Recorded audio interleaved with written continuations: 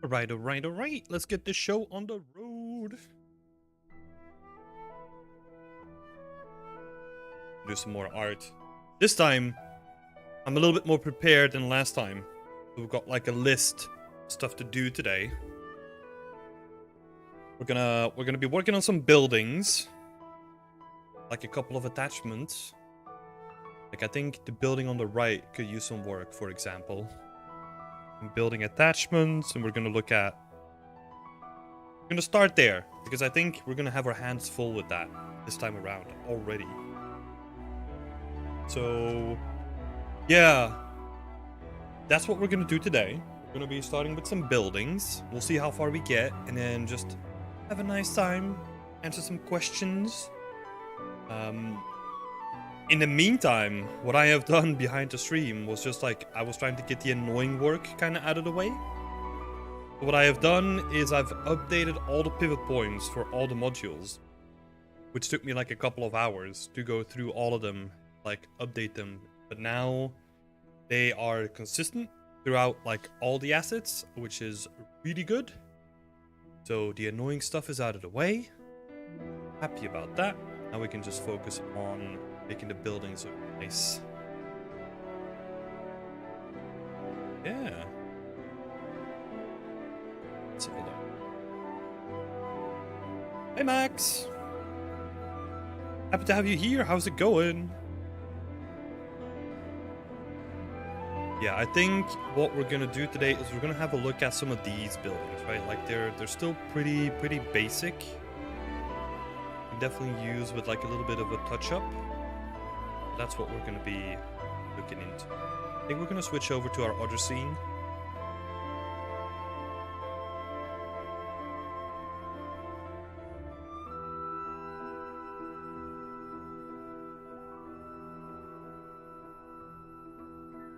Is it this scene that the other one? I might need to switch over scene.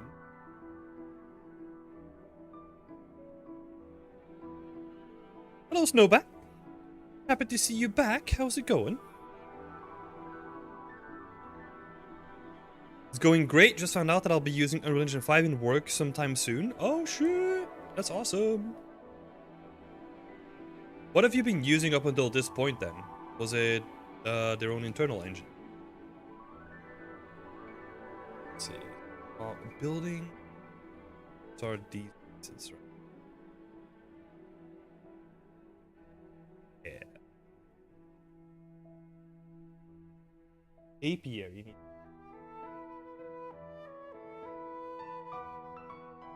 That's it. Like it.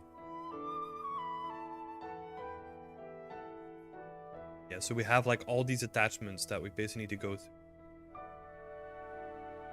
It's an update. Let's see. Could have been the other stuff.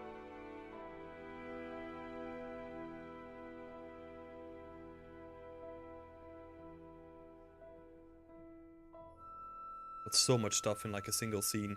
Takes a bit.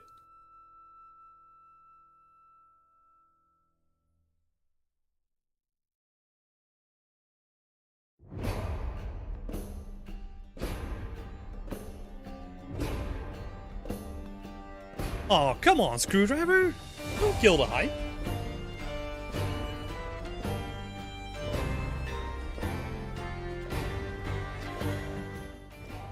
Besides, I'll give you a guarantee. Every engine has like its own set of problems. What you're basically doing is just switching it out for another one. And at least with Unreal Engine, you do have like a community hub, right? Because other developers are using it too. But at least that's good. Rather than you're relying on this one person who may or may not be at the company.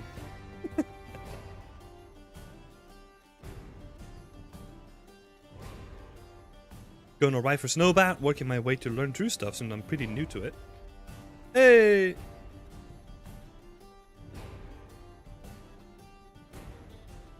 What are you currently getting into then, Snowbat? It's a little embarrassing actually. I've been Roblox for around 5 years. I've had the Unreal Engine knowledge, just never been able to use it in the work environment. Oh, okay. Cool. Deputy Chief Whip. Every engine has problems, at least they do quality updates. Yeah. Feel, in my experience, like with an in-house engine, you could end up being very restrictive in like getting any updates done. Yeah. But, like I said, oh shit, the doorbell's going. Be right back.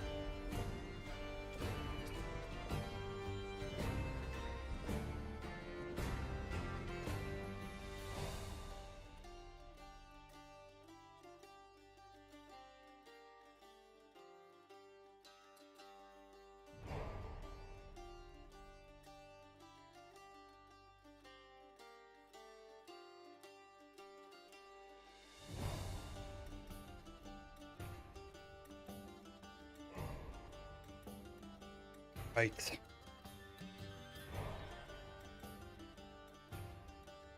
Hi, how many hours have you spent on the project already? Hours? I don't know. A couple of years I've been working on this, but it's hard to determine because I've been working on it in chunks.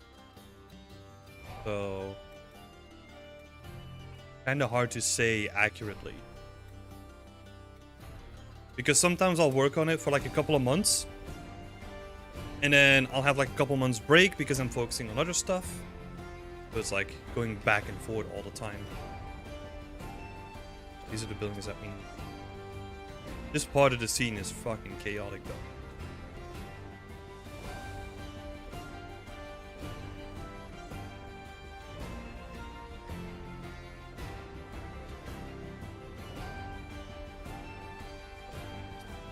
Hey Maddie!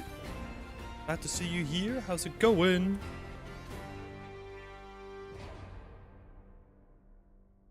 It's here.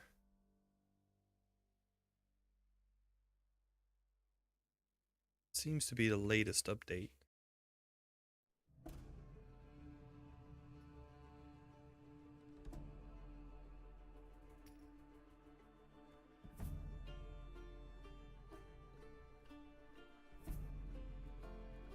Start with that one.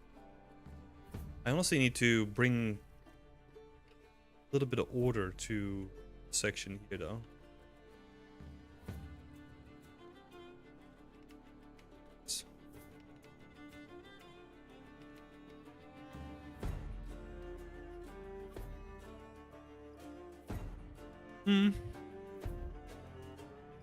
Snowbat is currently working on a trim sheet tutorial I picked up during the sales. Hey, that's awesome. Sheets are so good.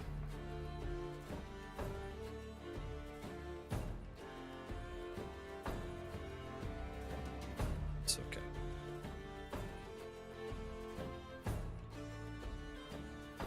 Over.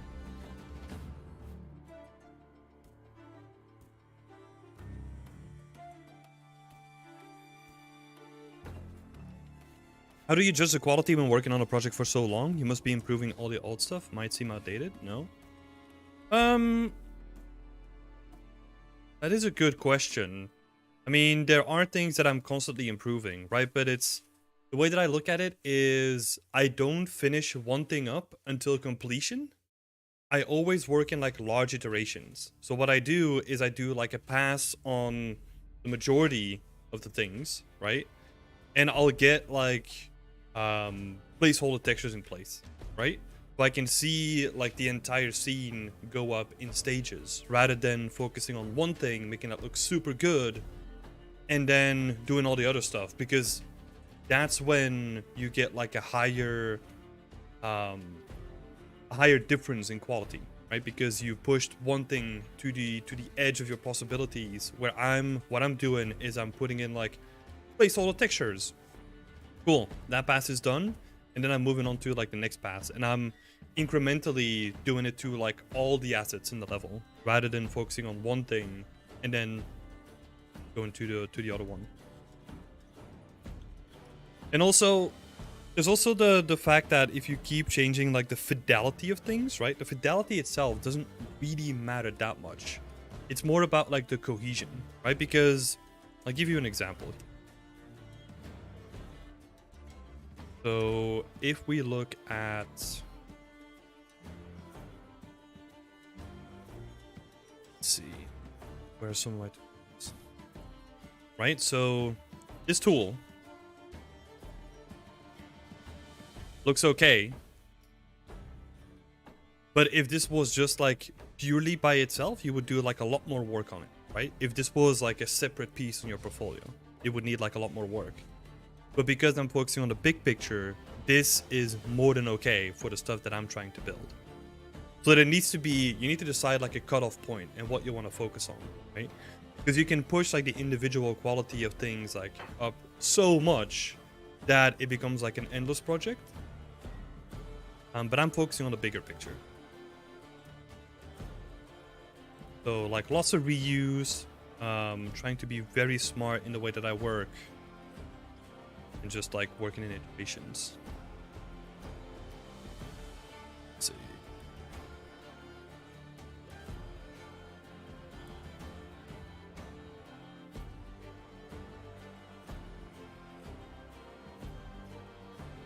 So we can definitely, can I steal some? Steal these guys. Your perspective, thank you. No worries.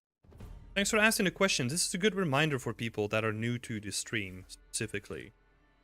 Is that I'm happy to answer any questions or any discussion points like that you want to bring up. I'm here to help.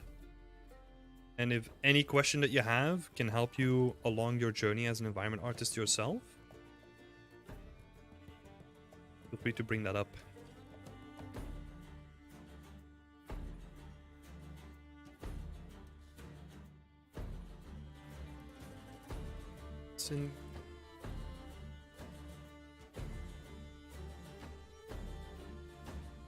Get like a little bit of like the oof, like peeking through.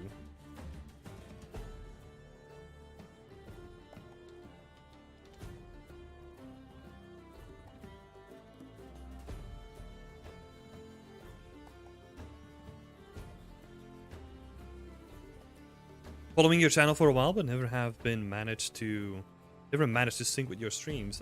Yeah, it's awesome to have you here. You here to reduce the tiling of it.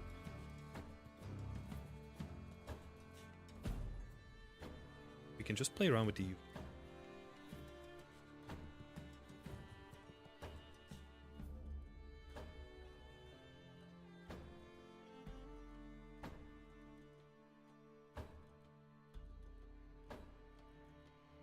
especially these overhangs because they make it so noticeable.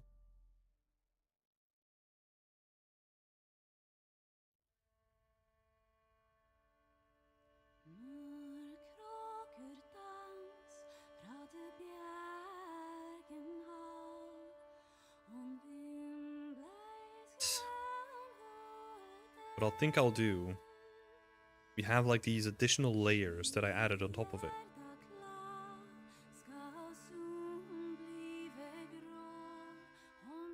Move those and replace them with new ones.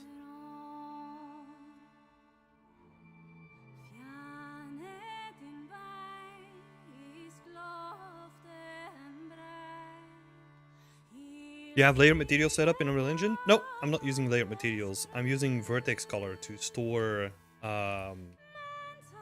like that additional information. That would be a good suggestion though.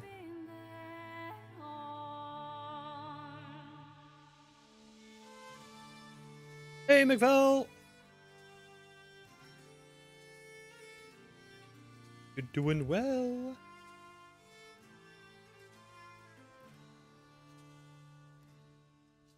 this little.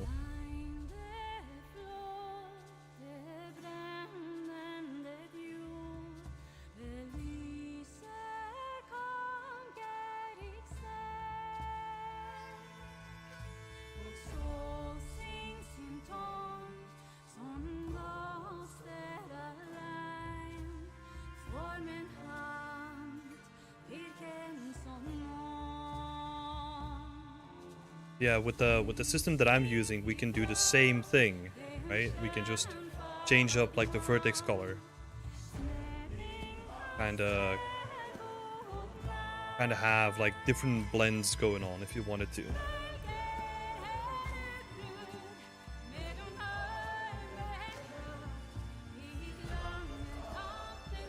See.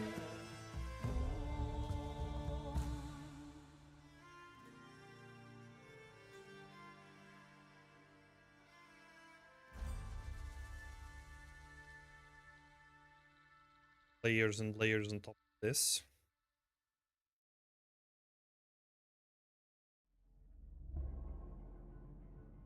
Now,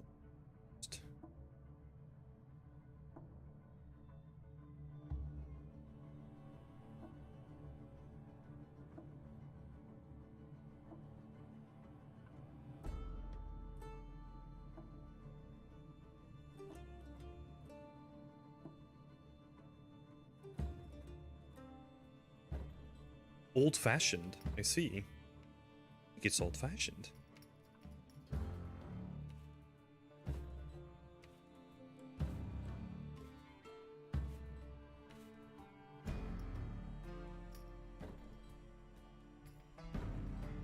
Because I could still go in and like add like an additional layer on top of it.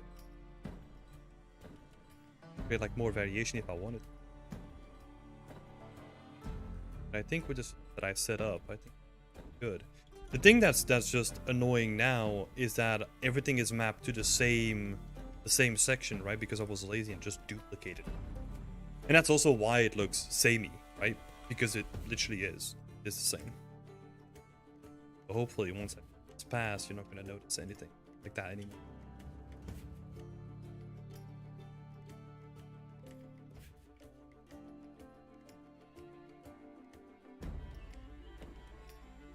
We'll see.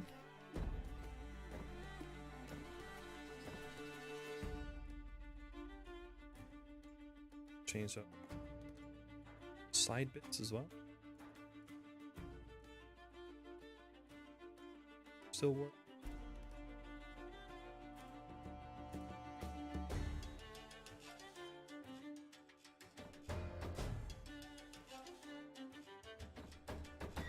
I hate that. So it does show up here.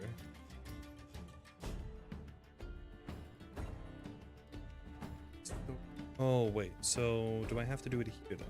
No, because it's context sensitive.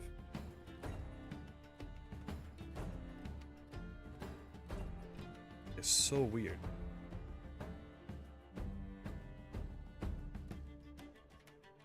Like it doesn't show up the menu. And if I switch, let's say, never mind. Okay.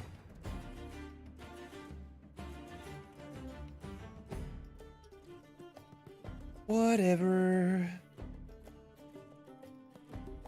Sometimes stuff happens.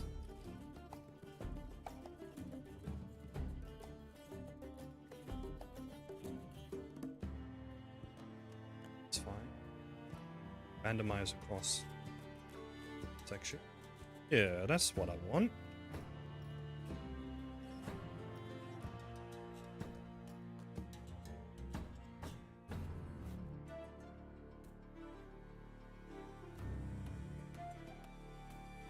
Are you planning to do additional parts to the project, like a castle or something?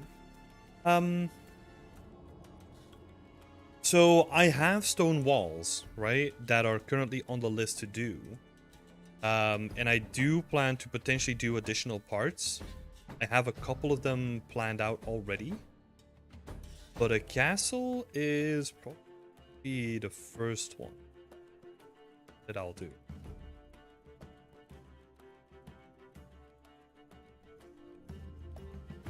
Because I'm trying to stay away from like the more stereotypical stuff.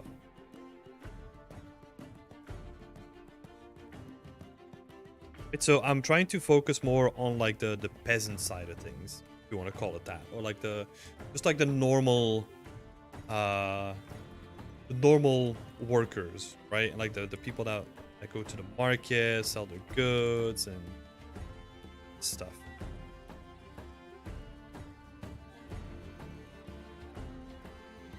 Yeah, I did at some point have like the beginnings of a castle wall and like a castle entrance and all that stuff going.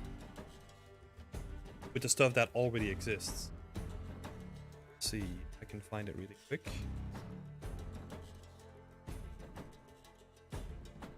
Dude, that's the... I kind of had a shot like this, right? Where you had like the entrance and then like the castle wall and then like the wooden staircase going towards it. Those are things that I already have. It's just making it work, right? As like a modular kit. So never say never.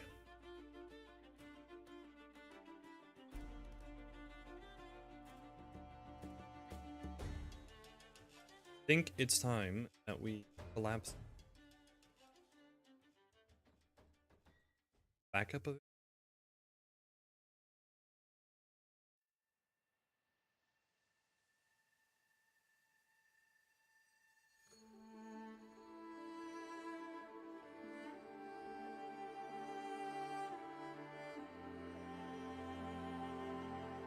I really wonder if they fixed some of this stuff, that you can automatically map something to UV inside of geometry nodes, inside of Blender 4.0, because it's fucking awesome.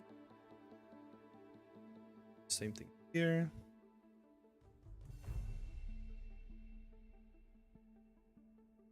Okay, here's a question for all of you then. Since you bring up the awesome topic of what would you want to see, is there anything that you guys want to see being built in like the current environment? Like, what do you think I am missing?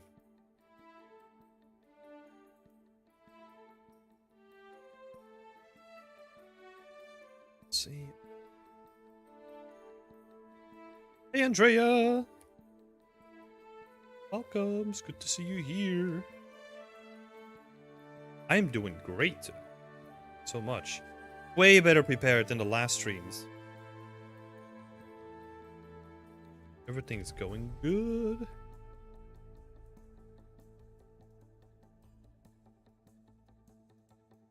Some of this stuff up.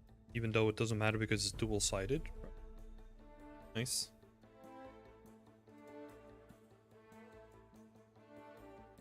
Here.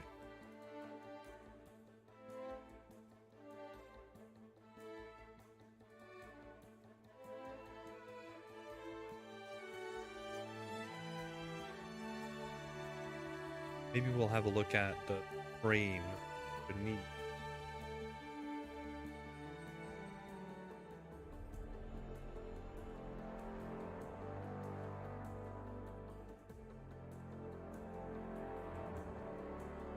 Oh yeah, I'm not talking about like the amount of modules necessarily, right? It's just if there's anything, like for example, like a church, right? Like a church is something that's stereotypical and would probably, that's probably what you want to see in like a pack like that, right?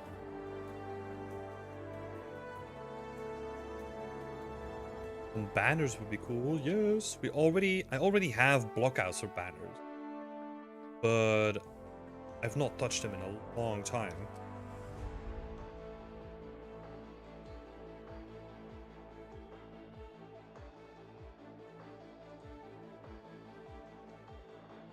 So what do we do with the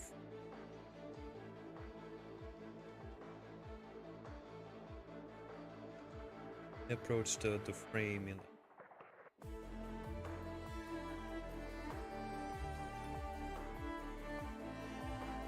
So it's not being well. Okay. Same thing here then.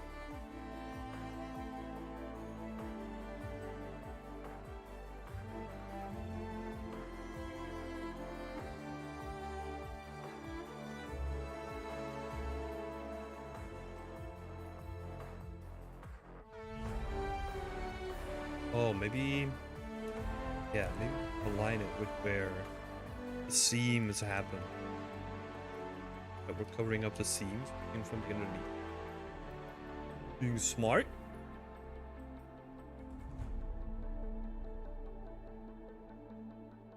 What should we put on the banners? Talking about that then, Rhea.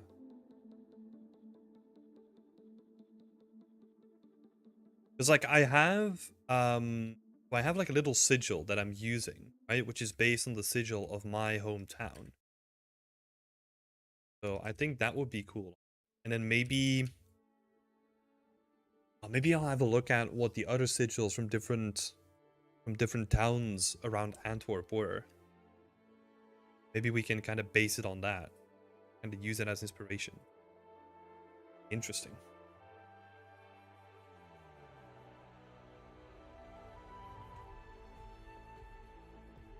You're totally right, by the way, Screwdriver.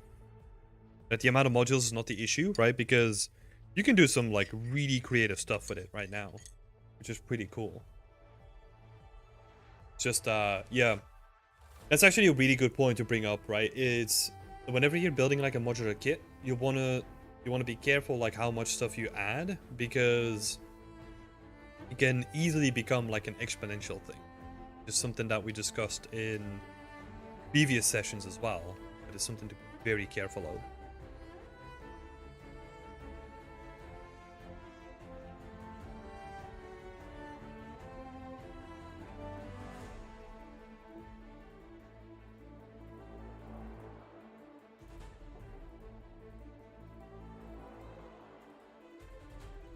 Let's see.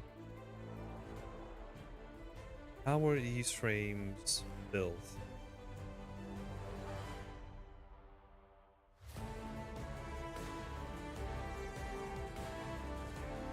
Do I have any reference?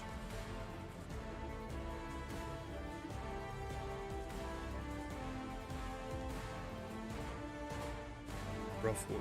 Which is actually quite interesting. I don't really have something. Fencing.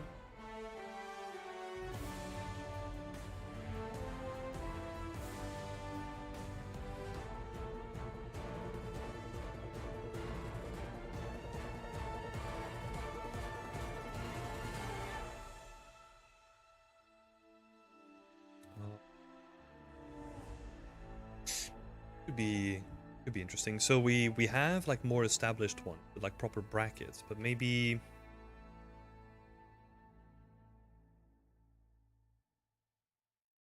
with this sort of stuff we just go for more like a more rural look.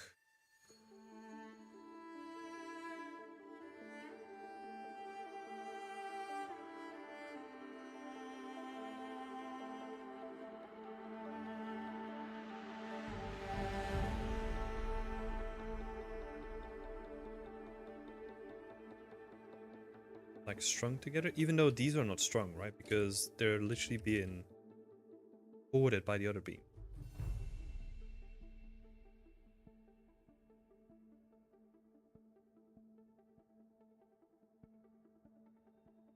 And so that would be for these guys over here. They would have like rope attached to it. Megval. You have a pyre to burn potential witches. Okay, okay. You're trying to steer this in like a very different direction, my dude. But I don't, actually. I don't. I think the closest that I get is... Don't have them here. Let's see. We made them last week. This sort of stuff, right? Like you could like put a witch on here and like put it on fire, right? Thank you so much for the lovely suggestion, though. Appreciate it. If that's a modular kit, then maybe it's worth to have a setup where the color of the sigil can be adjusted with an alpha mask that can be customized. Yeah, something like that could be possibly interesting to look into. The way that I'm thinking about it is that it's going to be like pretty specific. So we'll need to figure out how we're going to set that up. I'll see if I still have it, right? So this is like the sigil that I'm using. And I think I'm probably gonna just cut it out to something like this, and then maybe we can turn that into like an alpha mask. Let it... Yeah, I'll have to see. It's a good idea though. You just want some customization in it.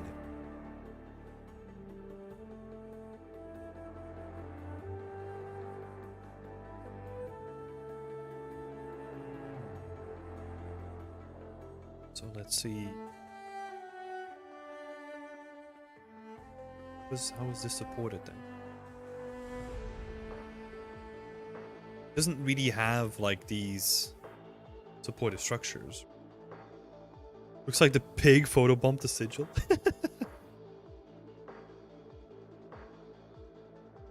Pig photobomb. So it would literally be this.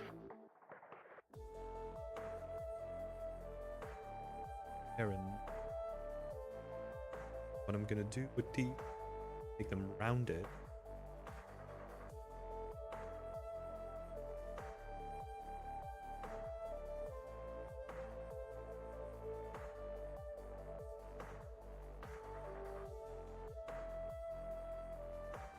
You can have a red base material with a hue parameter, and add a mask and drive the hue.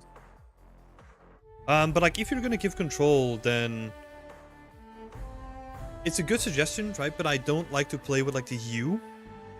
Like I would rather give people like if you make the colors just gray, right? And then add like a color overlay so that people can pick their own color instead of like playing with like a hue slider. Something like that. Maddie, no. Burning corpse? Oh, no. I don't want to do that at all.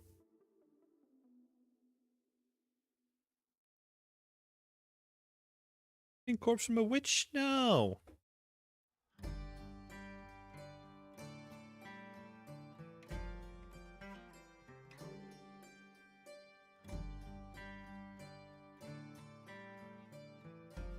Add like a couple more layers here as well. Whoop.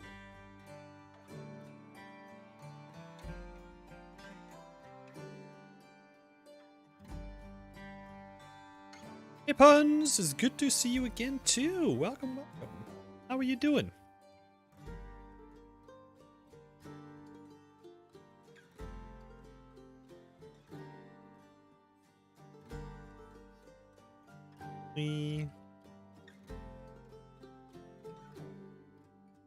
What's up?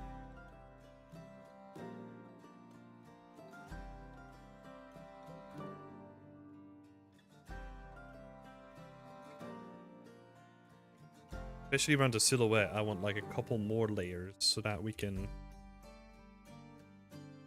pretty much like fill this up properly.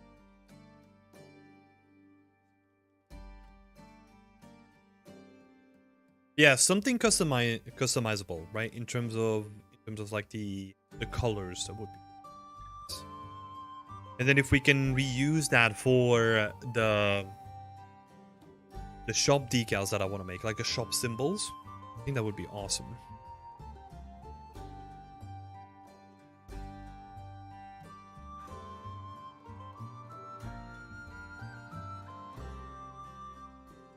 Great.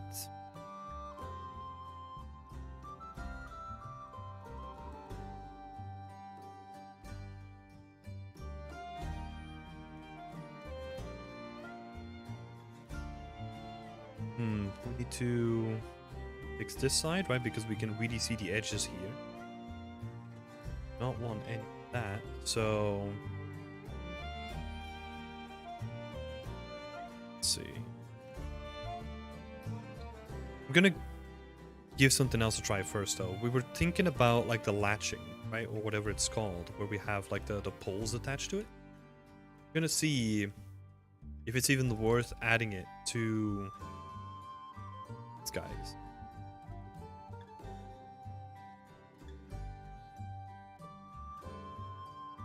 Just put that in the middle.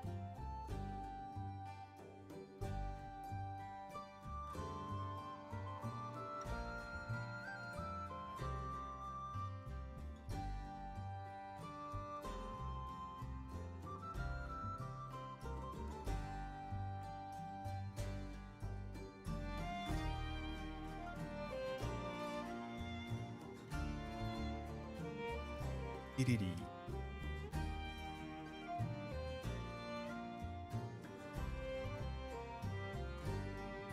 It's a bit hacky, but we can get away.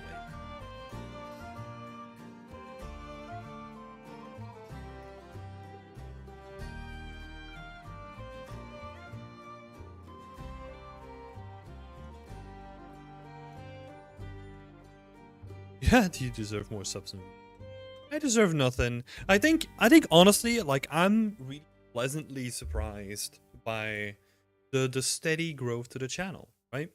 Because also I think it's very important to know that I kind of have set up Beyond Extend, or it was always my intent to have Beyond Extend be more than just me. So, no, I'm very happy with the growth that we're getting now. So thank you all so much for your support as well. Being a part of it. We appreciate it. You were saying the other day I was listening to one of your videos while I was working. It was quite helpful. Oh, that's awesome. It's always it's tricky for me to kind of get an idea like if the content is even helpful, right? I know that the workshops are really helpful because they're like about a specific topic, right, that I know people need help on or want to learn more about. Like these streams, I don't know, I think it's more about being along for the journey.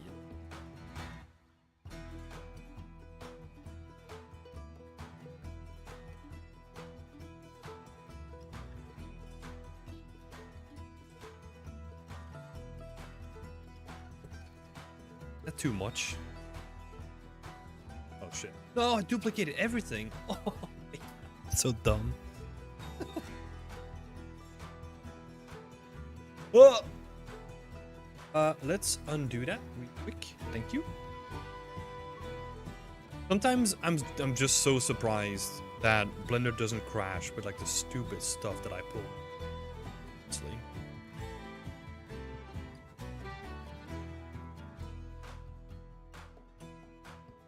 Hey, Aladdin! Welcome back. Back with awesome music. Yeah.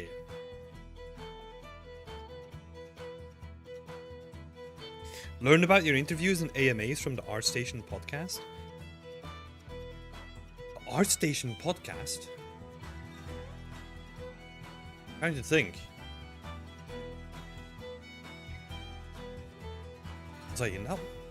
I honestly can't remember. Which episode was that?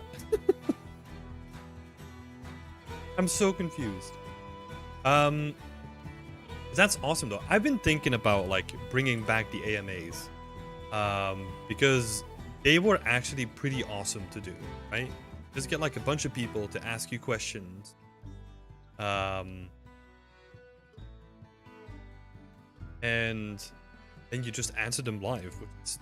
I don't know. I've always liked the format of it. I think I just want to have like someone to do it with, right? Let's go for it. Maybe set escape.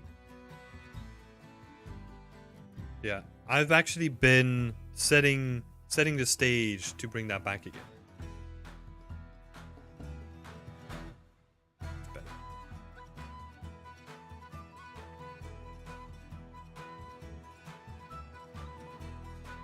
Now they do look the same.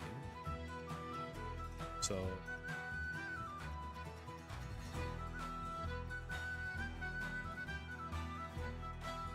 I don't remember exactly myself. It's fine. It's fine. But I found a lot of industry pros doing educational content from these podcasts. Hey, that's awesome. Yeah, there's a bunch of people that are doing like educational content, right? But I feel it's hard to keep it up sometimes. You know? There's actually a podcast that I listen to sometimes from Lighting Bot, and it has Jeremy from the Dynasty Empire, and then also Christopher Radsby. which has been pretty interesting. Pretty interesting to listen to. Like, I can recommend that one as well. If you check it out.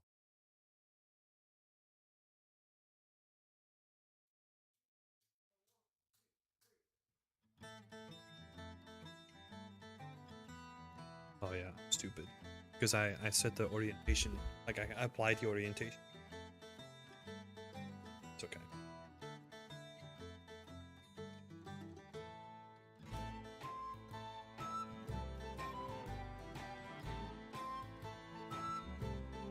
I'm gonna select my best friend, soft selection.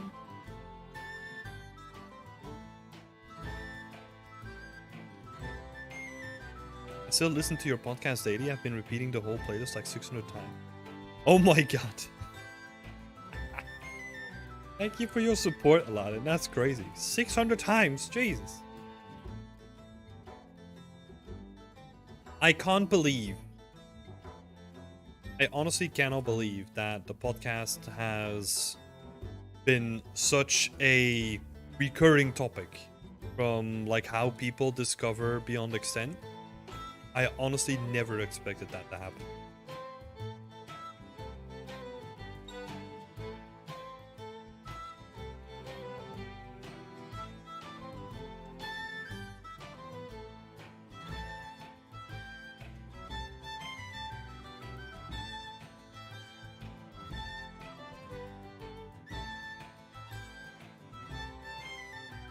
It is cool. Yeah, if we're talking about resources, what are some of the podcasts or, I don't know, content creators in this space that you would recommend? I'm always on the lookout for new people, like new content to share in our community as well.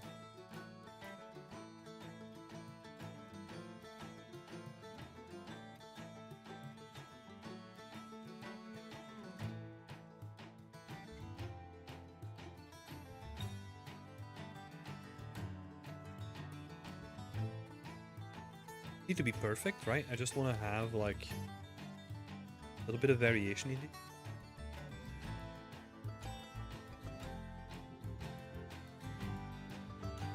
Bit normals. Oh yeah, they started a podcast recently.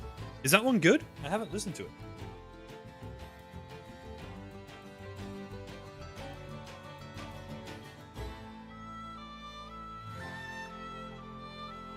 So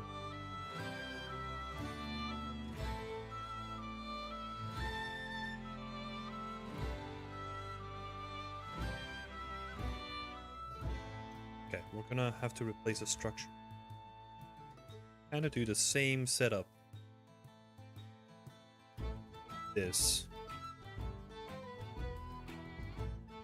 measurements.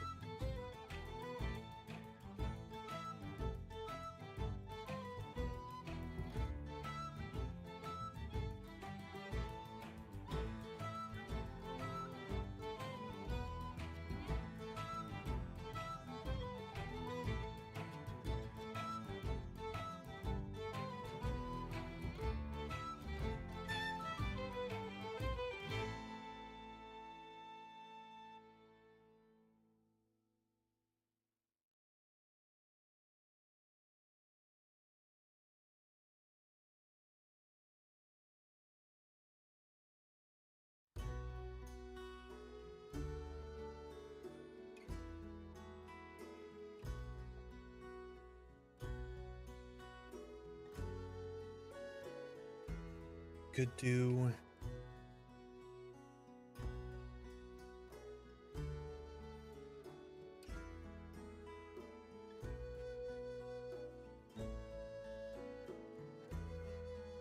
because there's not too many in the space anymore. I mean, anymore. Not like there ever were. There's like a comedy, like a game dev comedy podcast that I listen to.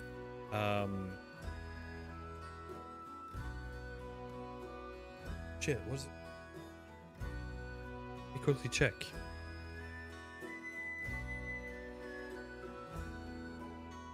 podcasts and shows.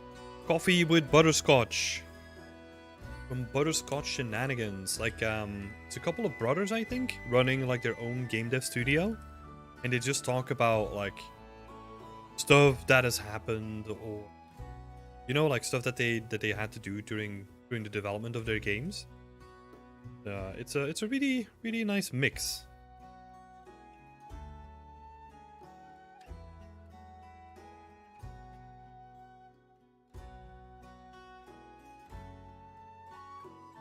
They're really good in my opinion, but Beyond Extent is better for the games industry, but I learned a lot of them as well. Oh, yeah. I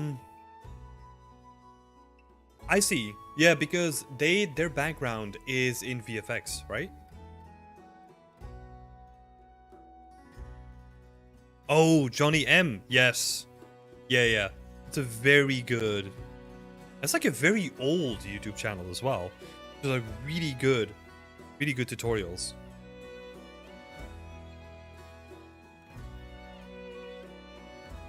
Really good stuff.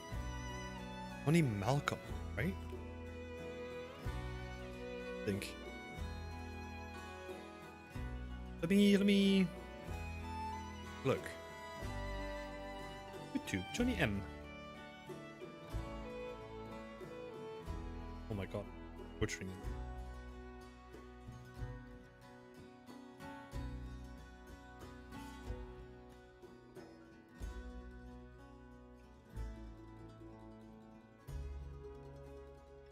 I am.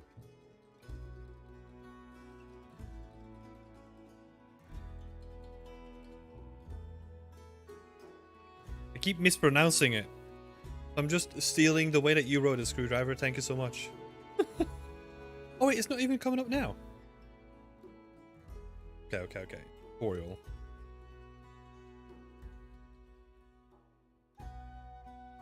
Oh no, I was spelling it wrong. Yeah, let me give a shout out to good old Johnny M.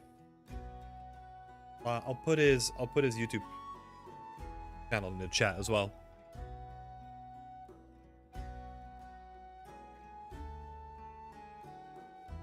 Did he do some recently? Oh, 3 months ago.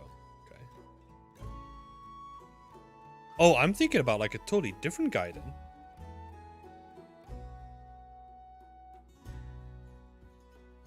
But I remember.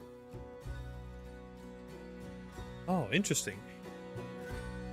Because I think that I remember him from like a while back when he was first starting like YouTube tutorials, but those tutorials aren't there anymore, I think. I don't know.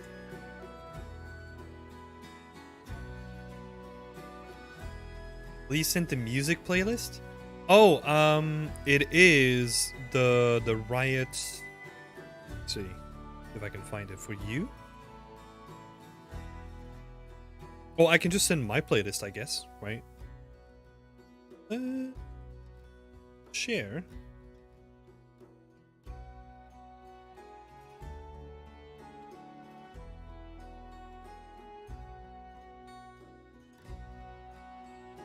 There you go. There's a playlist. For those who don't know, a lot of great tutorials from Decagon. They have various stuff on ArtStation Learning and on platform. Yes. Yeah, they do a ton of good stuff. Like the I don't know what it's called, but like they have like an environment art course where they basically teach you how to work modularly. That's an awesome tutorial. Like it's an awesome playlist. I think it's like a couple of tutorials back to back, like a series. So, yeah, that's a good shout. Thank you for shouting out so many good playlists or like tutorials, Screwdriver. It's awesome.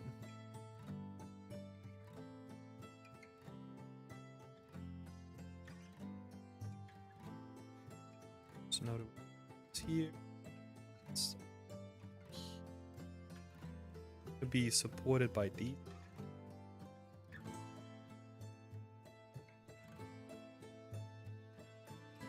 They are gonna continue.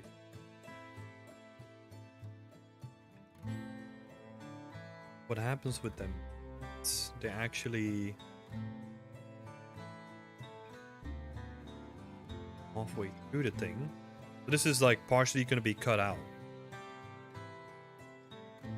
This stuff is going to rest.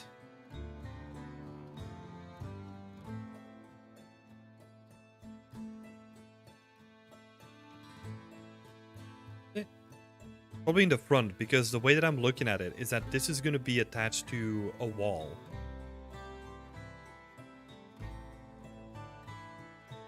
But let's see here, Puns, because you wrote an awesome message.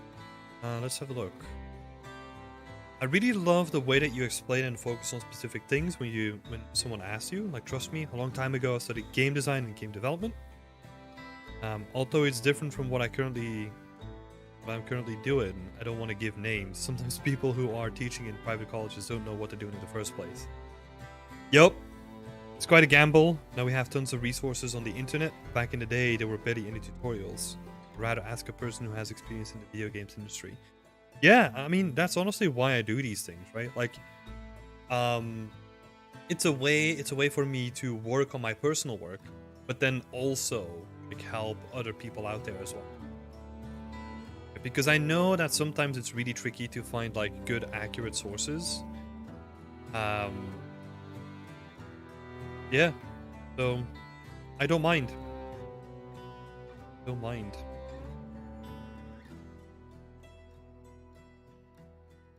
This is gonna be cut out here.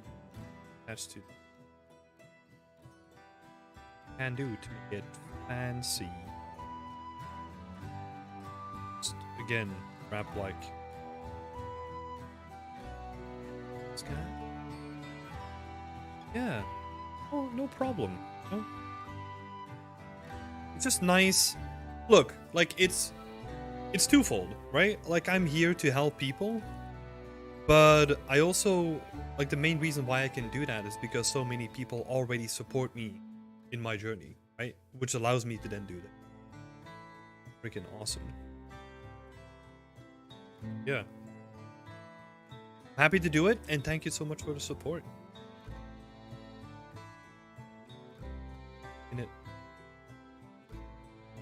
Can it happen?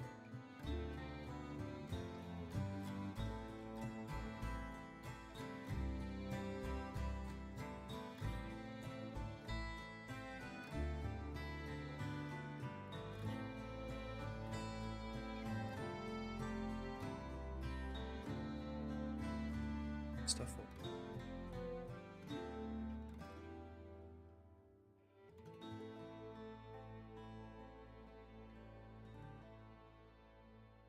Guys.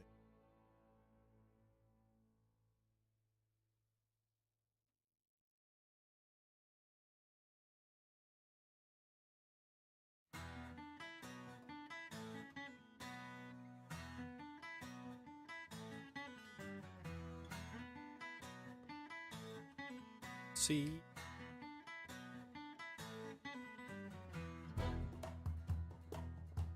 Yeah, it's also a good reminder for people that might be new to this stream, right? Feel free to ask any questions. Like if you're wondering what the hell I'm doing, feel free to ask that as well.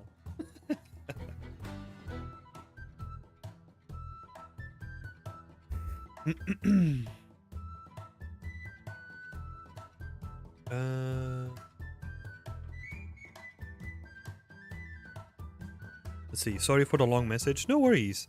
Oh, and this is about like the podcast from Flip Normals, right? Like they're more focused on CG and VFX, but the industry is the same for games. Yeah.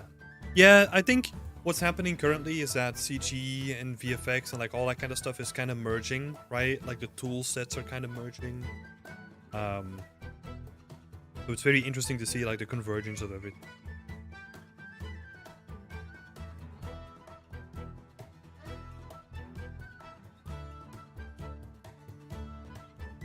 Other than that, it's honestly tough to name creators who haven't appeared on your videos. Oh. Aladdin, that is a very good question. Plans for the next workshop. So, it's proven very difficult to get a workshop for December, even though we have like a couple of people who already had agreed to do one. now are proving very difficult to get back in touch with. So we don't really have like any more information on that front so far, but me and Karim are doing like our best to get people for the workshop. Like originally, because we didn't have a workshop last month, right? Like originally the plan, and this was already agreed by some people, right, is that we had like multiple workshops in December, but now communication is kind of getting pretty tricky with some people. But we're still doing our best. And honestly, if we can't get a workshop done in this month for some reason, we'll let everybody know and we'll figure it out. Because it's also not fair for us to keep charging money for something that we can't deliver. So my personal apologies for that, but we'll keep you guys in the loop as soon as I know more as well. But it's a great question. Thank you so much for asking that. Sometimes it's just, yeah, the unfortunate nature of the industry, I guess, because last month of the year, possible Christmas deadlines, yeah, availability for some people might be sketchy, plus holidays as well.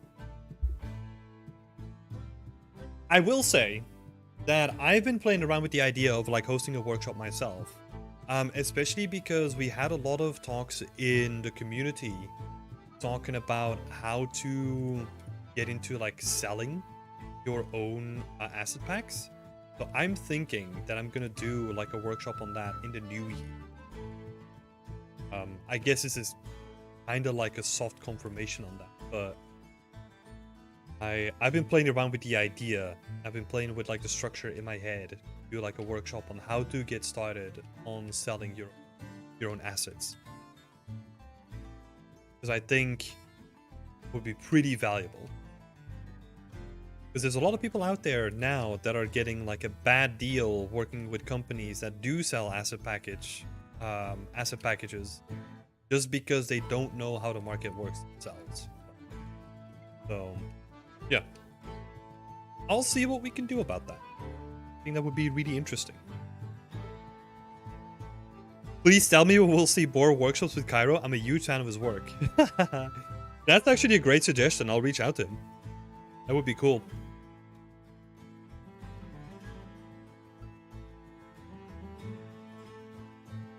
That would be cool.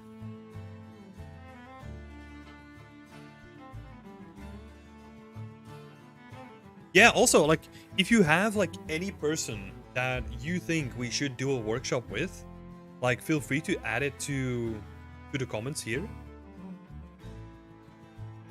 Because, yeah, that would be awesome to get some input as well.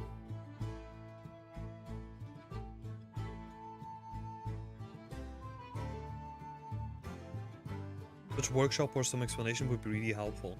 Yeah, I know that Clinton Crumpler did like a really good workshop on this too. So I want to give a shout out to Clinton as well. I'm gonna share, if I can find it really quickly.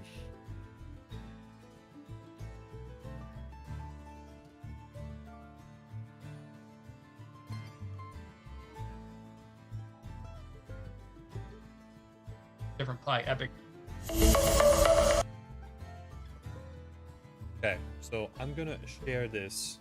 I think it's like a multi-part like series, but I'm gonna share it here because I just want to give a shout out to Clinton for just opening up the topic to everyone, right? And of course, like Clinton running Decagon, he's gonna have like a wealth of knowledge when it comes to it. So yeah, really appreciate like how we structured this and like how it's built up. More knowledge on the topic.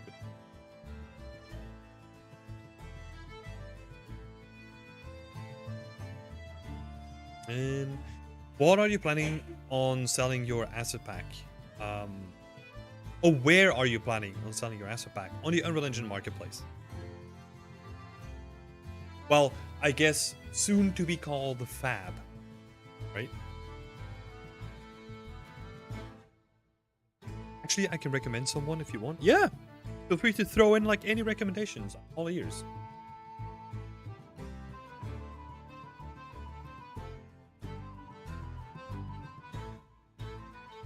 So now we have this. We kind of have this attached with ropes.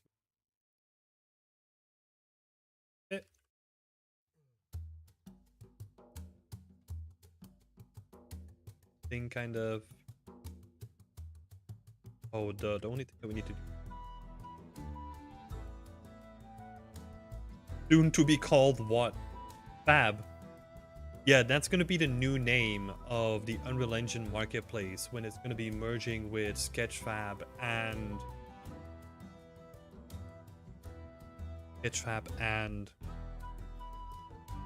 shit, I forgot the other. Oh, the ArtStation. The ArtStation market. They're merging those three things into Fab. I think it's going to launch next year.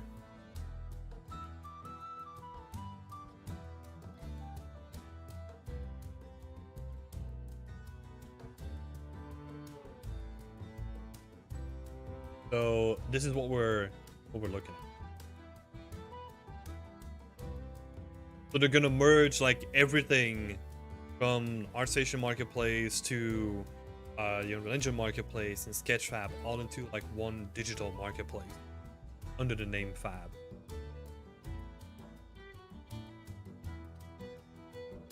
We'll see.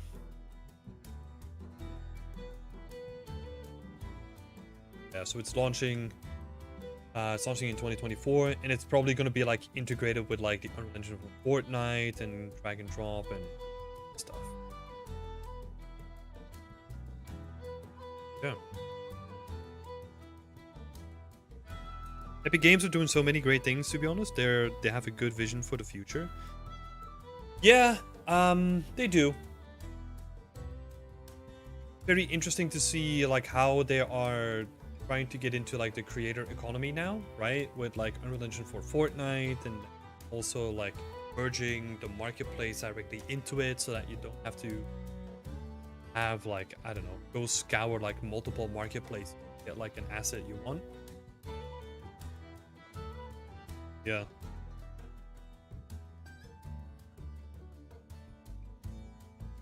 Alex Figui?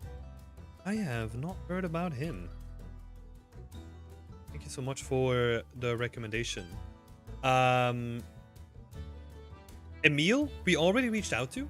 He's currently too busy with running like his multiple studios. But that's a great suggestion as well. And Dominic Bettines, interestingly enough, we were in the same class. So yeah, maybe I should reach out to him.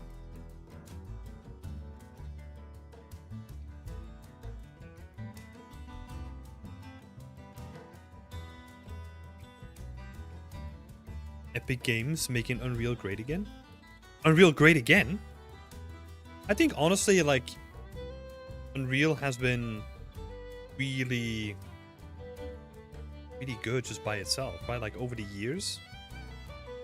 Like the way that they've like strategically handled like partnerships and the way that they've obviously used like all the, well, there's no other way of saying it. Like the shit ton of money that they get from like Fortnite to like drive the next thing, right? Like Unreal Engine for Fortnite. Been very, very interesting to see.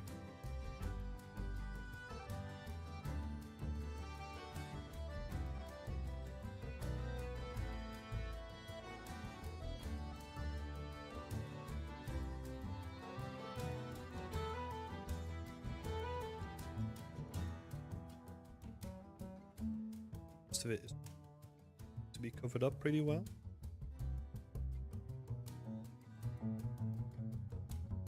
Yeah, thank you so much for the suggestions, Aladdin. I'm gonna make a note of those actually. So, workshops.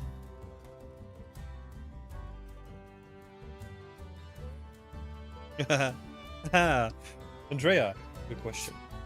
So, The other day, I saw on Reddit someone asking what software they should use now that their Maya student license is going to expire. Almost everybody said Blender, but someone said Blender isn't as polished as Maya. Oh my god, I think that's just like unequivocally false. Like, not as polished? Where do you get that from? I mean, not personally at you, right? But like, what? How do you measure like how polished a program is, right?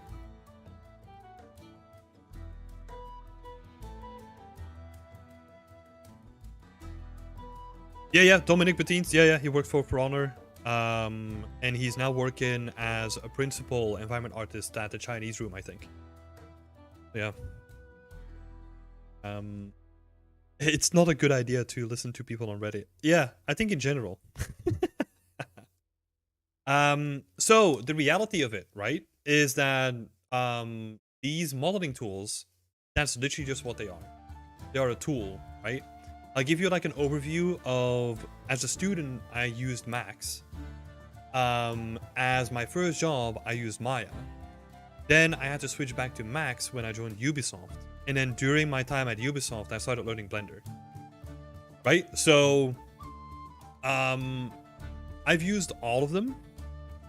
And I think the way that I've always looked at this, right? Like, you can pay for a software. If you wanna stick to that software, right? There's nothing wrong with it. Like, let's say you use Maya for 5 years and you want to keep using Maya. Like, it's your choice to keep paying for Maya if you want. For me, like, the biggest attraction point was, like Sanad is saying as well, right? It's free. And that's also the reason why I switched, because I didn't want to have like the financial burden, right? And if a company then comes up and says like, hey, I see that you're using Blender, but we use Maya, then I'll be like, cool, yeah, give me like a couple of weeks and I'll use Maya if you want me to. But I'll keep using Blender for personal stuff.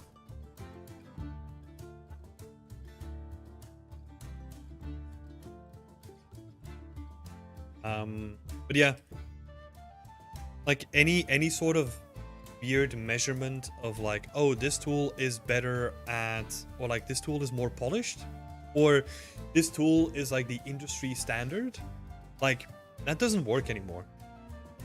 Because yeah, you might have a look at like the industry standard, and what that in some cases means is that they have a tool that is built into the pipeline, right? So for example, if you want to get something in Game Engine X, you have to learn Max because it has like a direct link with that game engine. Cool. Okay, but what sometimes also happens is that I do all my modeling in Blender, and then once it's final, I then put it into Max to then push one button to get it into the game engine, right? That can also happen, and I have worked like that before. So I think, long story short, it's more about like you as a person being able to convincingly adapt to like other softwares should you need, right? Like if a company comes up to me, says, hey, we're using that, then sure, I'll use that too. Of course, if you want.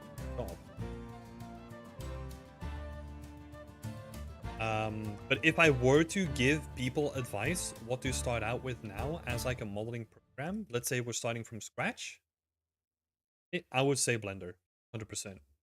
Like, there's no reason if you're just starting out right now to pay for a program that honestly has worse functionality than Blender does.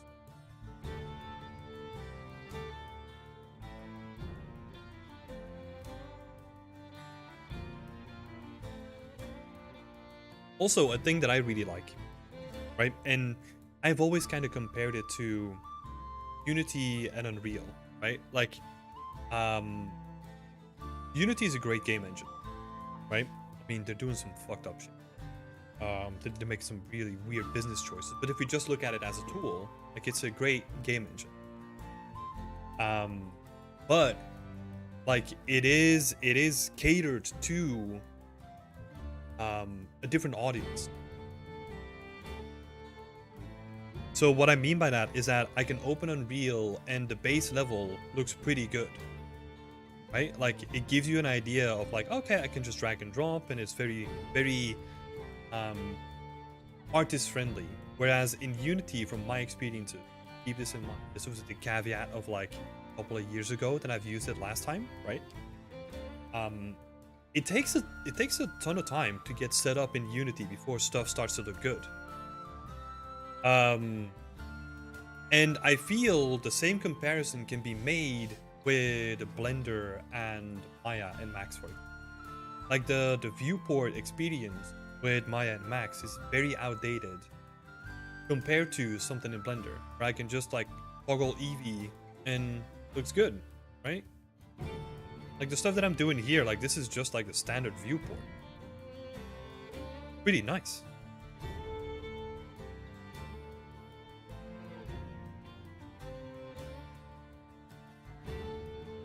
Livio Ambrosini is a cool.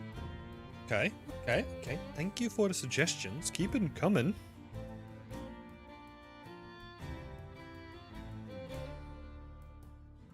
That name does ring a bell in our listing already. Ambrosini. Well, thank you so much. And we had Dominic.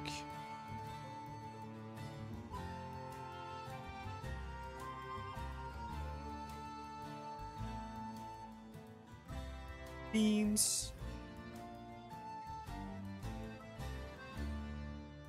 McVal, I know Arnold is used for movies and such, but has Blender started being used for that as well? That is a good question. I know that indie movies, like there's a lot of indie movies that are being made in Blender, right? And like animated movies and that stuff. But I have no idea when it comes to big productions.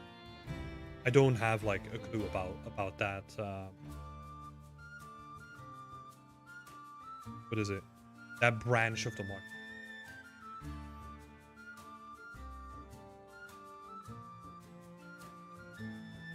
What else do we have? So I'm just writing some names down here. Alex Vicky.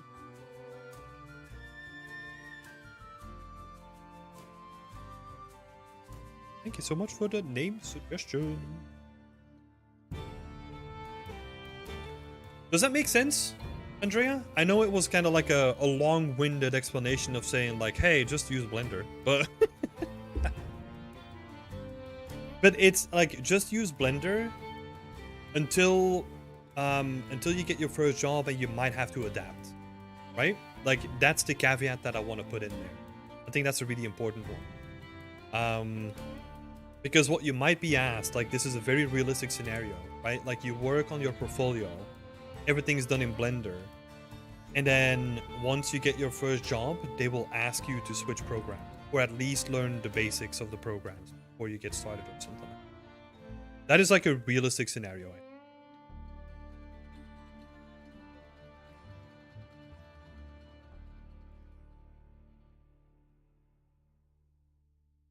Gonna steal like a little section.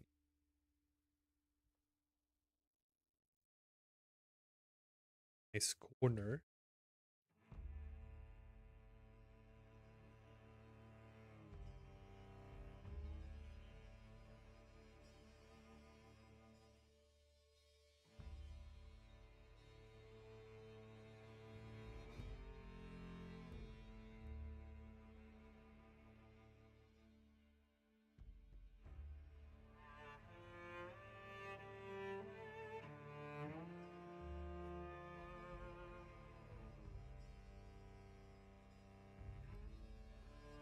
Yeah, it's always an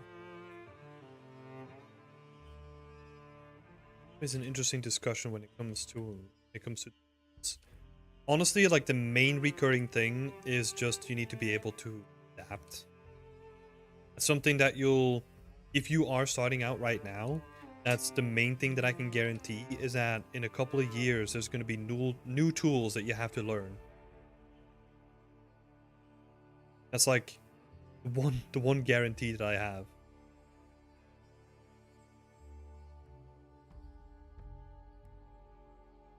was my preparation for Christmas. We don't really, not really gonna celebrate Christmas. I think my parents are gonna come over. We're gonna go to some Christmas markets, right? But on Christmas itself, we're probably just gonna keep it between the two of us.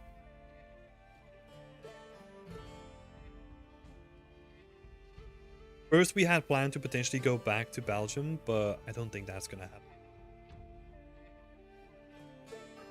Not really the right time for us, really.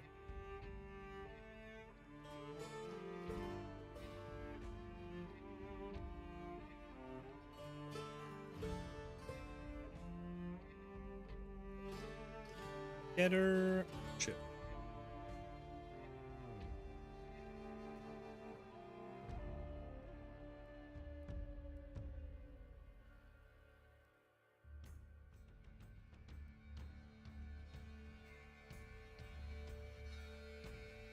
No. Flip all the words.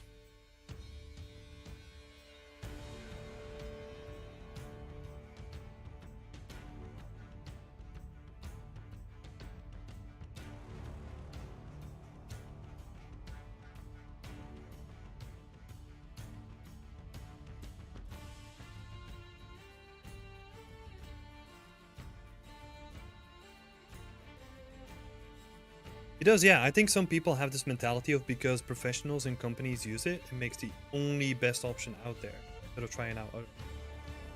Yeah, I think the reality of it is that you also don't know which company is using what, right? So let's say the very real possibility could also be that you start learning Max, right? And you're really good at Max, and then you join your first company and they ask you to switch to Blender. Like, that could also be like a very real possibility.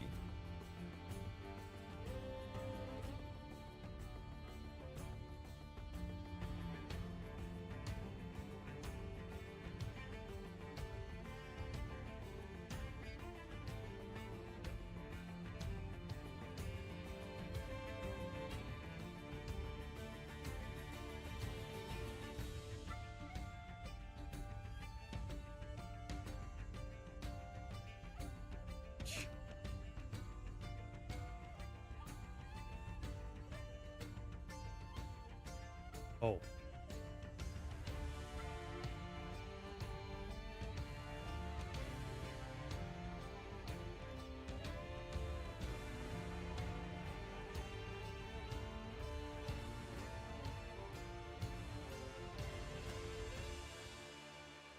My favorite part of the year?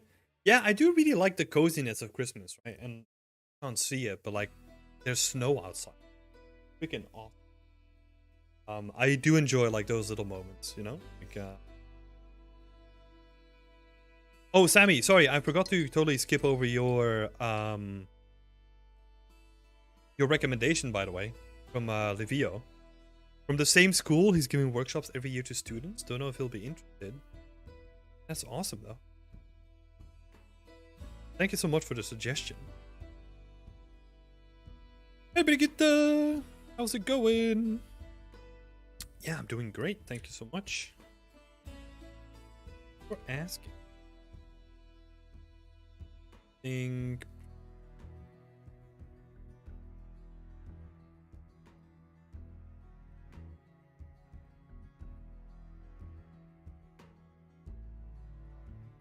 See, I kind of fit this budget. Some stuff definitely.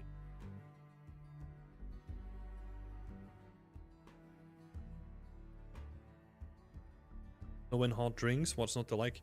Oh, this is gonna be like a very what is it? Like a very divisive point. Okay, no, I do like hot drinks. Let me make that clear. I just don't like hot alcohol. Like, you know, like mulled wine or mulled cider or stuff like that. I'm just like, ugh, no. Just give me like a nice warm like chocolate milk or something like that. That's what I'm all about.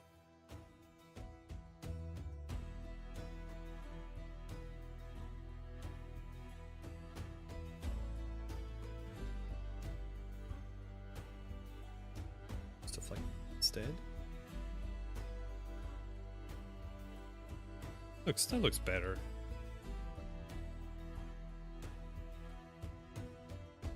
Just finished work, also doing good. Nice, nice. Yeah, but we're probably gonna do like a couple of Christmas markets with my parents. Good food. Nice.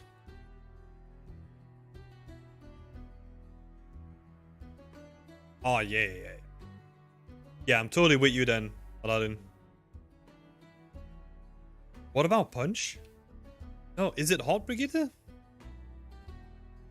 If it's hot, then no. Like, anything that has, like, any alcohol in it and is hot is, like, no-go. Hot alcohol.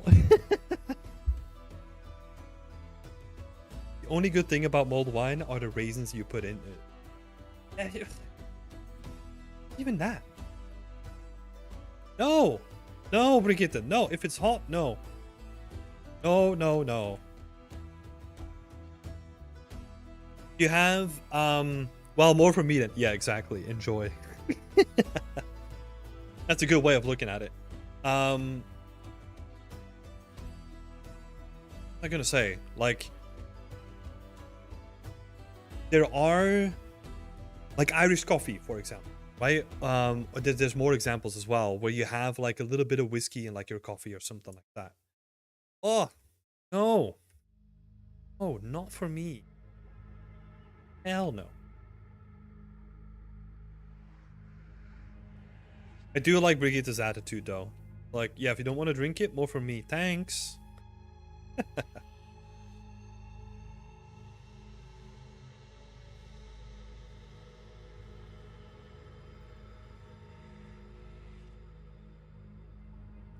Mulled wine is so delicious.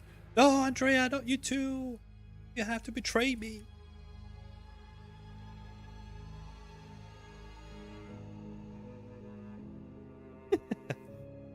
Oh. Sad.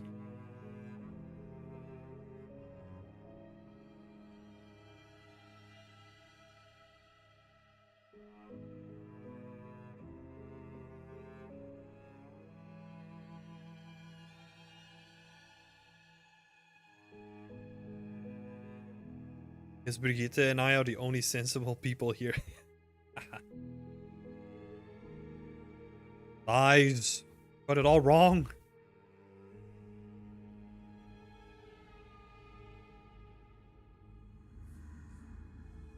Right, everyone, Merry Christmas. I have to go back to work on Substance Designer now. Thank you for the awesome stream. I will join you guys today. If you're going to hang out in the Discord, yeah!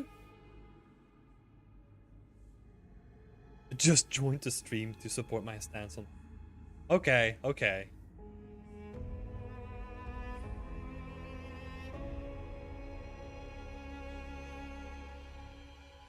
Petition for hot alcohol.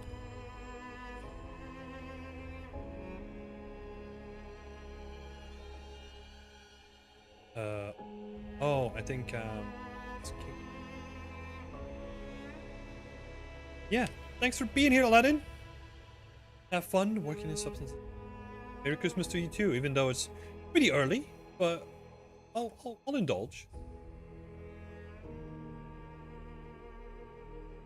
Maybe next stream we should have some Mariah Carey, like, in the background.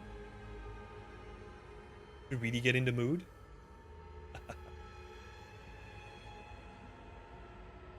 Oh, that actually looks quite nice. Even though, like, the sharp edge I'm not a fan of. That a little. Like, I like the way that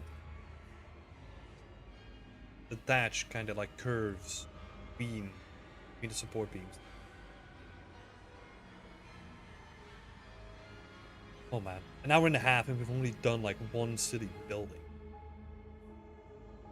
Okay.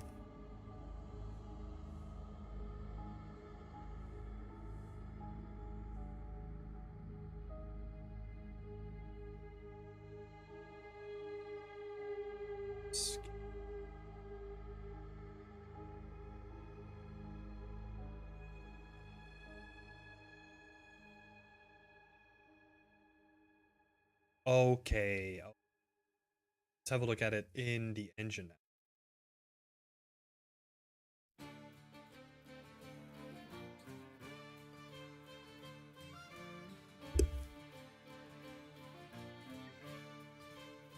Last thing about hot alcohol, there's something delicious about a hot chocolate milk with some coffee liquor in it. Oh, like Bailey's, right? So, interestingly enough, again, I don't like it hot, but I love drinking something like that during the summer. Like you have it again. Yeah, you had like some milk and some cocoa powder in it, a couple of ice cubes, and then like a little smidge of Bailey's in it. Like the perfect summer drink for me.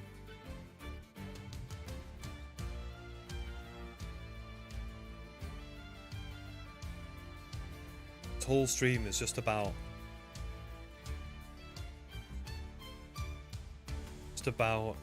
me discovering that I'm really not a fan of hot drinks. That's what the stream boils down.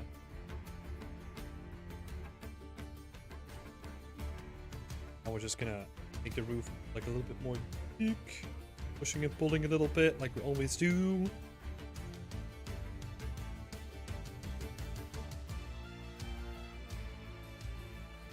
I want to make it too saturated. Okay, let's have a look at it.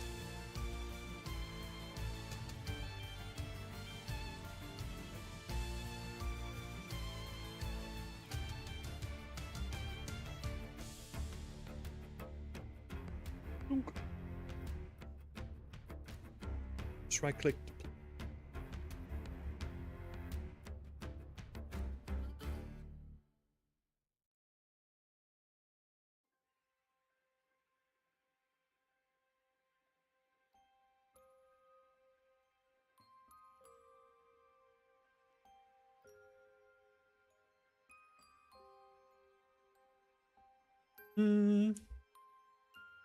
Oh, this is perfect. Look at that. Looks so beautiful. Oh my. Too many materials. It's bad boy.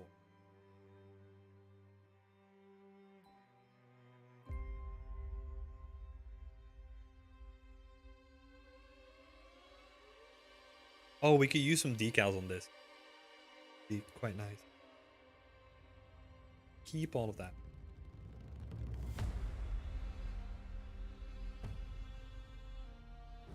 Yeah, how is your work going, Andrea and Brigitte? Also, Peter, I think this is the first time that I'm seeing you here. How are you doing? Or I might not have been paid. I mean, I saw you in here earlier.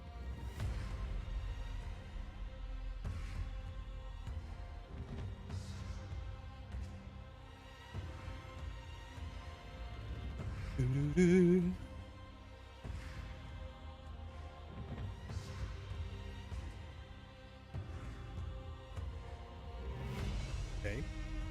Okay. Make this.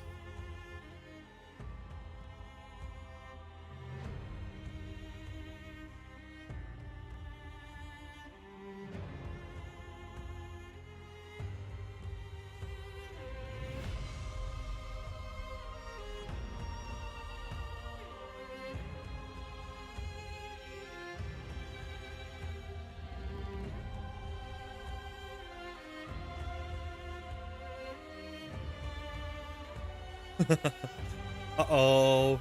Don't want to say. It's fine.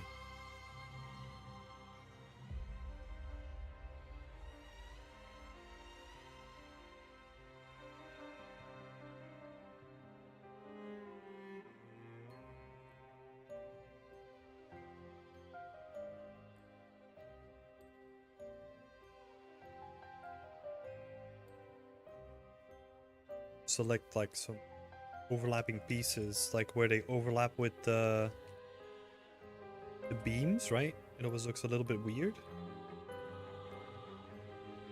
Especially some of the bigger guys.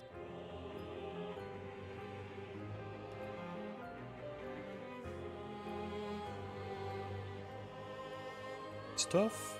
Following the stream. Nice. Yeah, happy to have you here.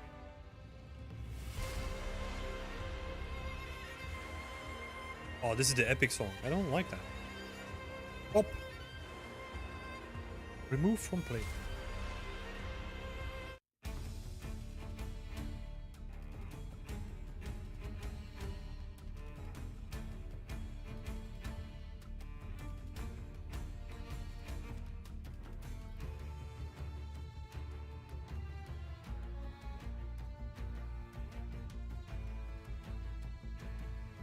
Do we need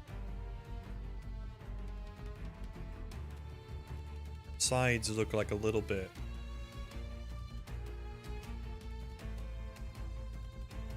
too blurry. Probably need to adjust them again. Text intensity.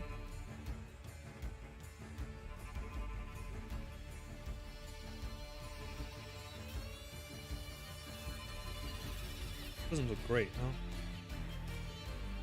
Kinda. Oh no, because my text density is currently set to match with the main trim sheet, but that one is higher resolution. Gotta be careful.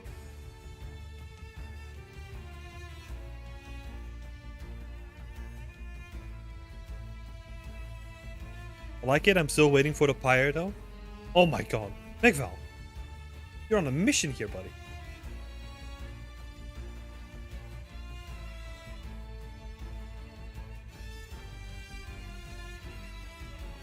Are you one of the kids that started like the witch trials? Wasn't it like a whole thing where like kids would like just point at like older people and then they would be like accused of being a witch? I mean, you can tell from just me explaining that my history is pretty choppy on that point. Oh, one thing that we need to change up this part. So this thing is gonna go down, support those beams.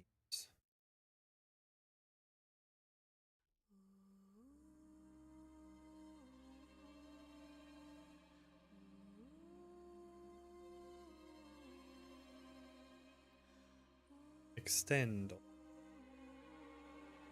Yeah, the Salem witch trials, exactly.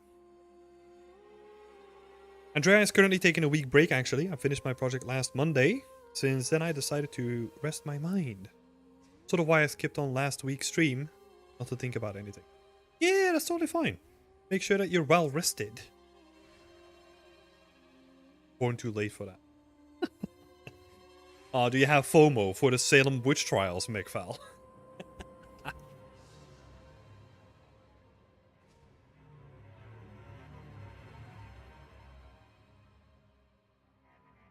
Were you happy with the last project that you finished then, Andrea? Happy that is done? Happy with the end result?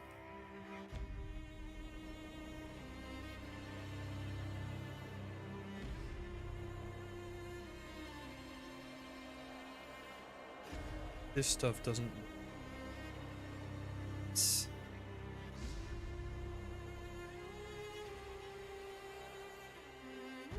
See if we can chunkify it a little bit.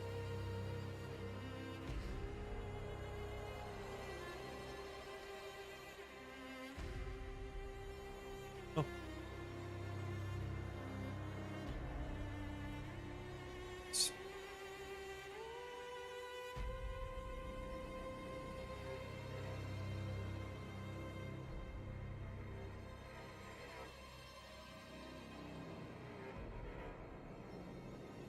Yeah, sort of like this side. Kind of has like some right, nice roundedness.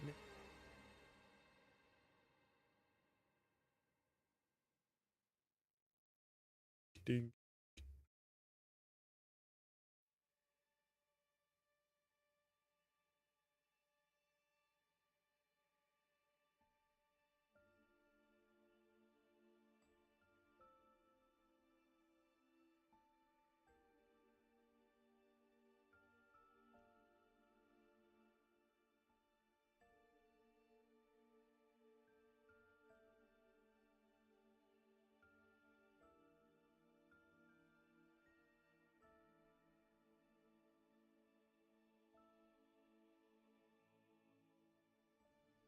Slowly but surely making improvements.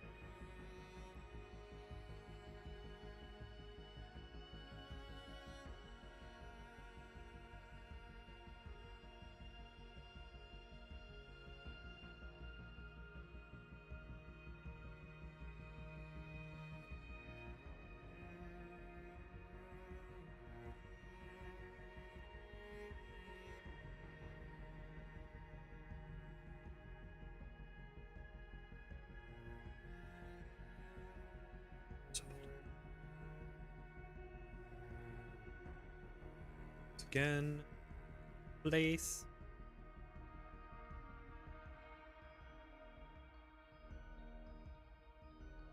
Pretty happy. Got to experiment with a few things, like finally trying out Substance Designer and such. Awesome. Yeah, Substance Designer is always, I think, always a good investment. Not only because it allows you to like create tileable textures, right? But I think just like the whole node-based approach is something that gives you like a lot of flexibility in a lot of programming, right? Like think Houdini, think Blender's material system, geometry node. I can kind of see Designer being like an on-ramp into understanding like node-based systems way more. It kind of, yeah, just kind of gives you like a nice and easy. That's awesome. Great to hear. You're trying to figure out what my next project will be so I can finally experiment with trim sheet. Yes.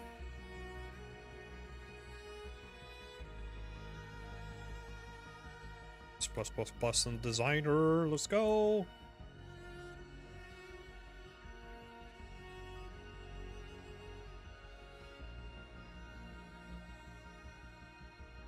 Just gonna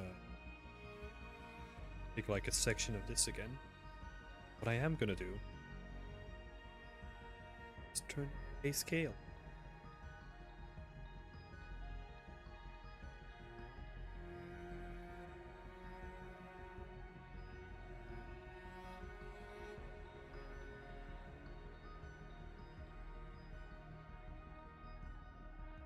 Cut out the section, I think. Again, doesn't have to be perfect. I'm just looking, fill up like the last section under here.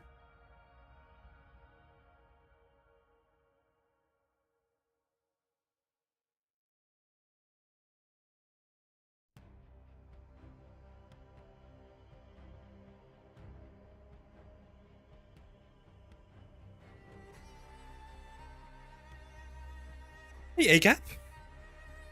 Welcome to the chat. How are you doing?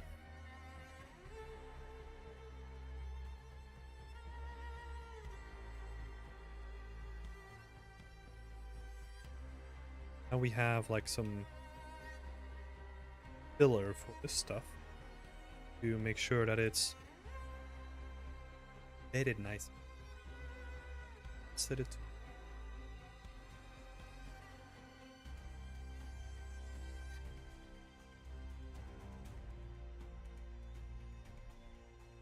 Can I be cheeky? This is gonna work.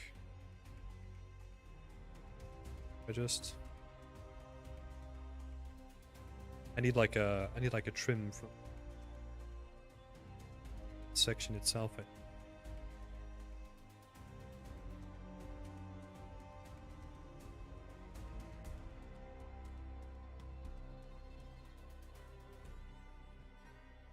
Gonna head out for a while. Need to go to the shop. It's so cold though. Good luck. Good luck braving the coldness out there. You can finally get up from your PC. Do it. Wait. Thanks for being here, Screwdriver. It was happy. It's good to have you around. I wish you a nice weekend.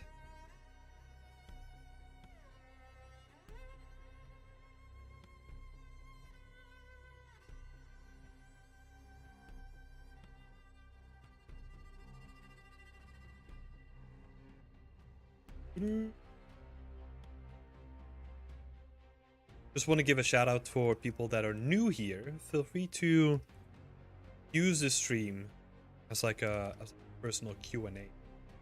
Ask any questions, what the hell I'm doing, any of that stream. Got to, thank you so much.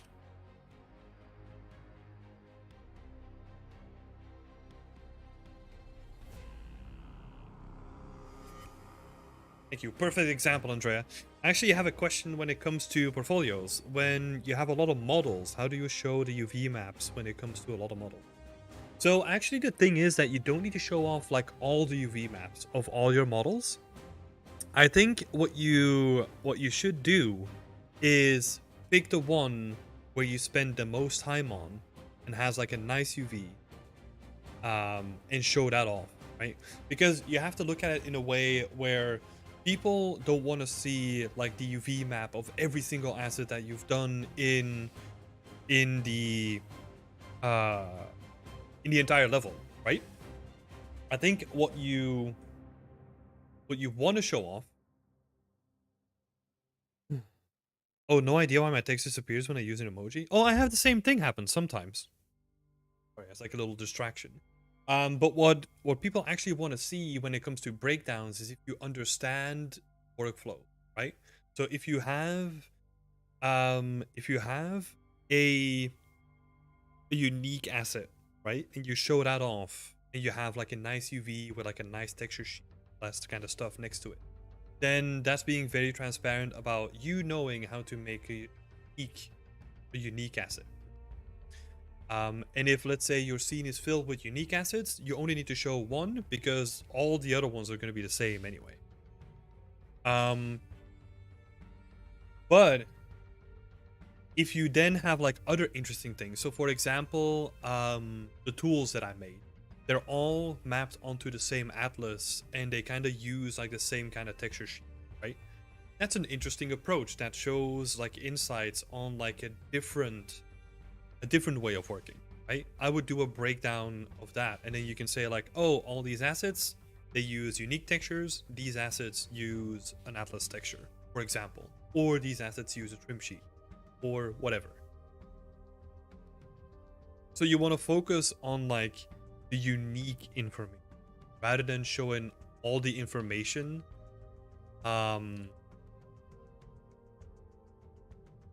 Yeah, for everything that's basically going to be the same anyway. That's the way that I would approach it.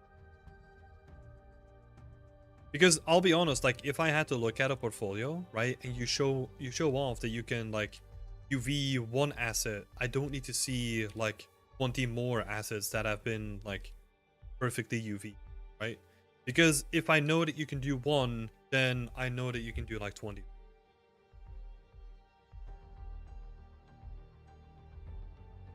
Unless there's like a significant difference between the amount of details, right? Let's say, yeah, this is actually an interesting example. You have a scene, and you then choose to break down one of your more simple assets. That's gonna bring up questions, right? Because you chose to break down like a simple asset, where the stuff that we actually want to see is probably like the most intricate asset. Because if we know that you can do the most complex asset, then the stuff that's going to be easier than that assets, we're just going to assume that you can do those two.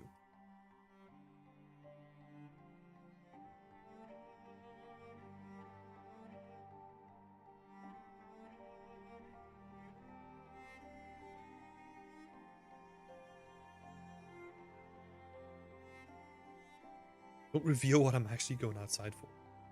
Oh no! He's just gonna buy some firewood, right? It's winter. People do that.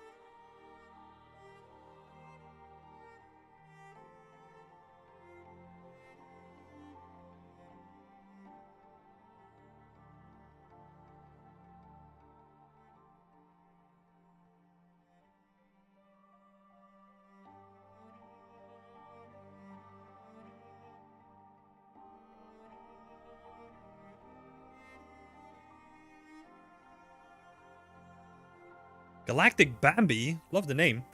The way you're making attach is really cool. Are they like cards? Yeah. So I have base shapes, right? So you can see that I have like a couple of base volumes. Highlight.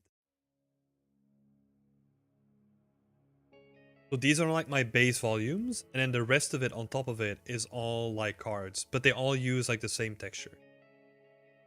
And so this is like the core volume, and then you add like more detail on top of it by just adding like. It creates like this nice layered effect that you would expect from patch.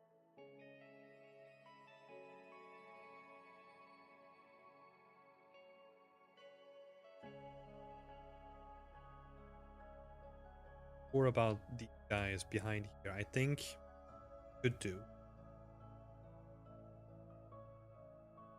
To set. And kind of rounded. The only thing that we need to try and solve is this little edge here, because that doesn't.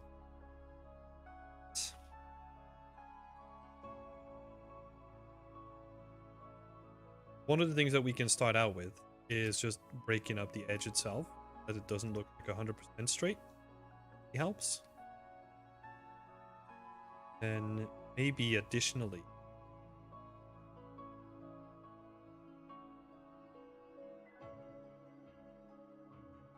this works.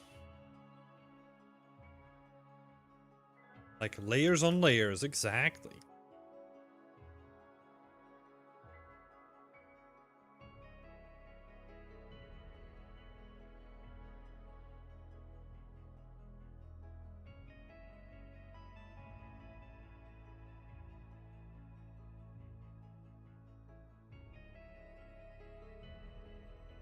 I mean, to be fair, the way that this is going to be used is that you're never really going to see that edge, because this is going to be taken into the building. Standing. Very noticeable. Yeah, so in that case, we do need to do something.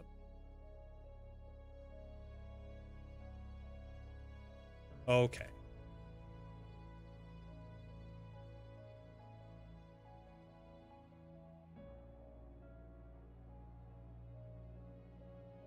Hi, Diablos! Here, how's it going? Let's see what we can do.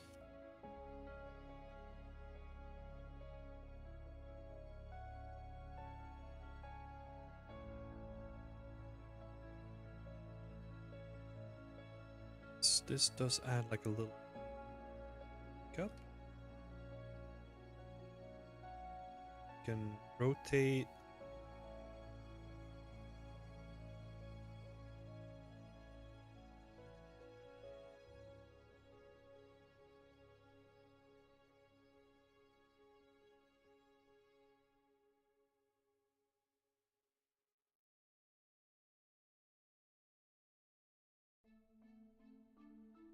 We're gonna have to. We can only get so far. Quickly before we collapse that.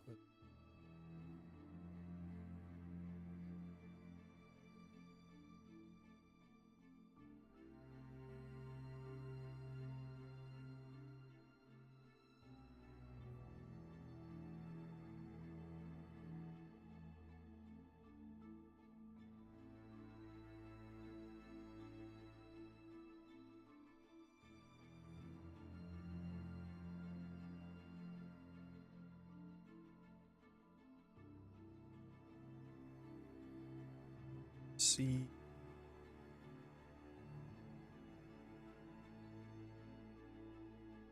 I've been struggling so much with thatch roofing, so I'm taking notes.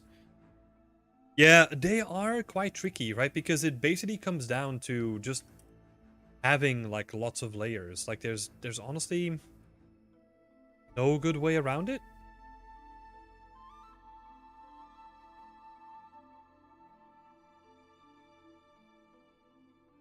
Wait, is that a plane or does it have depth? That looks so cool. Are you talking about like the assets that I'm like the sections that I'm doing here?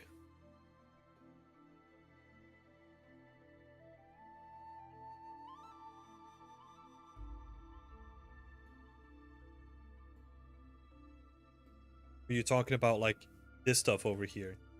Because this is like a little setup that like scatters pieces on top of like a little bit of geometry. Like a little script that I made. That I'm kind of using for like generating like rooftops. So like all this stuff is made with like a little script. A little bit of geometry nodes I made for it. Which makes it easy. Sure.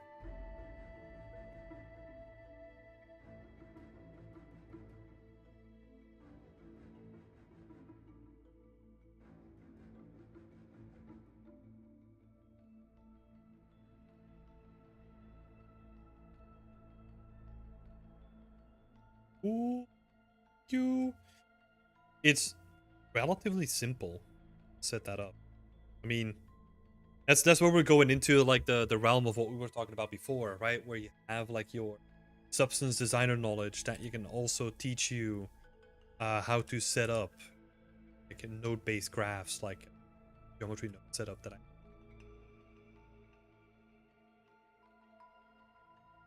Just gonna extend.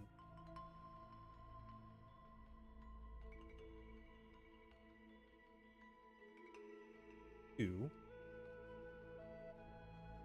Oh no.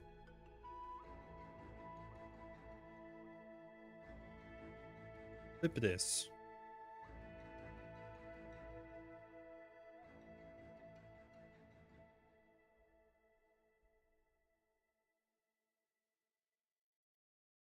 Just trying to finish off like the little that we have.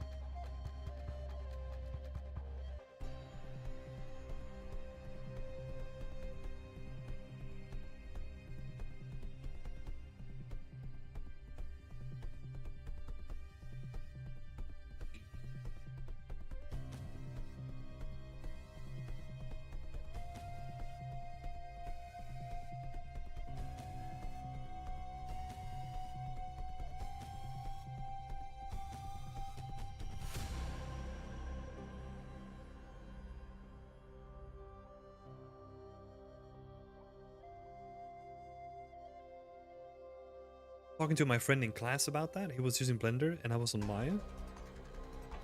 Like, huh? That looks like Designer? Yeah. I kind of want to make the switch because Designer is a ton of fun for me personally. Yeah, it is a fun playground, really. Like, it is a fun program to really play around it. Like, throwing some nodes together and... Like, the way that I kind of got started with Designer was just experimenting with shapes, you know? I never really know where I was going with something. And then something would always just, like, appear, you know? Just from, like, trying out stuff. I really enjoyed that.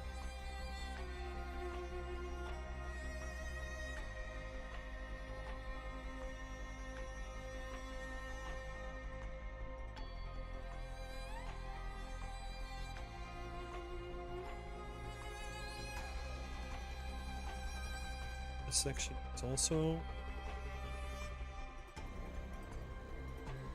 finished. We have like a little slope drooping down. Good.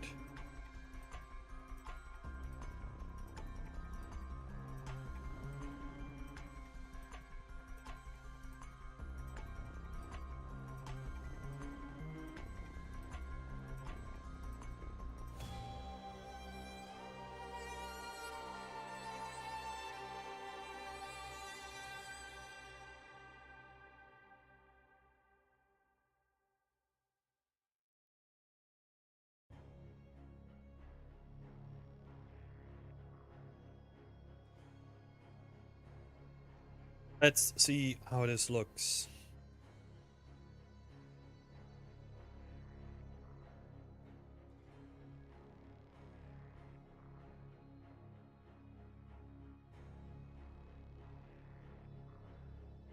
Dirty. Let's take this down.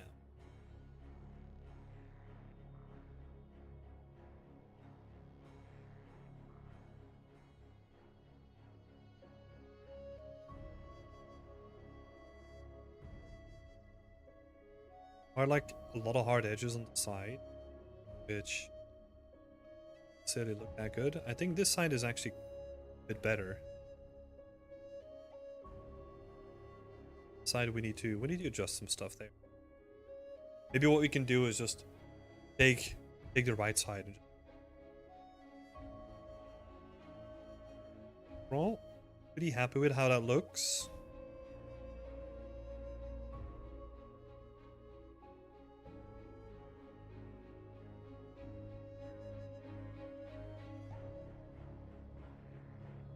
Like all the ropes supporting it as well.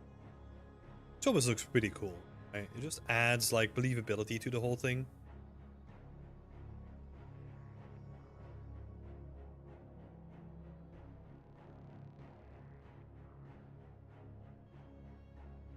So far, happy with it. I think we can still polish it up.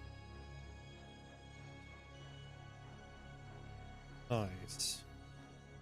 And then, okay, I'm gonna be quite lazy here. Got all this nice stuff set up. Got this little chicken coop over here. And I'm just gonna duplicate the whole roof over on top of it. Select patch. Nest. Same thing here. Laziness for the win!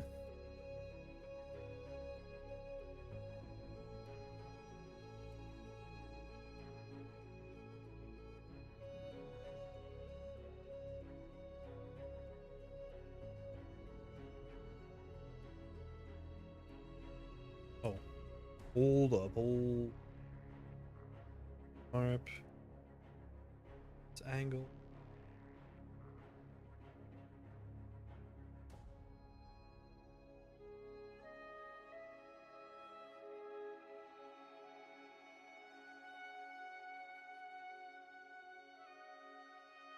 Bonk.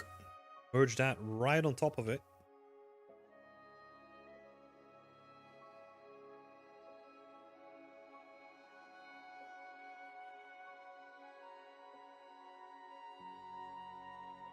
Potentially also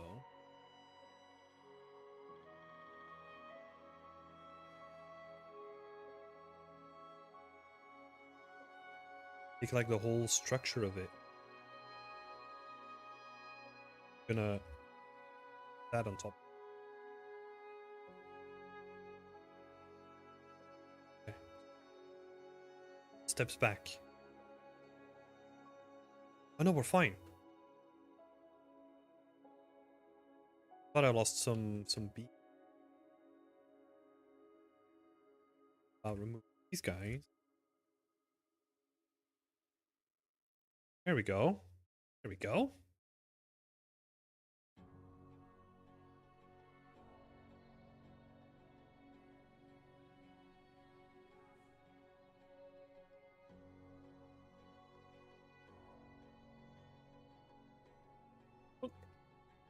just fill it up. Looks so cool. Thank you, Galactic Bambi.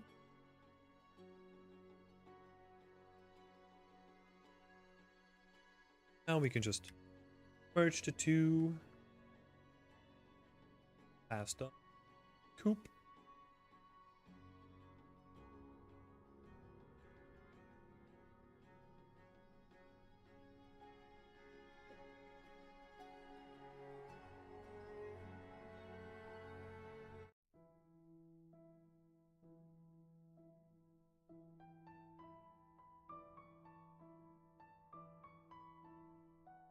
Oh, too many material. Keep forgetting to do it. Actually,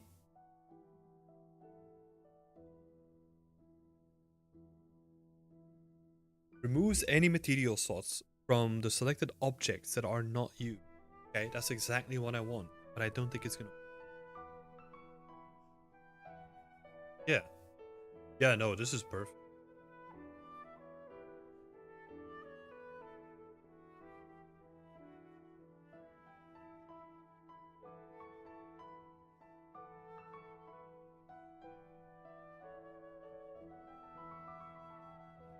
Do this, man. This.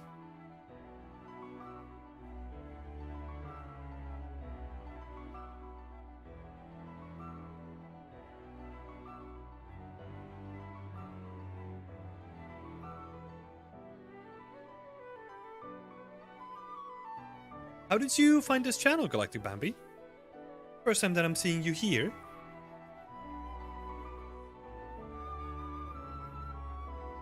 It's lovely to have you.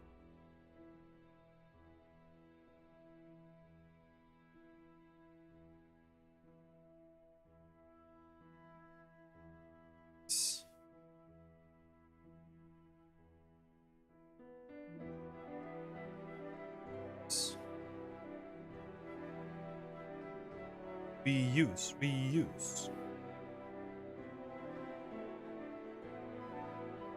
I think a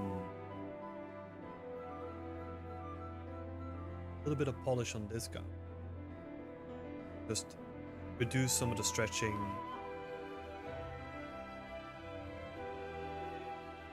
In a beef section.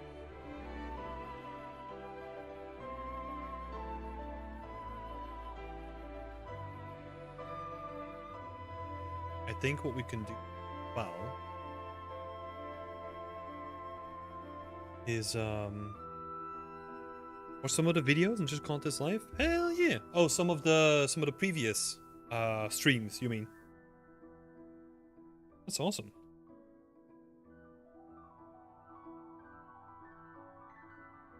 So what I'm thinking with this guy, I'm gonna do the same thing. I'm gonna be lazy. This.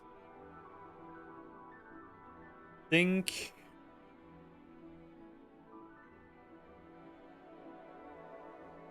Don't need like all the.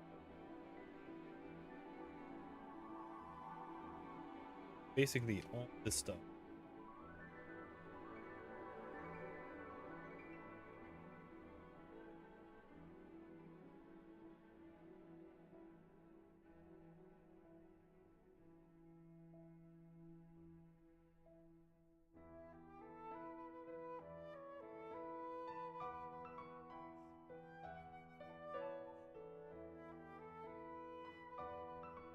Basically gonna go up.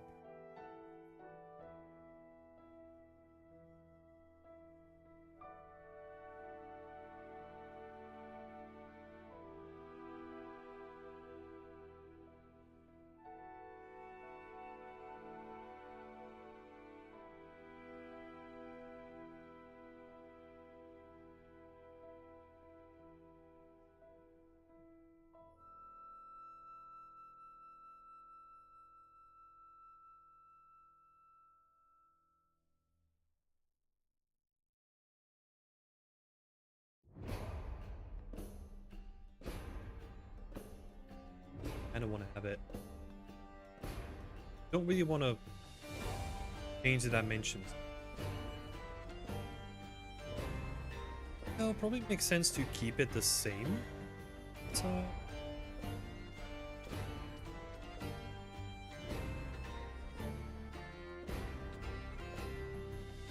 for the fabric pattern, is the AO map a certain pattern?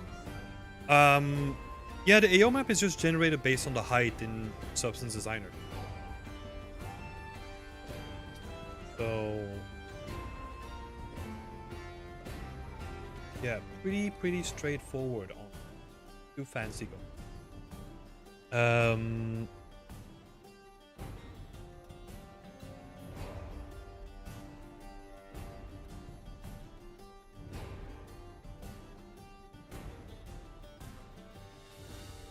So this is the ambient occlusion. It's literally just based on pattern itself.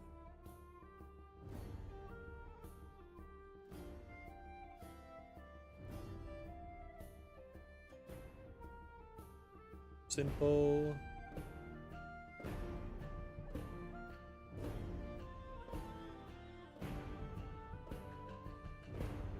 Kind of see through, well, because it has like an opacity map, which works really nice for actual market stalls. Let's see.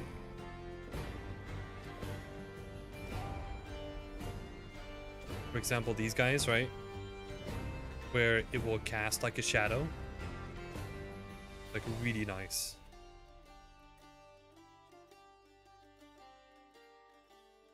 Casting like the see-through shadow. So good.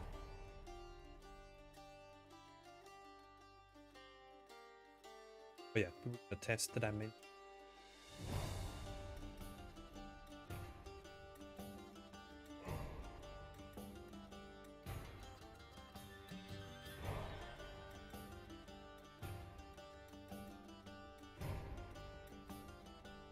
For the most common one.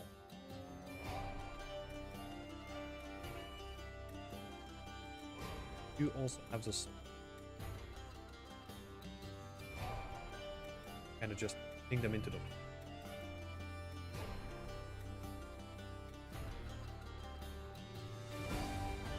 If that wasn't clear, Galactic Bambi, feel free to ask follow-up questions. Sometimes I'm not sure if there's anything specific that I can help.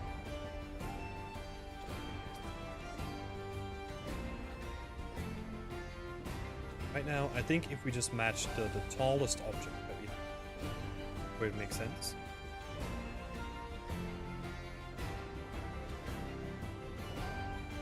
Yeah, so we kind of match this one. It should also work for the smaller walls because we can sink it into.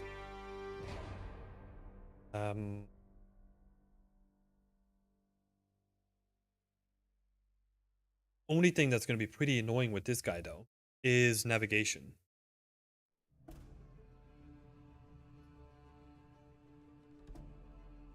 With navigation, I mean because I'm trying to keep player movement in mind, right?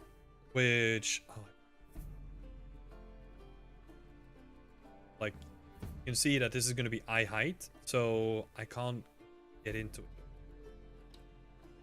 Which...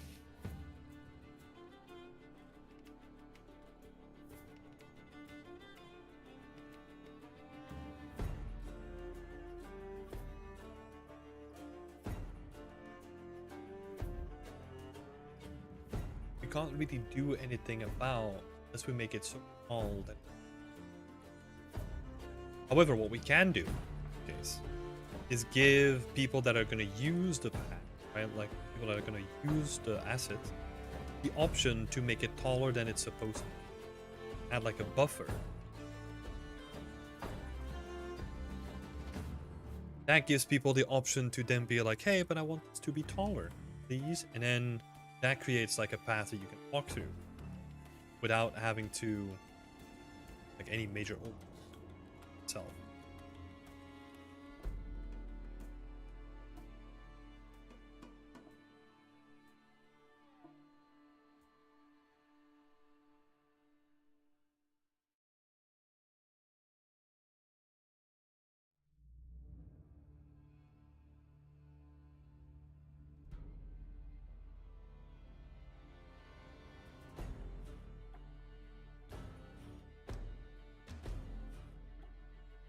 Did you know pass-through maps could do things like that?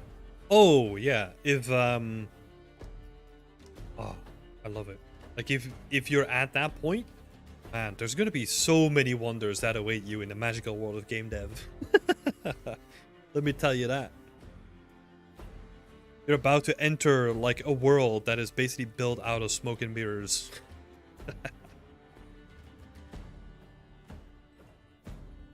Okay, so we import this guy. Oh, maybe that's why I at a certain point made this one a little bit taller so that you could walk underneath. Let's see if we that. Yeah, so this looks like it's meant to be like walked underneath. Okay. So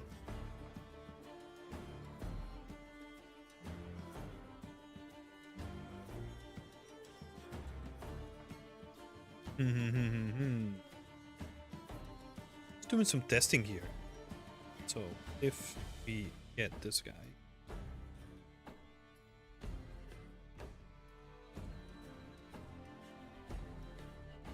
Okay, next. It's gonna be taller than the wall. So not really matching with the wall itself.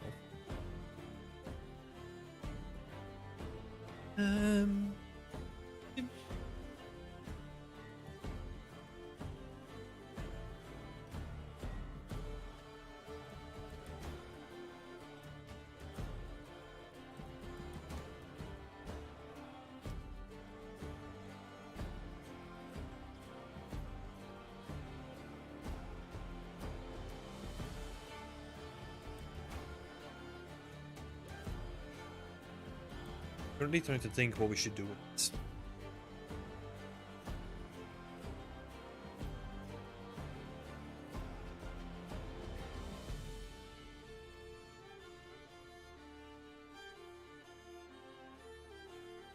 Because he could make it taller. Stands like at the same height.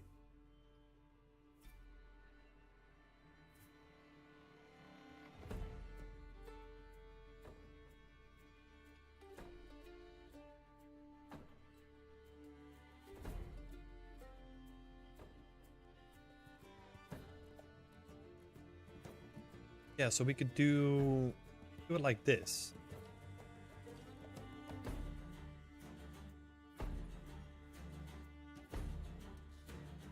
Could be, it could be traversable.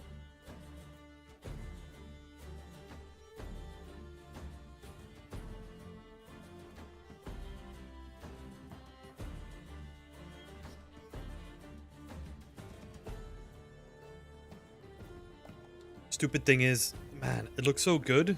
Like, but this crossbeam is kind of blocking people from going inside of it, right? But I mean, if you wanna keep like the player's experience in mind anyway, you probably want to be able to like walk through this like all the way through, right? Not only just straight. So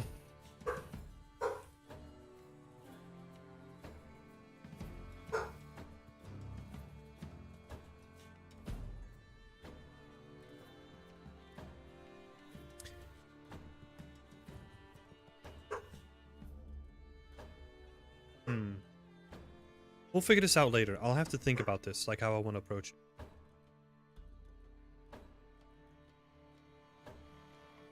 Hold up, be right back. Netro's making a bunch of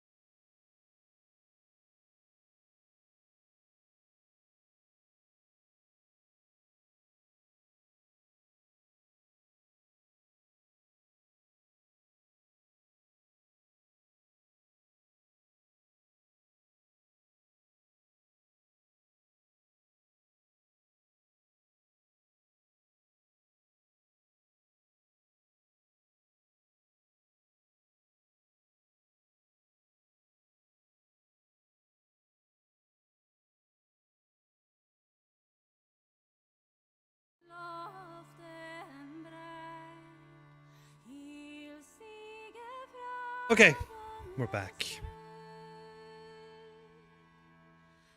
Max is asking, are you using trims for all that wood? Yes, I am. Like, all the wood in the entire scene is just one texture. It's an optimized.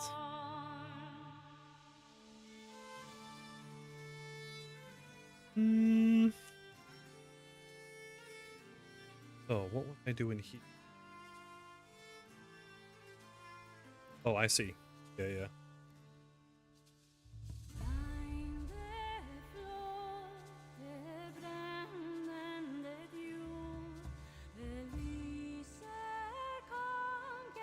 Wonder if I... Oh, they're probably in the other scene.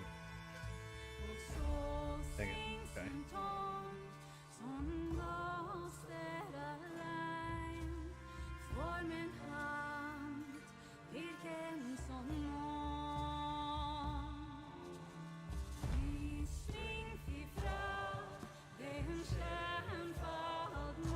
I'm probably gonna... should we do that now?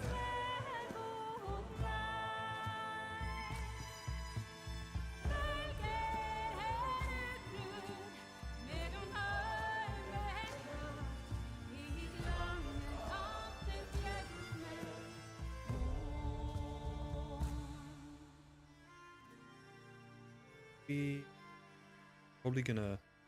I'm not gonna simulate a new one now.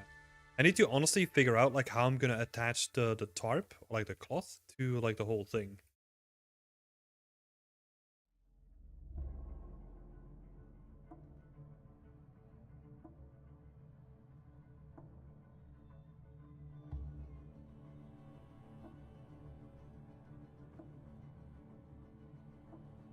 Figure it out later.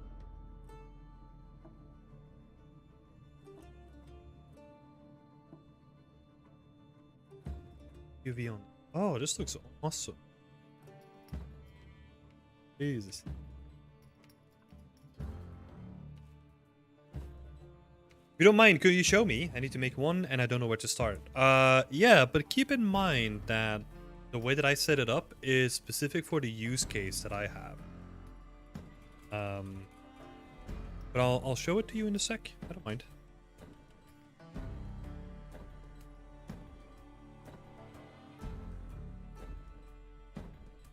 Yes. Let's see.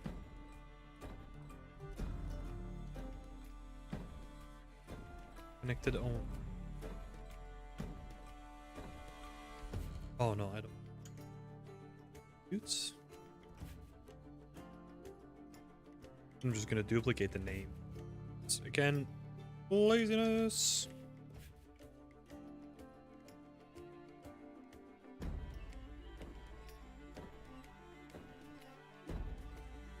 Because it would be kind of nice to have like some sort of attachment. How do we have like a bunch of screenshots when we were looking at the Assassin's Creed Mirage stuff? Let's see.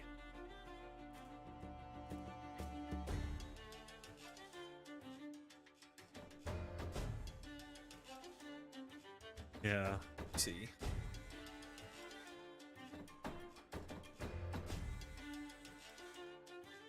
Oh, this is also cool, like a corner stall. We're still creating textures for this project. I will need to.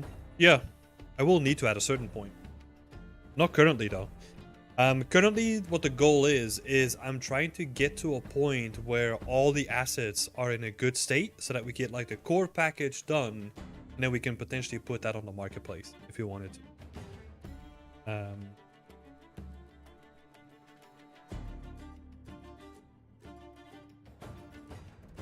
Yeah. Like leaning on top of it. Simulate it as like a plane on top. Okay. Drapes down. Okay. Have a look at it.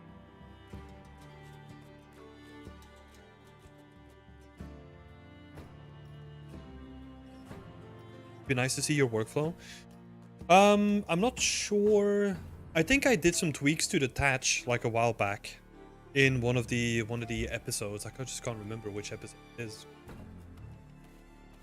Hard to keep track of all that stuff.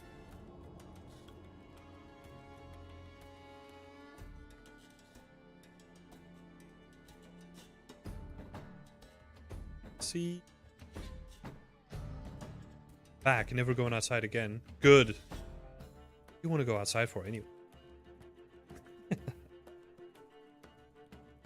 Oh. Don't want to pin it.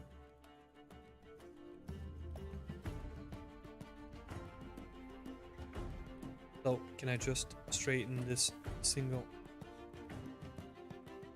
It's all Substance Designer? Yes, it is. Rims. Where is my...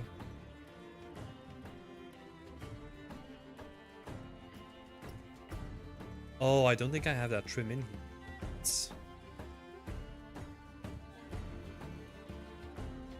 In the meantime, while this is booting up, let me just like open up my other scene as well. I'm just gonna duplicate. That's it. Then in the meantime, for Max's request, I'll just open the wood trim.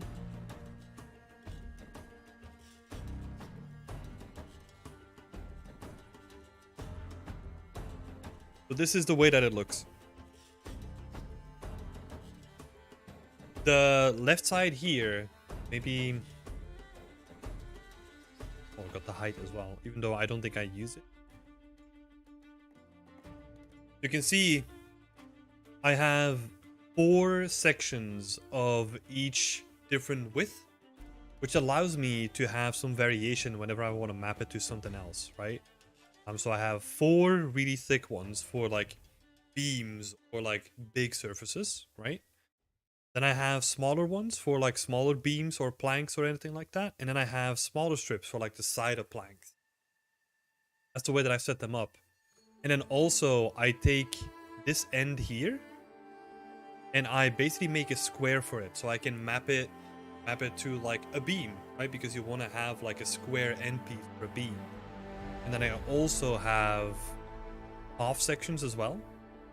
And like even half sections of those. So I can have like a thick beam is like square end, but I can also have like a beam that is like half, or like a beam that is like a quarter, right? I could make like plank, a beam, or like a half beam, something up. And I basically try to follow that approach for like all the same, like all the thicknesses that I have, right? So you can see that again, I have like a square and I have half a square. And then for the smaller ones, I only have squares because it's so small that I'm only gonna need like a square.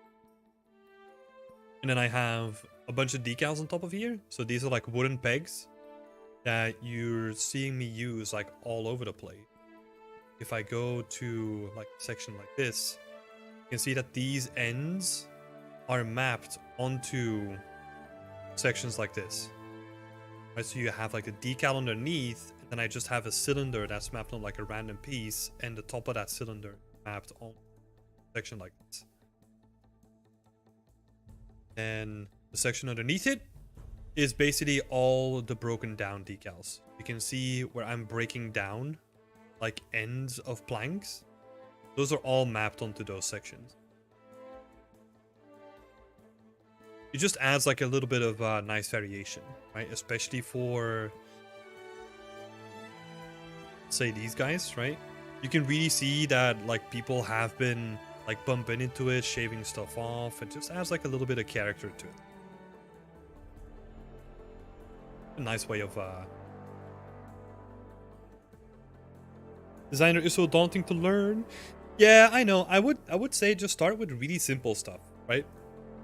The way that I started was doing tiles, because it has like a tile generator automatically built in, but it teaches you how to separate like the edges, add a little bit of edge wear, you know, but like the base thing is already there basically. Yeah. No, the wood is not in Designer.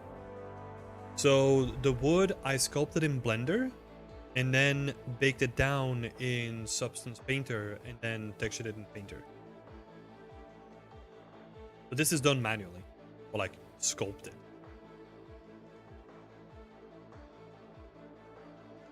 But the rest of my materials, like all the tiles, like the cloth, like all that kind of stuff is probably made in Designer. Like it just depends, right? Like the right tool set for the right job. Like you could do this in Designer, right? But it would probably take me like, I don't know, 5 times as long to get like really intricate, like detailed edges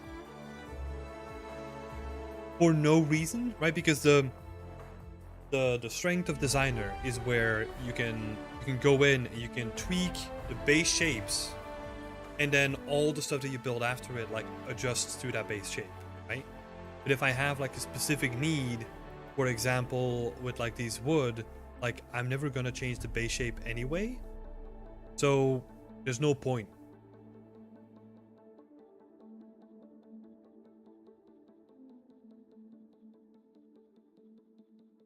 So it's like you pick the right tool for the job, right?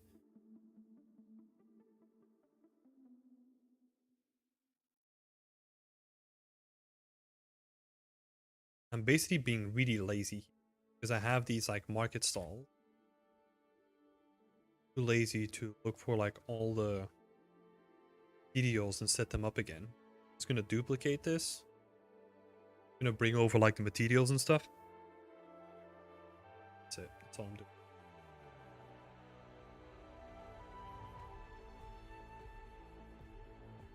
Yeah, you can see that with that trim sheet, right? If we have the scene open anyway. Like I have like the base wood. It's just like a simple box with like some extra bit of geometry attached on top of it. And then these decals, like they're literally just floating bits of geometry that float like right above base geometry.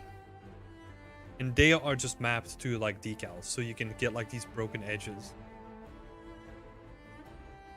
Yeah, and that allows me to build like everything in here with wood. Right, so from like relatively small stuff like these gauges to bigger stuff like tables and like the entire buildings.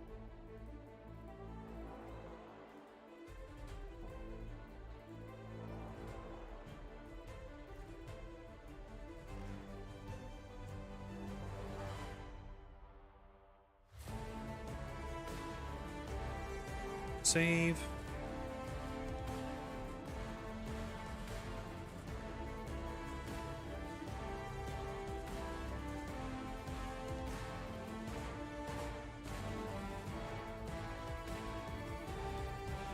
Should try sculpting? Yeah, do it. Don't know why this is taking such a long time. Trying to move this thing. I mean, I do have a lot of stuff in this scene. Gotta be honest. Like moving it shouldn't take so long. Yeah. So this is to add to the trim sheet discussion, right? Like a trim sheet is really powerful when you know how to model around it, right? Because it's very easy to make a trim sheet and then only make like straight pieces. But like the power from a trim sheet really comes from like knowing your way to model around it, right? See if I can find like a good example. So for example, these brackets, right? They don't really follow the shape, but they're still mapped on that same trim sheet. Like all this stuff, brackets and its decals, like it looks like the decals are.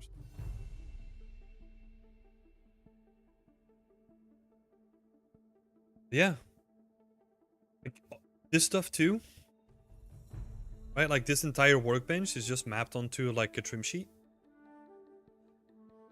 You can make like really complex stuff with it.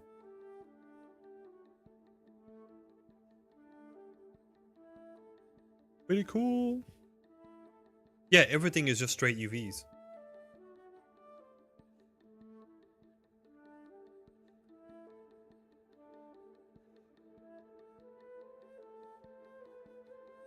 see. The walls as well. Like with the walls, the only difference here is that I have like bark that I added on top of it, right? But like the core of the bark, like the wood, is still the trim sheet. And so like all this kind of stuff, it's like a trim sheet combined with like oak, with like a bark texture. They kind of make it look like they just stripped down like some of the sections of the bark. That's it. Feel like really organic. Do a lot with it. It's very powerful.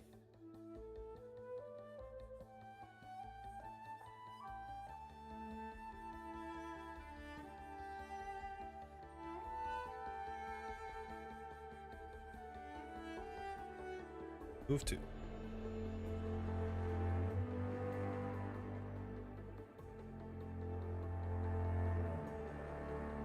Hello? That it? Okay. Oh, cloth trim. Yeah, that's the one that I... Okay.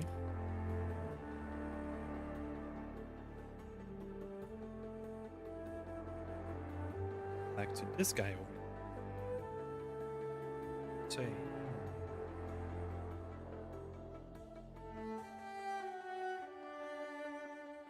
Trims, assign it to here, and this is just like another trim sheet.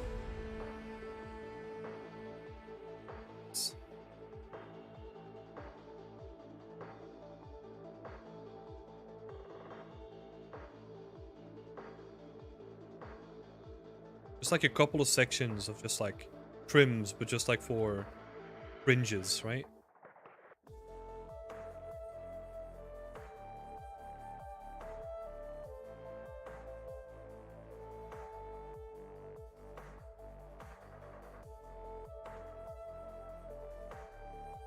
We can have like these kind of frayed edges alongside the cloth.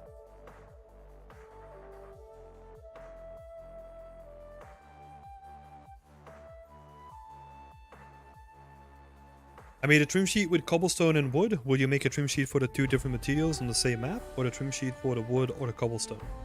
So that's a good question. It depends on like a bunch of factors. The main factor is if you ever want to use them separately, right? Let's say you only want to use the wood. Then you're also going to be pulling in like the texture space for the cobblestone, even though that's not going to be used. So if you're just making like a small scene, it technically doesn't matter too much, right? But like in a game scenario, you wanna have that flexibility, and you don't want to be scared of like pulling in like a texture that might pull in like a bunch of stuff. Because let's say in your example, if half of your trim sheet is wood and half of it is cobblestone, that's okay-ish, right? Depending on the situation. But let's say you have like a small toilet roll that is mapped onto like a section of a building, and you only want that toilet roll, you're also going to be pulling in like the texture sheet for the building too, right? For example. So yeah, it all depends on the context. I would honestly set them up in a way where it allows you to be more flexible in the future. Because let's look at it from like your perspective as an artist working on this. Right? Is ideally, if you make something for your project, what you want to do is make it in such a way that you can use it for the future. So let's say you have a trim sheet of wood, you can reuse that trim sheet of wood without pulling in the cobblestone. So in that case, I would definitely separate. It just has more benefits than trying to cram everything into like one trim sheet. Obviously, this comes with the caveat that you need to find a potential replacement, right, for the cobblestone.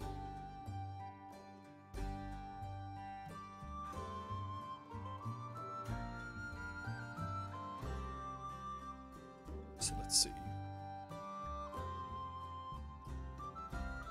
10 Stang stories.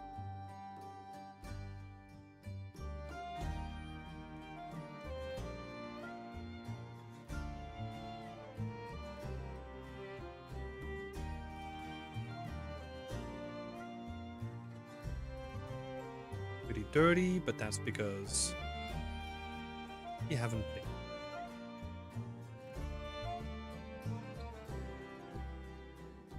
There we go. Now there's a little bit of difference here, which we should solve.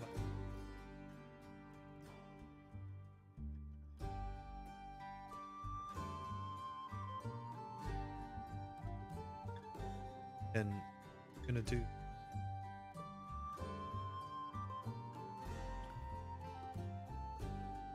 Let's make sure that the frames are added into it.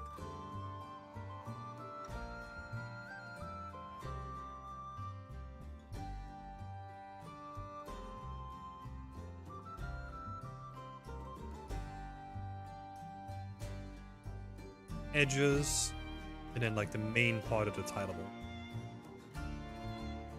Which is also like, it's a technique that I got from what's it called, Plague Tale Innocence. You can kind of see it very clearly here, right, that they have a trim the edges, and the rest of it is just like a tileable texture. Is where I got the idea from. Thank you, Plague Tale.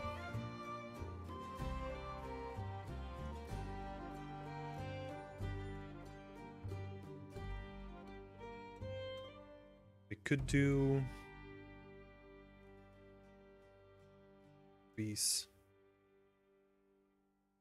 by 2. I think that's final pixel density.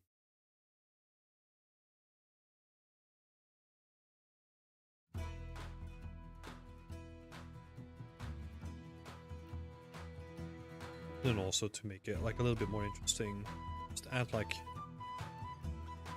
slight rotation to it.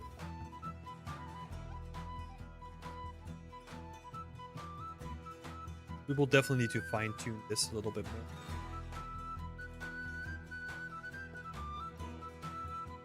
Does my town have a church or a graveyard? No. A church could be interesting. So I've been thinking about adding a little church, right? Because that's usually what most towns have been built around, like having a little chapel at least.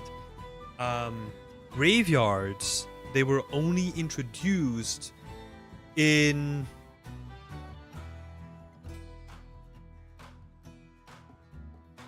Well, I'm not a historian, right? But I think in the 1500s, and like the earliest that I could find was Vikings or like Norse tribes that had like some sort of connotation of like a headstone, right? Like they would have, I don't know if I have them on RefBoard still. Quickly have a look. Yeah, so. And this is also like stuff that I'm saving from like scattering, right? So like, I think in like Christianity, what they did in the beginning was they would just have like tombs, right, for people that were like really important, but they didn't really bury like individuals. But then Norse people, they had like these like headstones, I think. Let's see, I don't know if I saved the name. Yeah, but they had like hedgehogs or like headstones or something like that. It's really interesting. But they indicated that this was like a burial place, but not for individuals. They were just like constructions to mark entire like burial chambers. Yeah. People will usually bury it in smaller plots near their homes. So in like an individual burial chamber. Pretty interesting, but this is obviously from like Norse timeline, if you can say it. So I think that the church or like Christianity only started burying people at a certain point, which is later than the current timeline that I'm building towards. It's pretty annoying, right? Like this is the kind of stuff that I stumble into where I'm trying to sort of balance what makes sense in like the timeline that I'm trying to portray, right? But then also people have this expectation of like a church is always going to have a graveyard next to it, right? Like they seem like inseparable from each other, but yeah, they are separable.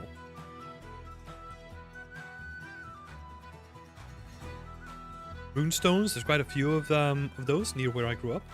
Yeah, but this stuff is so interesting to me. Like, because we take this stuff for granted, right? And then I start looking into the history of things, and it's like, oh, at a certain point, it just didn't do that. How do you only export one asset to Unreal Engine instead of all of them? I use a batch export. Let me share it. This is probably like the most requested thing on the stream. Share it again.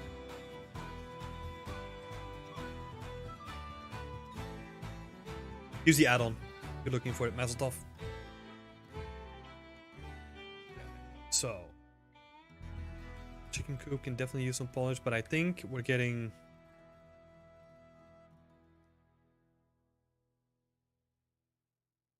pretty good. I think what we'll do, like I said before, is move this stuff up by like half a meter. Even though like, this is the meter.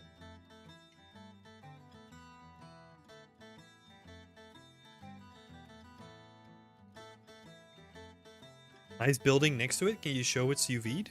Textures look epic. Which building? This one.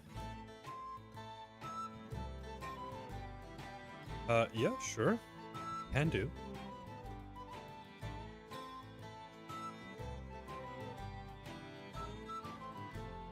Where is... Here it is. Here you go. Here are the UVs. Enjoy.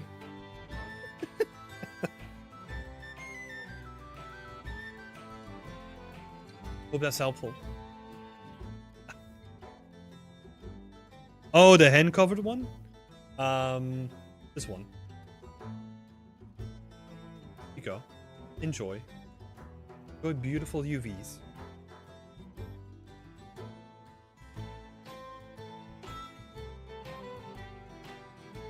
I don't know if this is helpful or this is just confusing. But here they are anyway.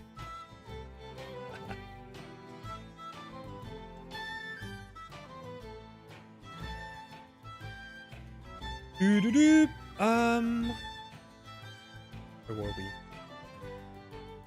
Yeah, we needed to move these guys up, right? By like half.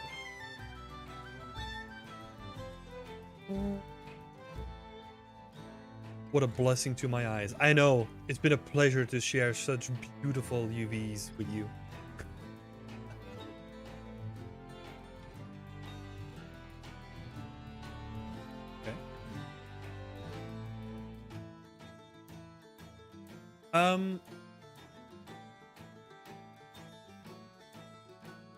Half a meter. What are you doing with these? This little test area. So this is the way that they currently look. If you said half a meter, then they're gonna be aligned with them. That would make sense. I think if we then like make the roof like a little bit more shallow and we move the top structure up a little bit, make sure that we can move underneath it. Winner. Because now I can't move underneath it. See, come on. Vision.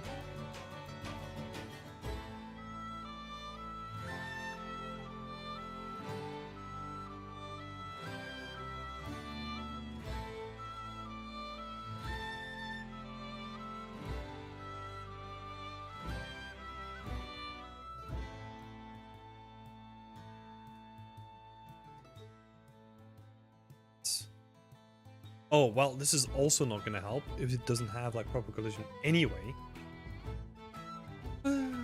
Let's do that really quick. Makes sense. Impeccable work on it. Thank you so much.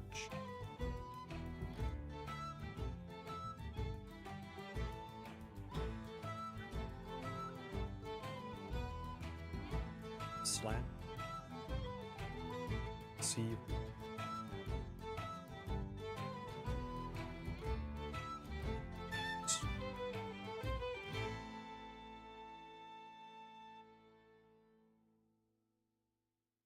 Does Unreal Engine auto-generate collisions, or are you going to go in and add them manually?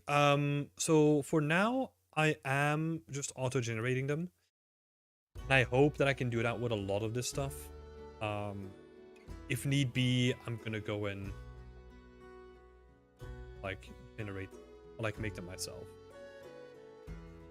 But honestly, that's probably not gonna be in a lot of use cases though.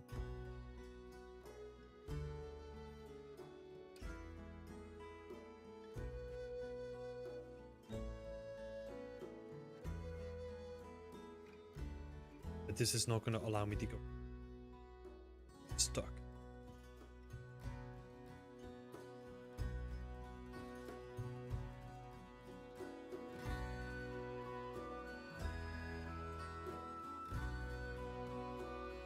That was like the height. Can I? No. Probably need to be like a little bit higher. So that means that we need to move up its cross section a little bit, and then it's slant as much.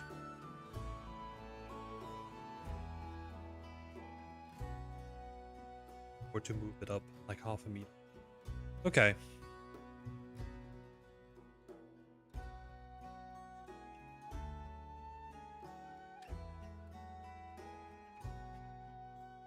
But I think we can make that work. I think this is honestly like a pretty good solution. Whole thing.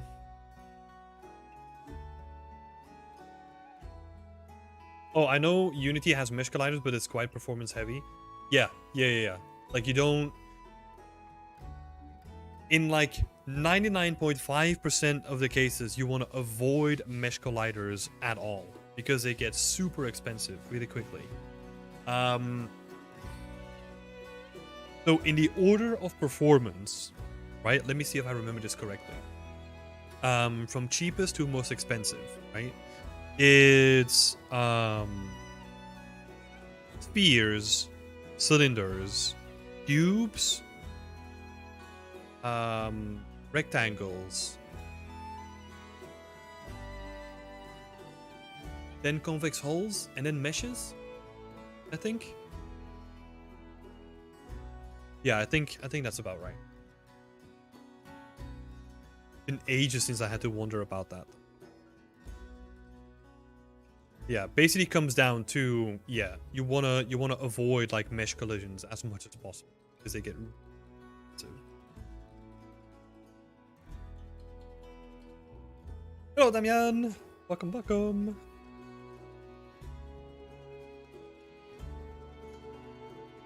Oh, did I just like?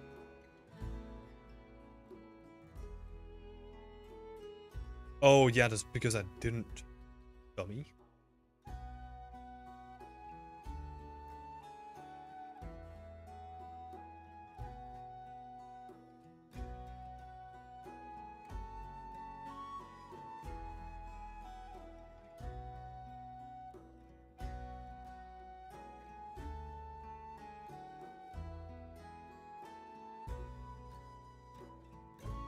Boxes and spheres all the way. Yep. Yeah, and there have only been like a couple of times, like honestly, like if you really break it down, right? If you're getting really picky about your collision, there's only been like a couple of times where I really had to use convex hulls whenever I had to be worried about the performance of it. For example, on Planet Coaster, we had to be really careful with like the collision that we gave it because there was just so much stuff on screen. Fine.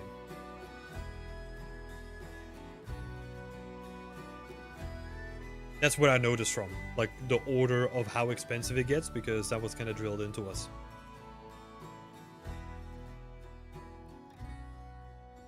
And in that game, we barely used convex hulls, and we never used mesh collisions. I mean, at least on the environment art side. Just to give you an idea.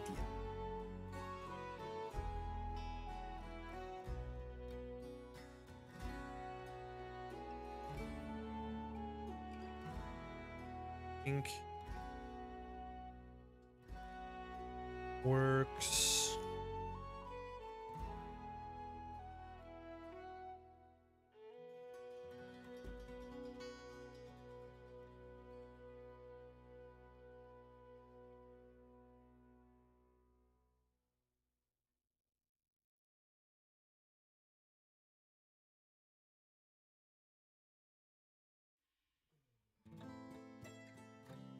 According to Wikipedia, burial headstones and wooden crosses were a thing in the early medieval times, from at least the 7th century.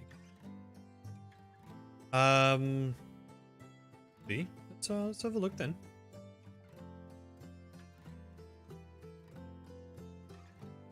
I mean, honestly, I'll look at it after the stream. But thanks for sharing that, Jeroen. Yes, it does depend on a lot of the location in Europe. Yeah. Yeah.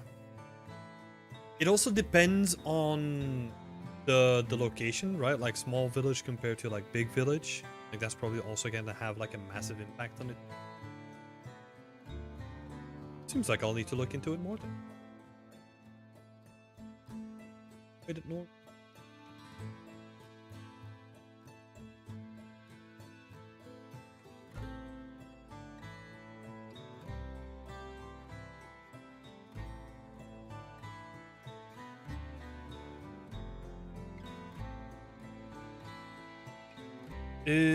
Okay, so these two guys are.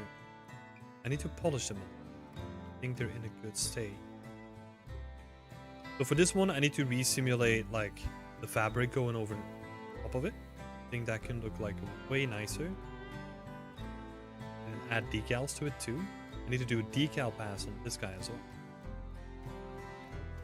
This one deserves a decal pass too. This team.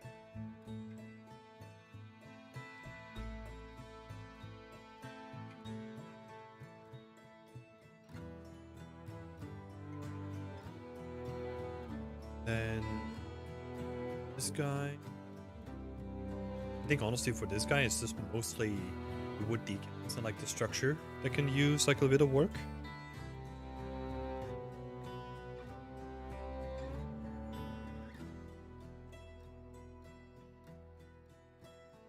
Like especially the roof on this one.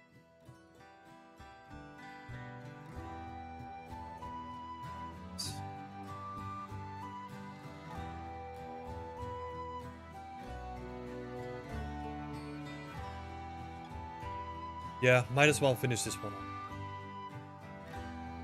Polish it entirely instead of like jumping to the next thing.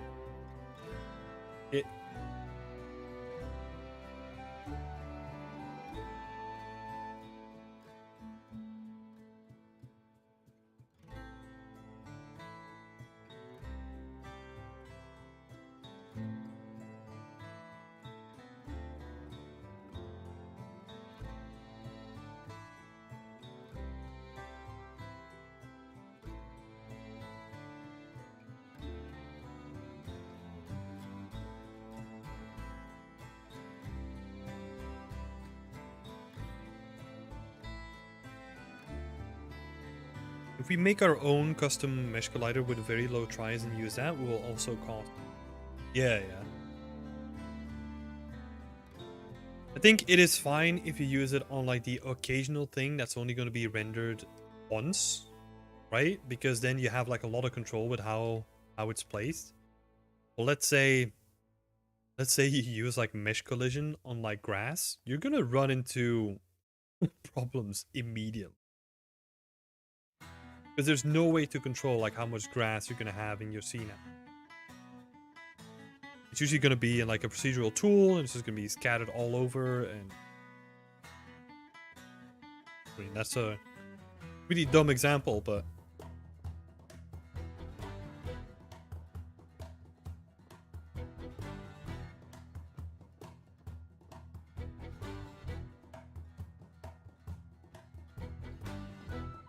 really tempted to do a stave church for them next project. Gonna do some research. Stave church. Don't know what that is.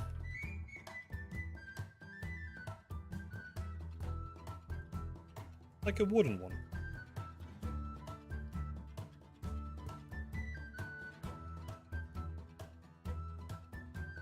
Stuff up. Maps.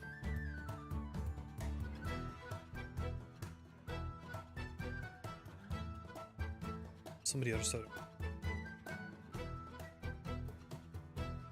Oh yeah, decals. Little decal pad.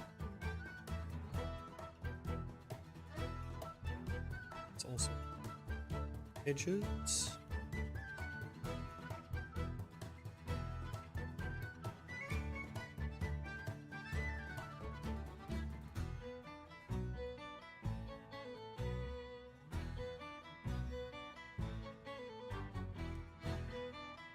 Devil is in the details.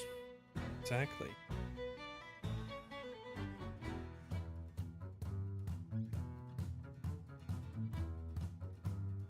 Oh no.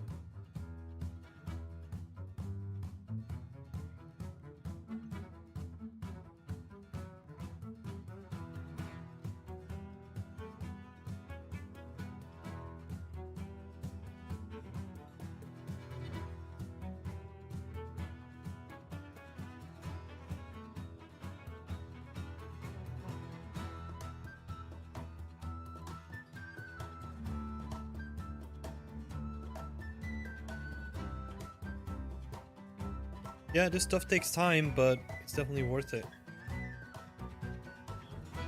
Let's see. Select all.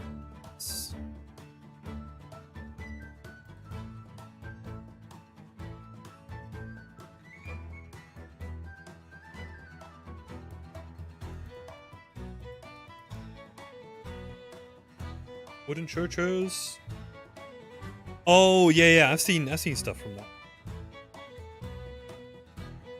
Yeah, that's something that I'm gonna look into as well. But like, good luck. Good luck finding anything that's still left, right? There's like a couple of replicas, and most of them are, like you said, are from Scandinavian countries, right?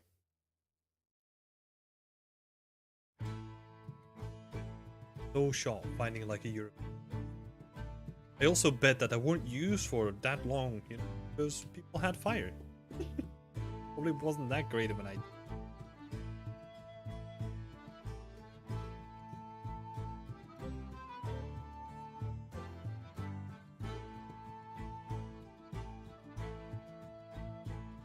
Ends like a little bit more oomph.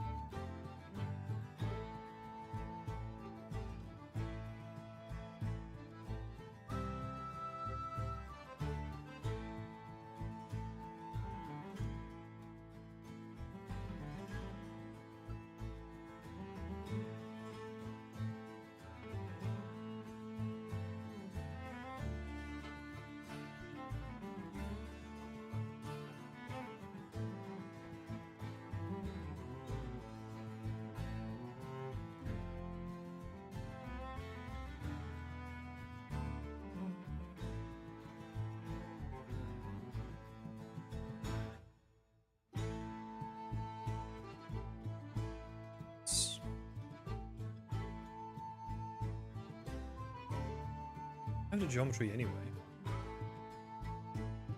This of it.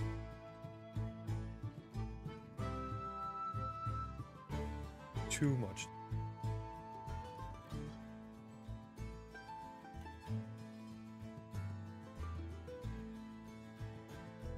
Has been relocated to Poland.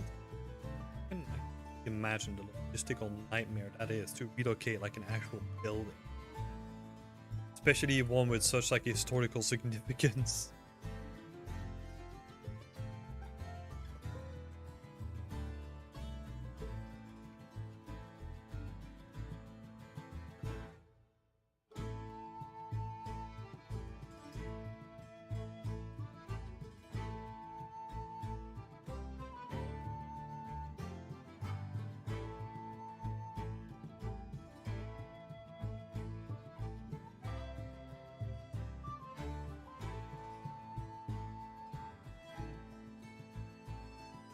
This is the stuff, even though it's tedious, right? You loved it, so putting like all the details in. Okay, question for all of y'all. What is your favorite part of the whole environment art creation?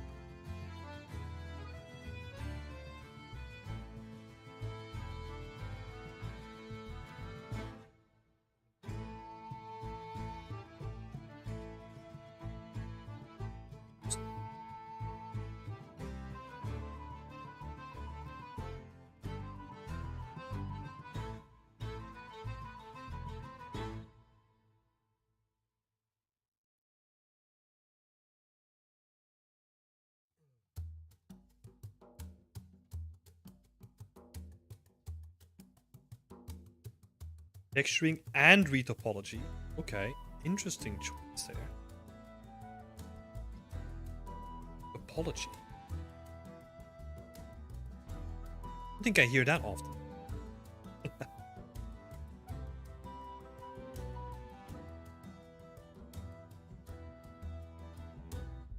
One thing that we also need.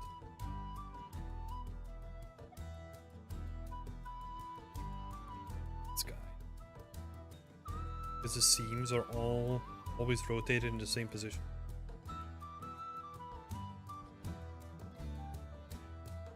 Putting everything in together in the end.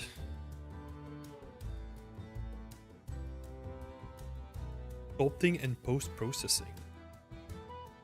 Post-processing is also pretty cool. When like everything is in the scene and you can just like tweak it and like fine-tune the lighting and the post-processing.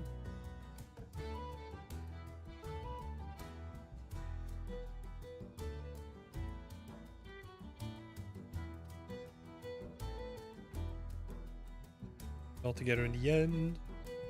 Yeah, honestly, I think... I mean, not there yet. But I feel it's getting closer and closer.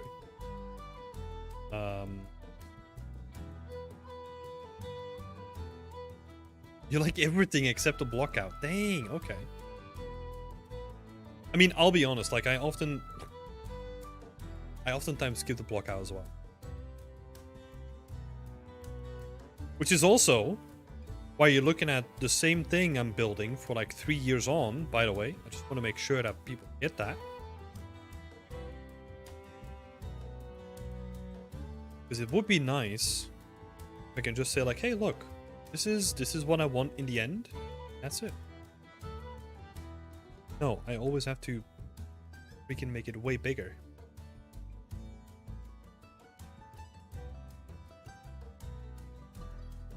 But I wouldn't have it any other way.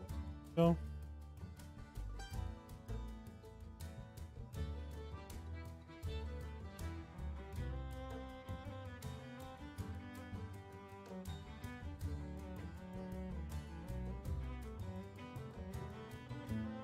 Let's just duplicate it inside.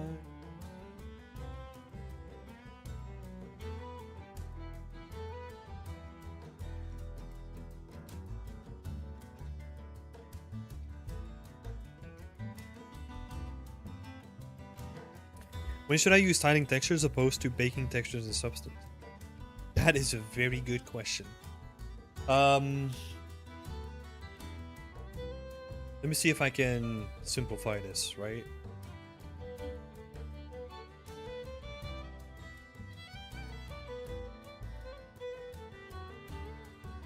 You use unique textures when you're looking to get the most of the visual fidelity out of an asset, right? If you're just focused on like making a single prop, that's when you wanna bake it down, because it allows you to just have one set of textures and you can build everything into the text. But if you're going for something at scale, if you're doing something in the realms of environment art, right, then you really have to think about using tiling textures more, because an environment like this, let me show it, right?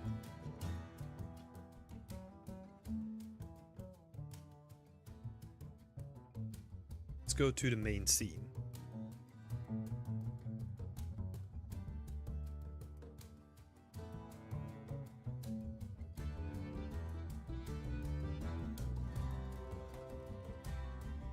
Like an environment like this, where you want to do everything unique, it's going to be impossible.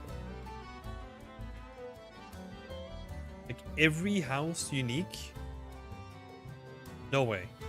So you need something to work at scale, right? And that's also why I'm relying so much on slidable textures, rim sheets, all that kind of stuff, right? And then where I want to have like a lot of unique details, for example, like there's no way for me to make like a tool like this look as good as it does now with like a tileable texture. So I decided like, hey, look, I'm gonna spend like a little bit of time making an atlas with like a bunch of these tools on, because that's worth spending my time on, because I can't replicate this to the same sort of graphical fidelity without either adding like a lot of polygons to it, right, making it kind of like ridiculous to a certain point, or just using tile.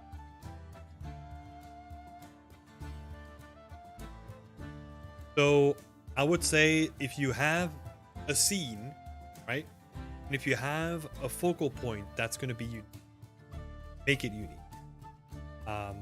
But if you're focusing on like just a scene that doesn't really have like a dedicated focal point and you're just going for more like a world, like try to avoid making. Spend more time on the stuff that's going to be really relevant or really important to the story that you're trying to tell. And yeah, it's going to be the focal point of the scene.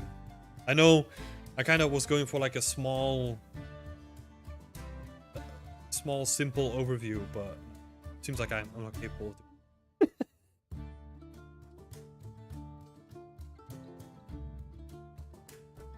Do you think junior environment artists should have props dedicated posts on this portfolio? Yes. 100%.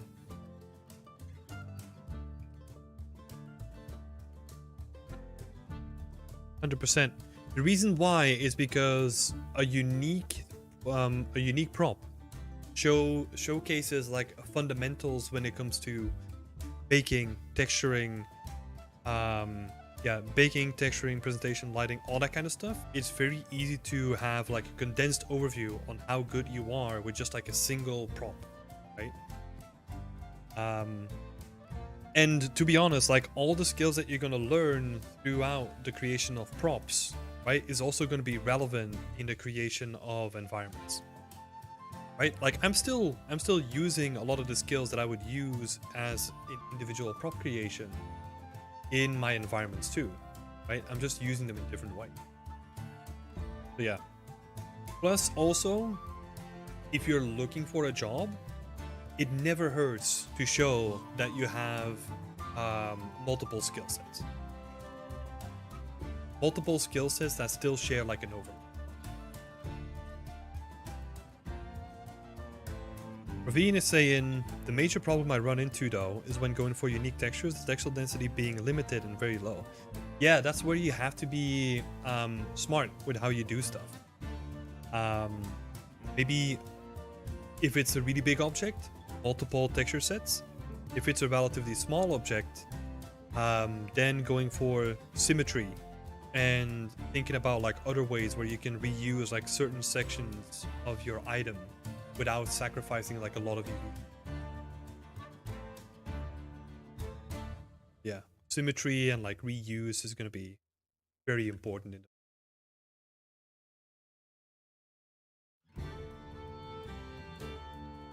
lighting for environment and props for unique texture. Yes. Well, it's never easy to explain something like this, right? Because like these are all props, right? Like all this stuff, they're all props. None of this is unique. Right? Like this is all just made with like a shared trim sheet. Like even this stuff. Right? I mean, I'm not saying that it looks super good, but like this is just a tileable with like layering of top of it, right? You can get away with so much, even though these are just like small props, right?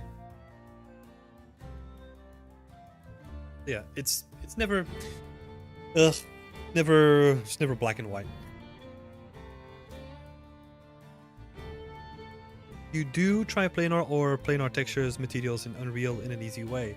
Yeah, it just has a node for that too. I think I can't remember the node that you would be using, but yeah, it does have like a node like that built in.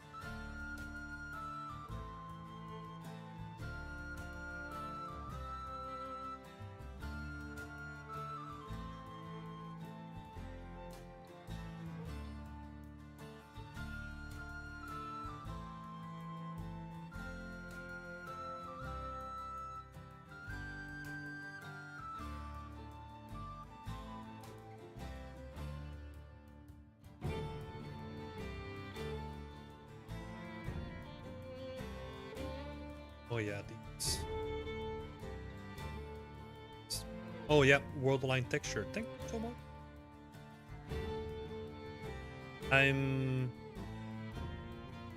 Does that also allow for triplanar though? Or is that just like world align?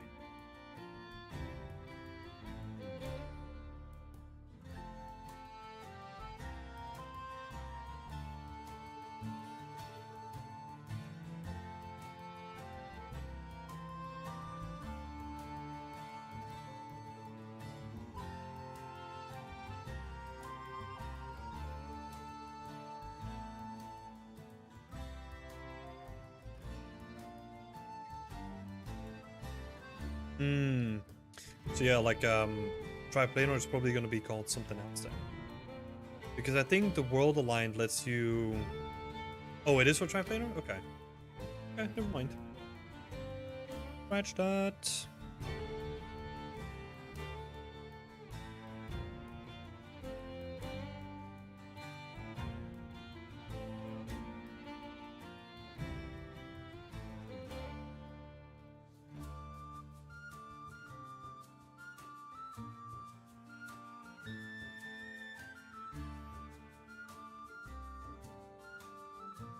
Take care of.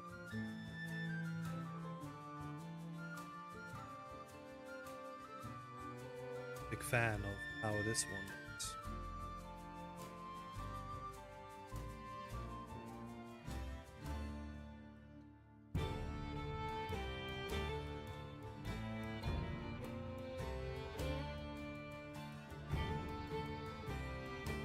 Because they're. But that's at the back of it.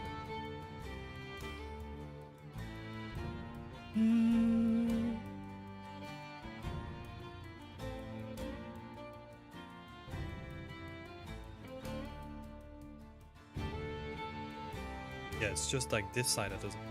So what if.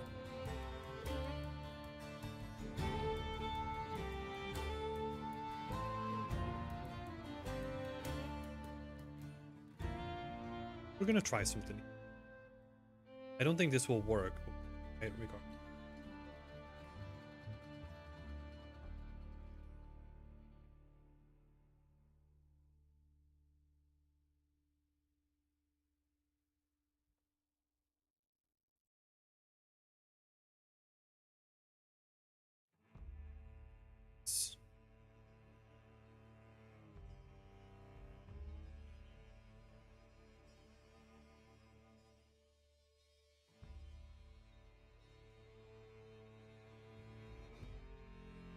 We got the seam at the back. Trying to play around. Like maybe having seam kind of rotate.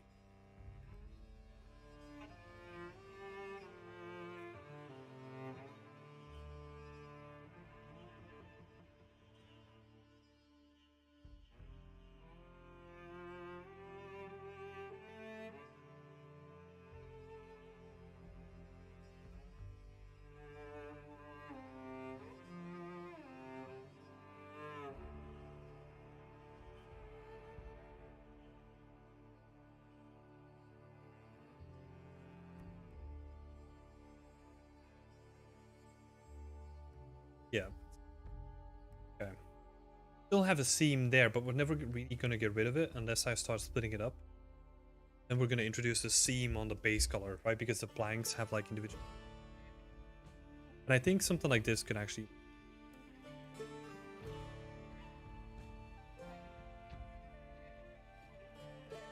Let me try something here.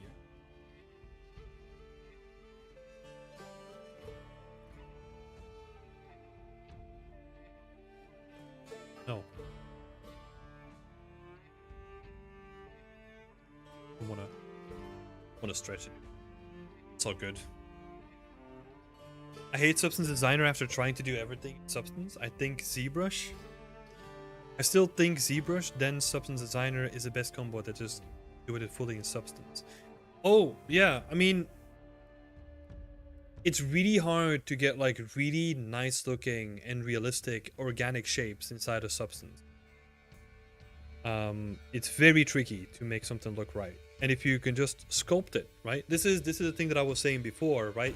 Like, you have your own personal tool set, and you have to use it to your advantage, not like someone else is doing, right? So for example, what I was saying about my wooden trim sheet, right? I could have like done that in Substance Designer, but what's the point? What's the point, right?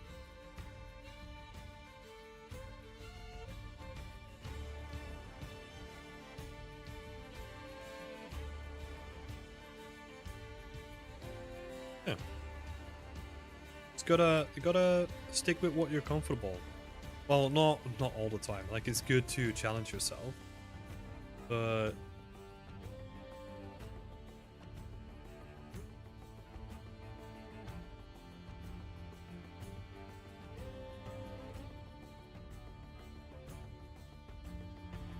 let's see.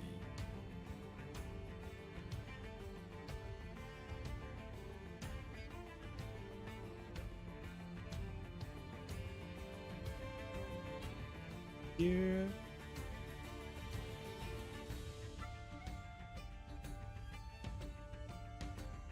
I want to get rid of like these like straight edges side, because you're looking at it from the side, right? So that's going to be like very, very noticeable. That's why I'm kind of doing this stuff.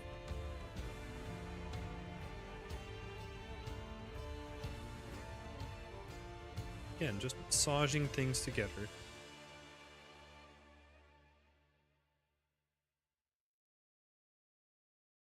Do you have any advices in a type of props that are cool to do and show from someone who hates doing props? Struggling with it for 3 weeks, it's hard to focus on doing something. Hey, I mean, it's gonna sound so ridiculous, but don't do something that you don't like. Right? I know that I gave you the recommendation of doing props, but if it's absolutely 100% what you hate to do, you don't have to.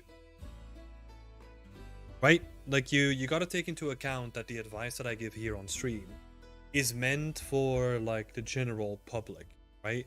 But if you tried multiple times to make a prop and it's like really bringing you down whenever you do it, just because you have no interest in doing props, then don't do props, right? I'll give you a good example. Go to take into account that I just said that, like, as a student you need to have props in your portfolio, right? I've never done a unique prop my entire portfolio. Even if we go to portfolio, and I think this is my entry portfolio, right? So this is the stuff that I kind of had on my portfolio as a student going in. It's all environments. And a high poly car. Okay, I have a high poly car in there.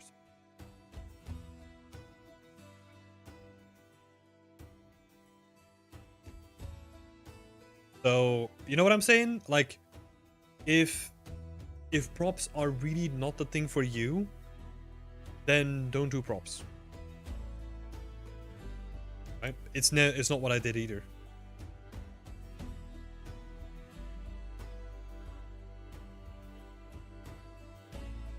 Kind of weird to say, right?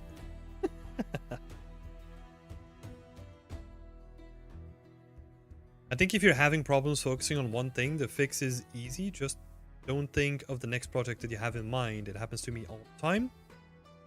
But after I stopped thinking next time, well, yeah, like that's also true. It's not like the whole problem, right? But it can definitely be a part of the problem. Because whenever you're thinking about the next step, you're not really thinking about what you're doing currently and why you're not working on the thing that you want to do, right? Obviously, another problem with this whole thing is you gotta really understand why you don't like props, right?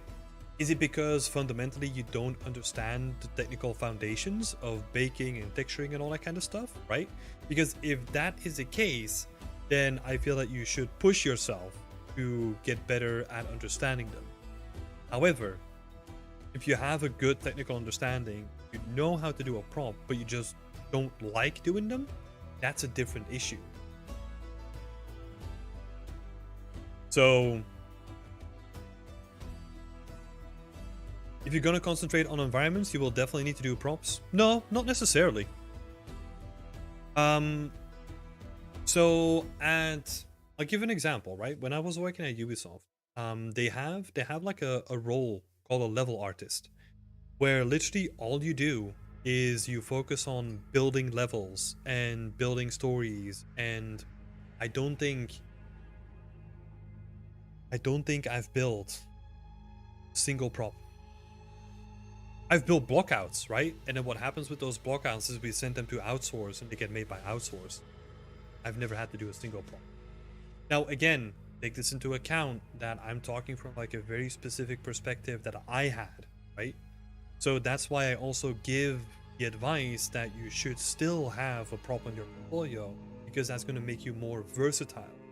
Because if you want to go into the industry as a level artist, like, you're only going to be doing that, right? But I think it's still good to showcase that, hey, look, you can do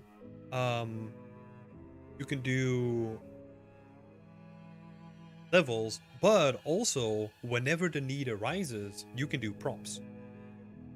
Because on one project I never had to do props, but then the next project I did have to do a lot of it, right? And I had to make use of my other skills. I mean, like environment artist / character artist brand. Yeah, that's true. But I will say that. So this is again, right? Like, this is again where it comes down to finding out why you don't like to do props. Because I do agree with you. But on the opposite spectrum, I would even argue, if you have trouble sitting down, focusing on like a single thing for like a long time and making that look good, character art is prop art on steroids. You know what I'm saying? Like, you're just focusing on like a character, and it's just like a very complicated, complex like prop in terms of like what you're going to be focusing on, right? So in my case, for example, I don't like to focus on the single thing. I like to focus on the bigger picture. Yeah. It does make sense where you're coming from, Praveen. I get where you're coming from.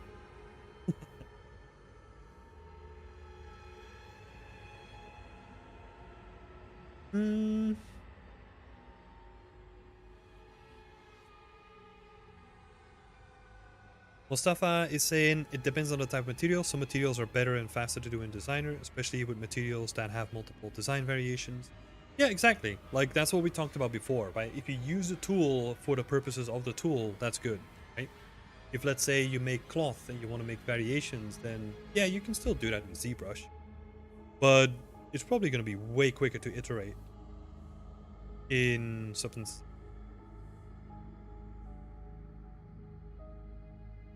Yeah. Sent right.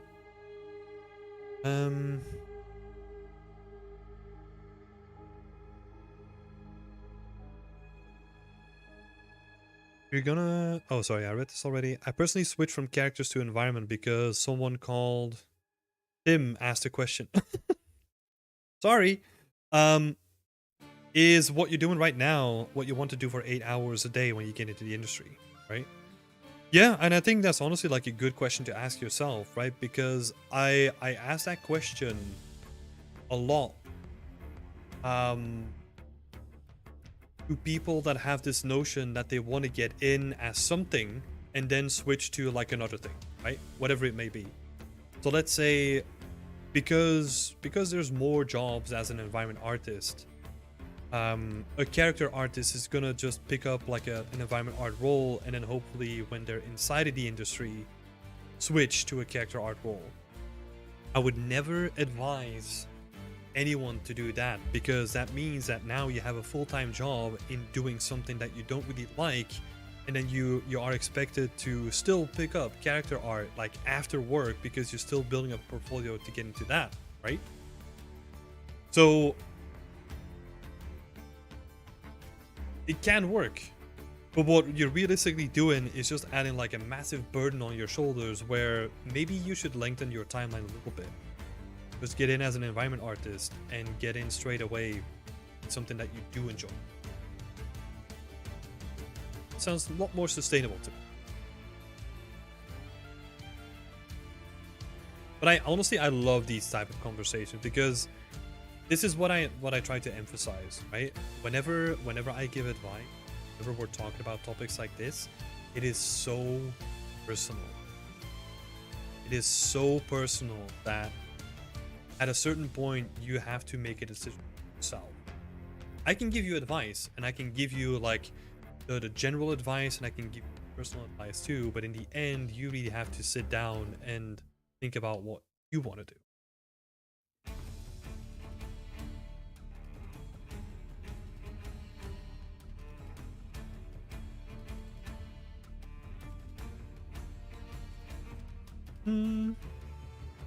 Let's look at Aladdin's post here. I want to switch to environment because I can see myself working 8 hours a day on an environment thing. Sorry for the long message. No worries. I already worked as a character artist for 6 years, but now it's my first year as an environment art. Yes, it's a bit late, but better late than never. Yeah, exactly. Love everything about environments. Hell yeah.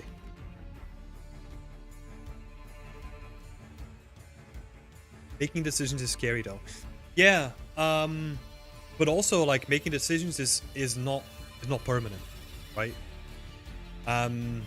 So let's say, because I 100% agree with that, right? Like making a decision that can potentially lock you in for like a couple of years, it is scary.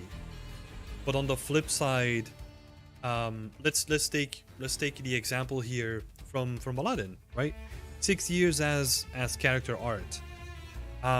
There's still like valuable art lessons and skills that are going to be transferred from character art to environment art, even though it's completely different. Right? So let's say, and I'm not saying that this is you, but let's say you make the wrong choice and you realize that as you get into the industry, you can still switch, right?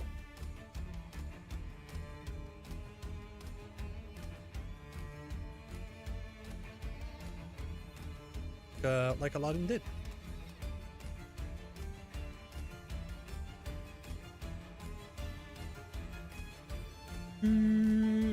I would say my capabilities in modeling and baking are good. It's just focusing on the texturing of one prop that I don't like. Doing props for an environment with trims and tiny textures is good. Yeah, I think so. If that is the case, then right, I think you're like me, also more focused on the bigger picture. And there's nothing wrong with that. And if then it becomes like a real struggle to make a prop, then again, it's your choice. But what I did was like double down on environments, because I was like, sorry for the bad language, but like fuck props, you know? I don't care about spending like a bunch of time on like a single thing. Give me like a modular kit and I'll be happy for days. But like if I just have to focus on like a little teapot, like someone else can fulfill.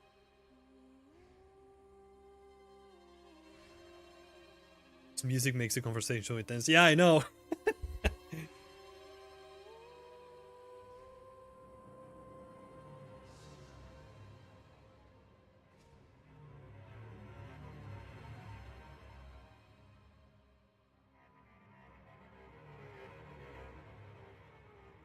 do you ever reach a point where you are never 100% satisfied with what you're working on, personal project? Very good question. Very interesting conversation, I think. Because as an artist, you're never going to be 100% satisfied with anything that you do ever.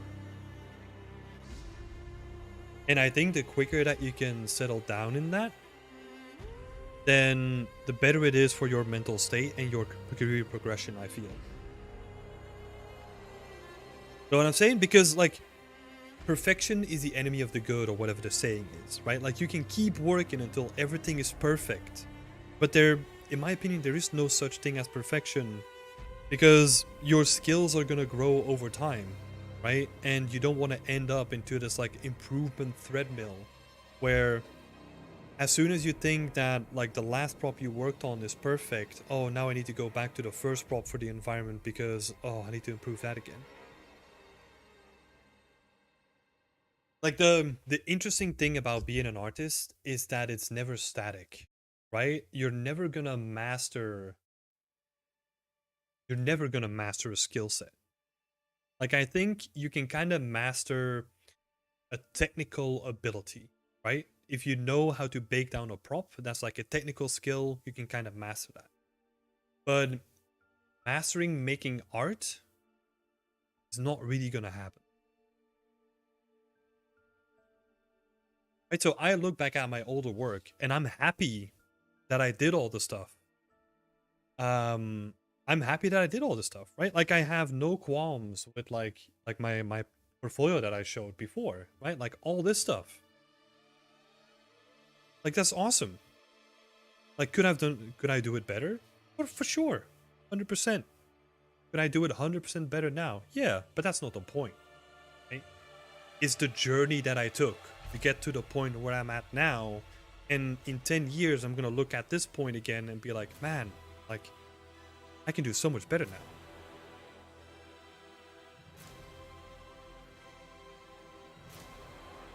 Feel like you were overly focused on what's bad in your art, even though it might not be that important.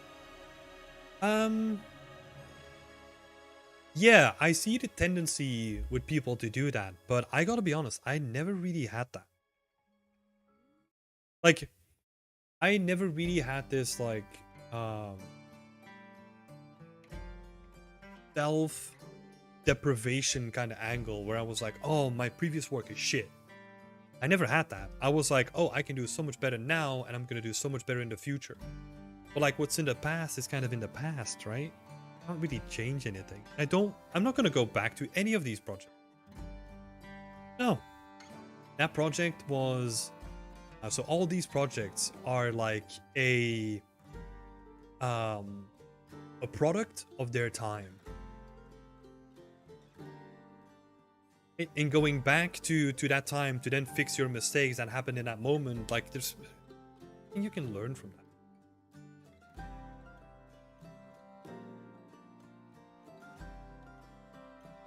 There's obviously got to be a time where you say, like, okay, this is enough, right? I need to put a stop here so that I can focus on the next thing that's gonna increase my skill set in a different way, gonna have a bigger impact, right, on my total skill set.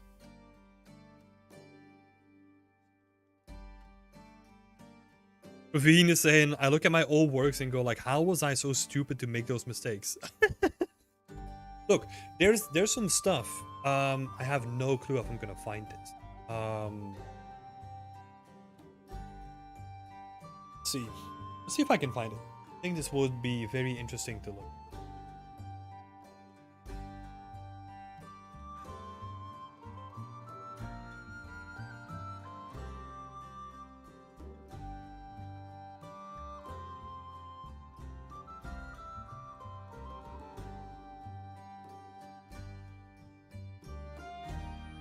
What is a good example?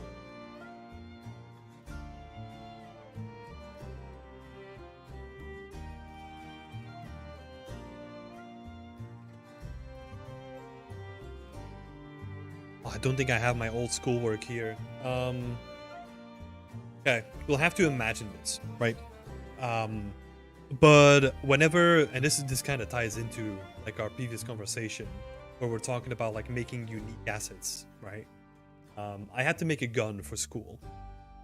And that gun came out so shit. But the reason why it came out so shit was because I didn't understand like the technical things that I needed to understand.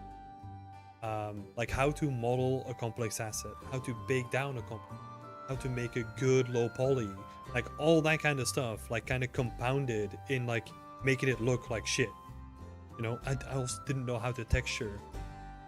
But also, like, I look back at it and it's like, yeah, again, like I use that as like a stepping stone to the next thing.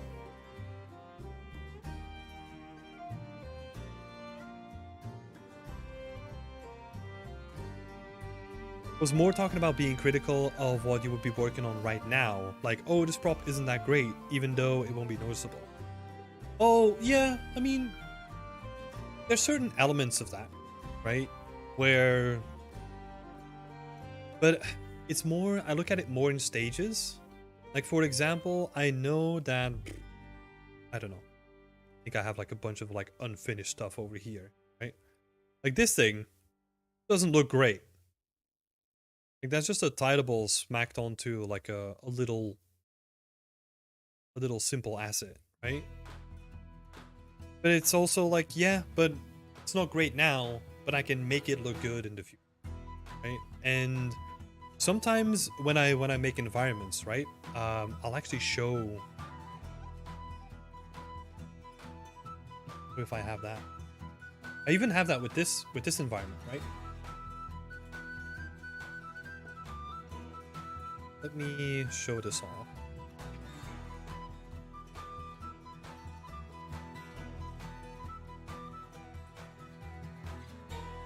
There was a moment in time where I was working on the environment, but I wasn't feeling it. Right? It kind of was at this stage, but like everything was kind of like, yeah, like, I don't know. And if I keep having that, feeling, there's a sense that I just need to completely start from scratch. This is the way that I work. Is that what I would recommend for other people? No. Is that what I would do in a production environment? No. But this is the way that I work. So I noticed that at a certain point, like I was like, nah, this isn't working out. And then I completely reset and started working on different scenes. Right? It's like, okay, let me try something completely else, like completely different, to still keep me in the same environment, right? I'm still working on the same project, but I'm getting a fresh take on what that project might be. Yeah. One of the best things I heard so far from your channel is from one of the workshops, saying your portfolio is as strong as your weakest portfolio piece. Until this day, it's stuck in my head. Yeah, 100% true.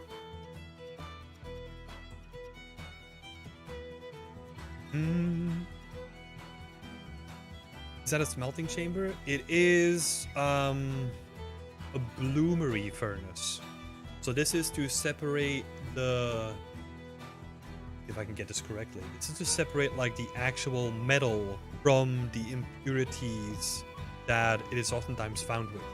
So you're getting like pure metal out of this, and it's basically a precursor to like an actual furnace. Yeah, smelting, I guess.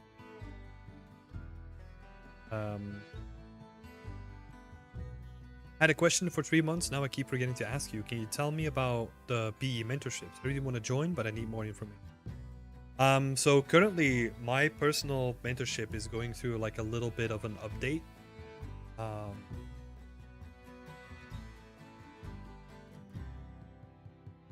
So yeah, I don't think it's ready to talk about a little bit more. We're gonna have an update on that in the future.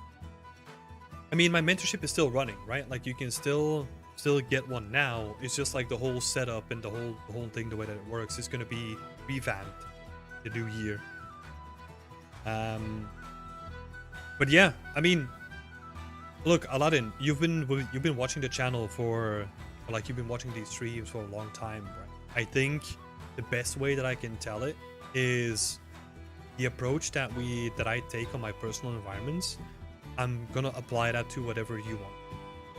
So we're gonna focus on whatever it needs to get you to like a quality where, yeah, you become like a better environment artist.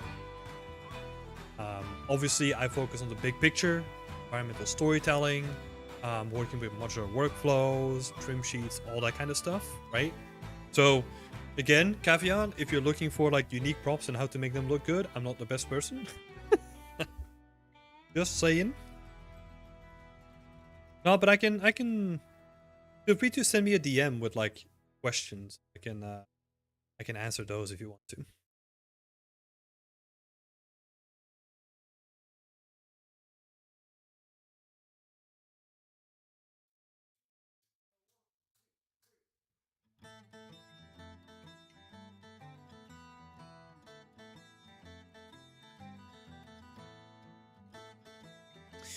Oh, we needed to adjust the slope of these, right?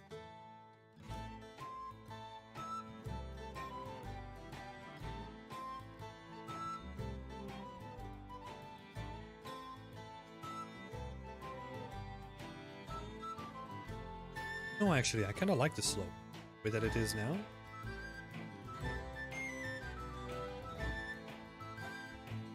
We'll just have to deal with it that way. Do it.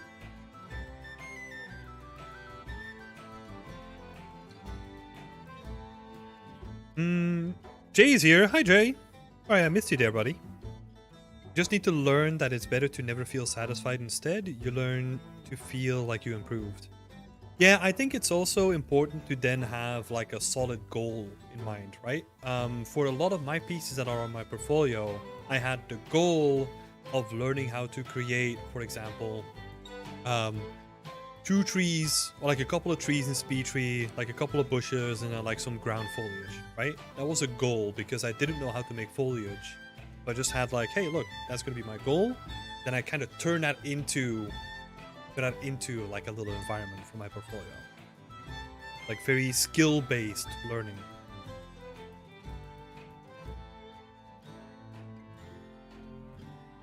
I've been working on an interior environment for over a year now, and I just want to get done with it.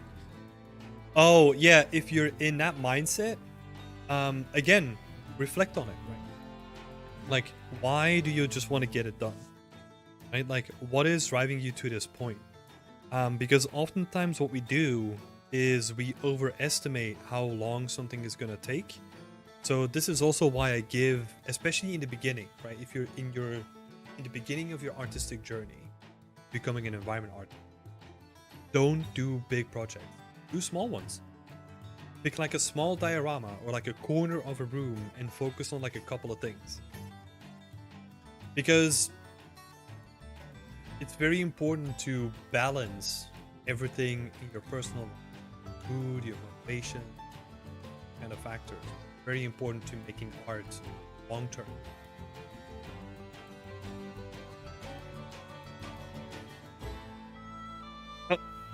My Achilles heel, trees. They're so annoying.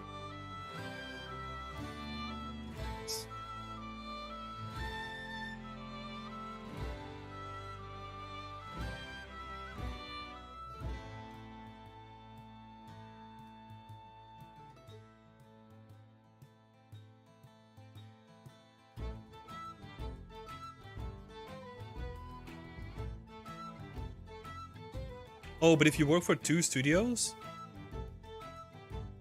yeah, this is also something that I do, right?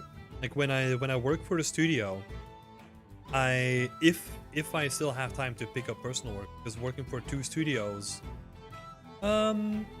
maybe not really the best time to do personal work, you know? Yeah, which is also completely fine. But what I do whenever I have like a job in the industry, right? I try to pick a personal piece that is more focused on like exploring something that I'm not currently exploring already. Right? So picking something that is so anti what I'm doing at work now, just because it keeps me motivated.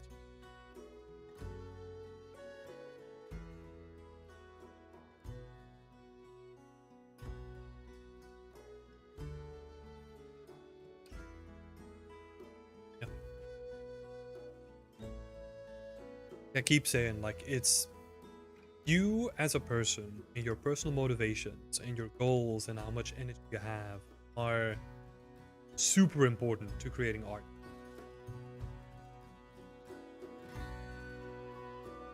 I guess slow progress is better than no progress. In the end, the environment will. Yeah, like, I mean, I've been working on this almost 3 years now. February next year, we're gonna go into third year of this. Hopefully, that's sort of like the timeline that I have, right? I want to kind of get it done, but I learned so much. It's about the journey, not the finished result.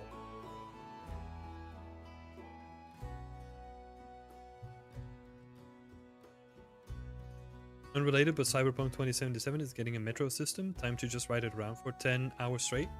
Yeah, I think you can already get into like a metro if just have like an add-on. I think people made that already. But talking about that, it was actually interesting. I watched like a documentary about how like they made the game. It was interesting. It was not as in-depth as I wanted it to be, right? I think it's more. Okay, here's my very pessimistic view on it. Right? I think they're being like very open because they have like a podcast, they have like a documentary, they have all this stuff going out to be more transparent, which is good, but also to win back the will, or like the, I don't know, the motivation of the win back people, basically.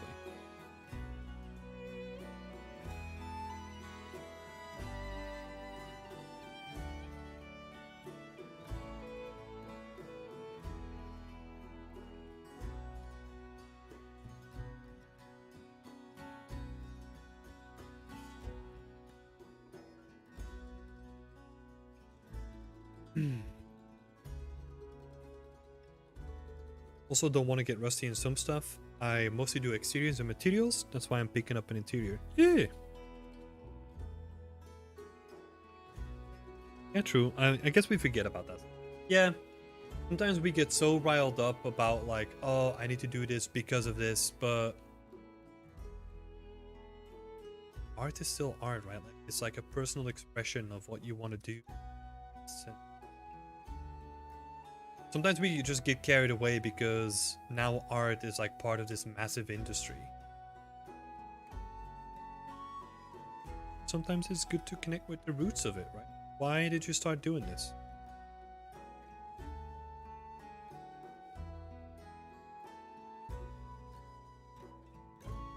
Oh my god. I mean, it too wasn't in that because it wasn't finished. How dare you?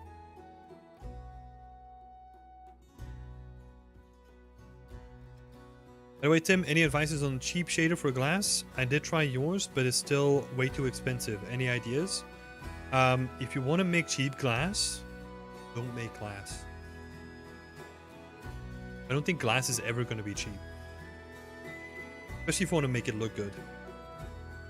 To be fair, I haven't looked into like the new shader system that they have in Unreal Engine 5. With the substrate materials, right? Maybe that has like a performance impact on it. But yeah, there's a reason why you don't see a lot of glass in games, because it's fucking expensive. You know?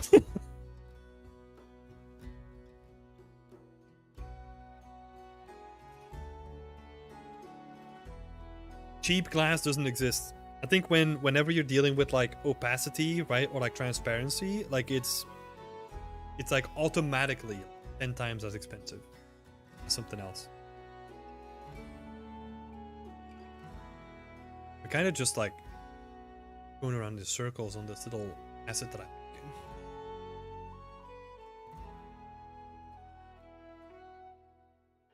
So in the next update, I just did a stream on it. You check that out. They have like a bunch of live stuff going on, which I gotta be honest, like I love it when studios do this, when they're like really transparent about like how they're approaching. Damn.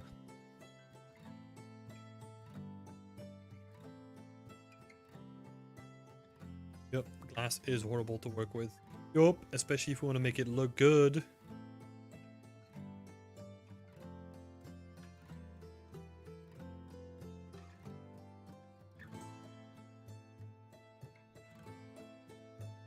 Yeah, or like go really old school, right? Like the old mirrors where you just duplicate the entire environment in the character. Yeah. And mirror it.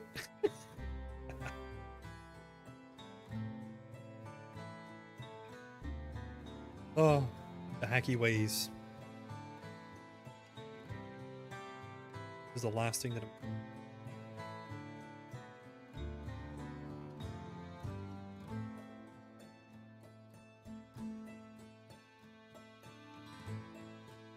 See what we can do here.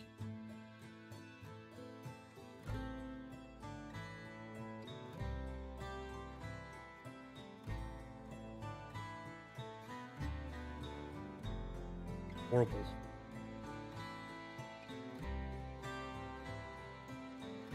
But oh no, what we could do.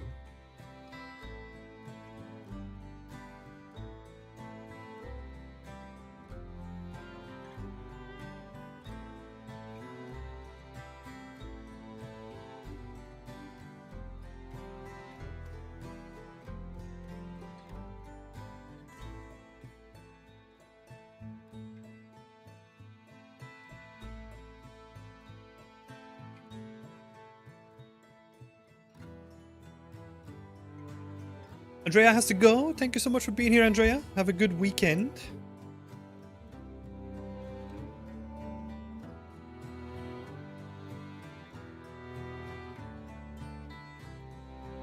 So what? I think I'm gonna like a cheeky cut like this.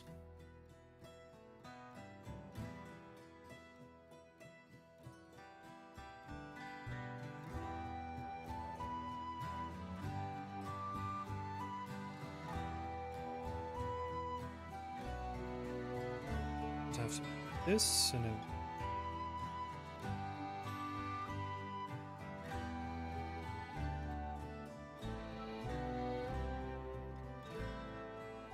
oh, look at everyone being so nice and it's awesome to have you all.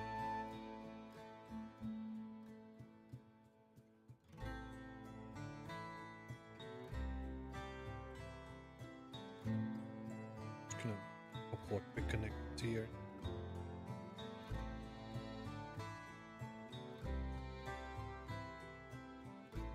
We're gonna... I don't want to make it look like it's cut off.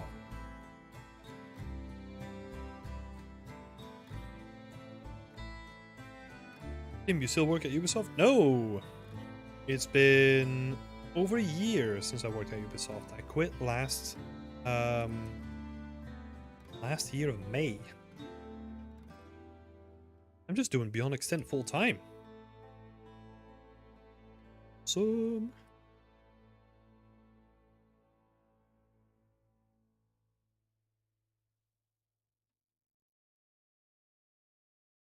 how are the textures auto-adjusting? Ta-ta-ta. You mean when I do like correct face attributes, right? Like I love that this is like a little hidden thing. Let me actually look. It's under tool in correct face attributes. And then it's a difference between doing this or doing this. Okay. So good.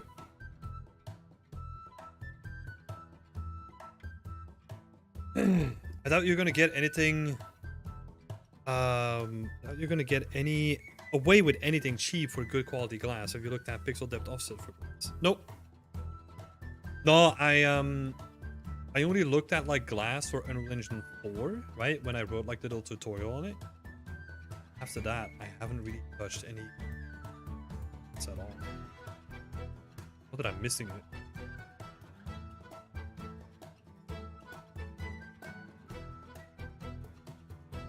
Right, everything Unreal hates glass. Yeah, you can make like really good looking glass. It's just not gonna be performant. That's the main issue, right?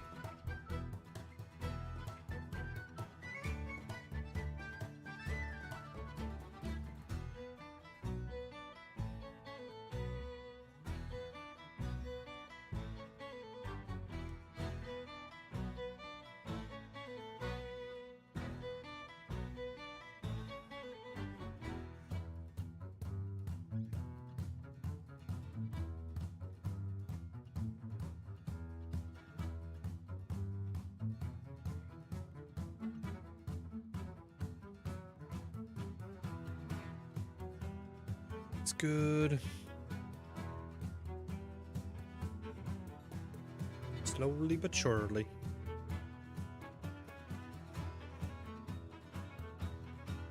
But to make a mirror maze in Unreal Engine then. Oh my.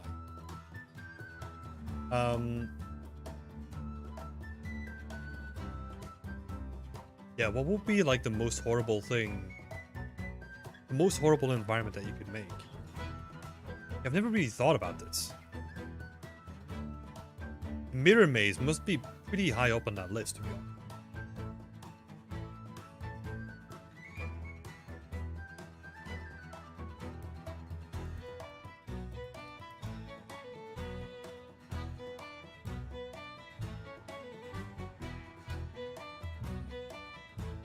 Hey, Brandoom! See you, how's it going?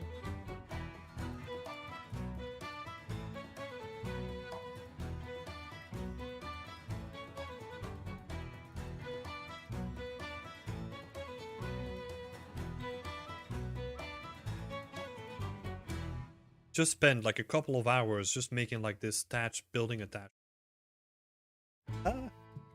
Kind of depressing when you play it like that.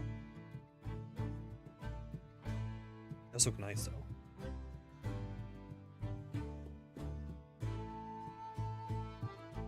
Does look nice. I'm really happy with like how the structures together of this.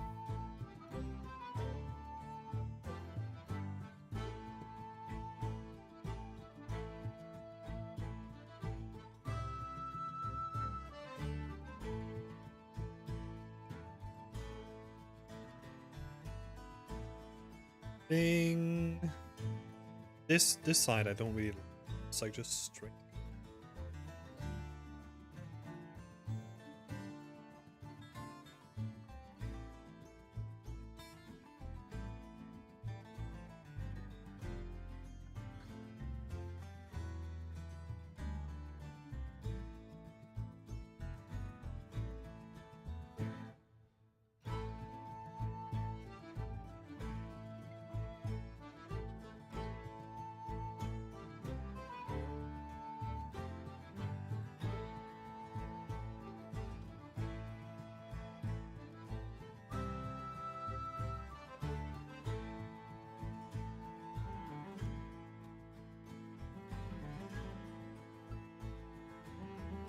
Good, how am I doing? Yeah, I'm doing good.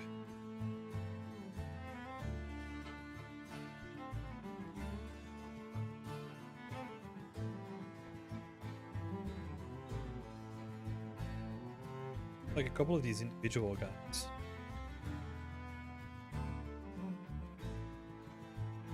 Straight.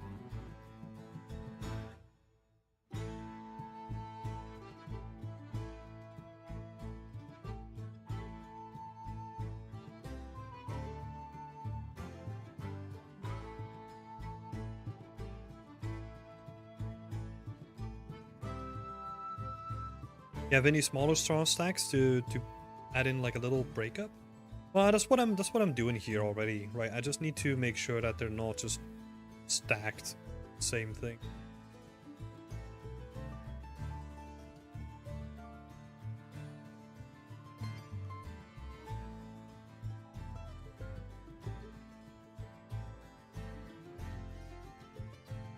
Or do you mean just like in general?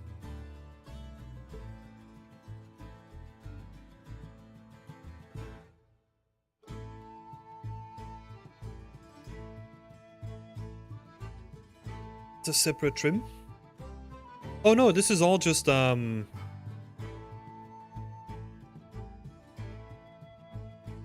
is all just like the same texture. This is all just like a tileable. Time tileable. Everything is built into this one.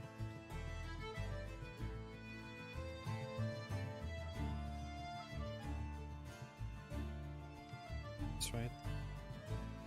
Oh, it is that one.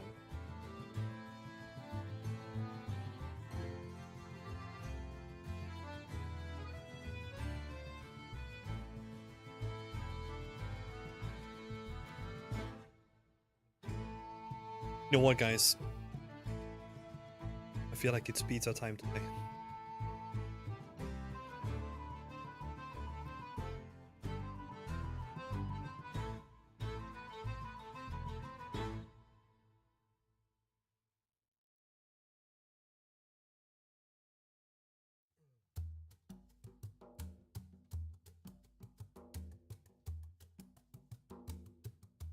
Yeah, we could do that. Like I can cut out like a little section.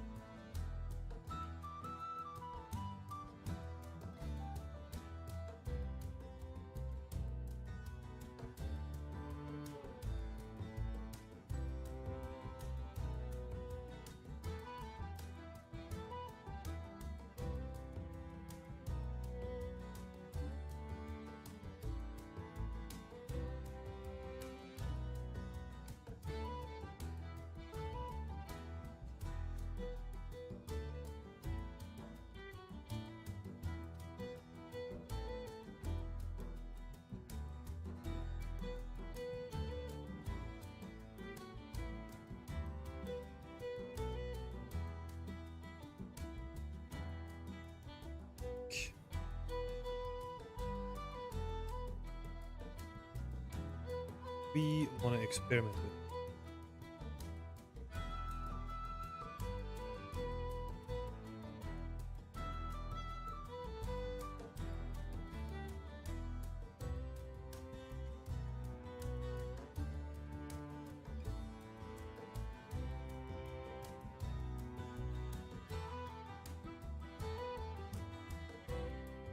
Oh, like a GeoNode setup that I have right here, Jay. Yeah, it's just not an elaborate one that I have.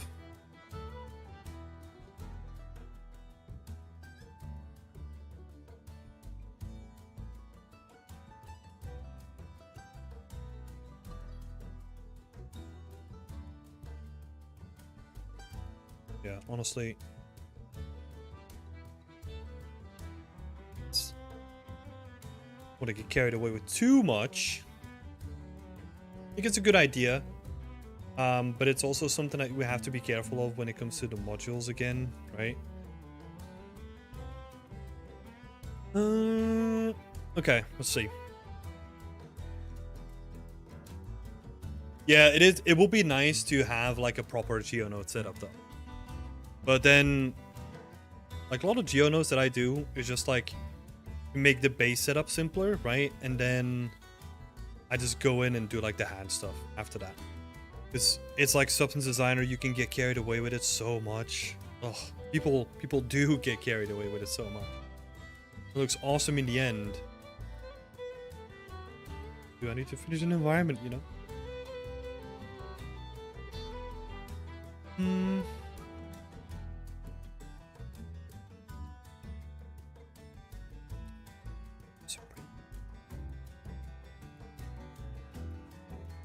Oh, there's one thing. Keep doing this. This thing. One last thing.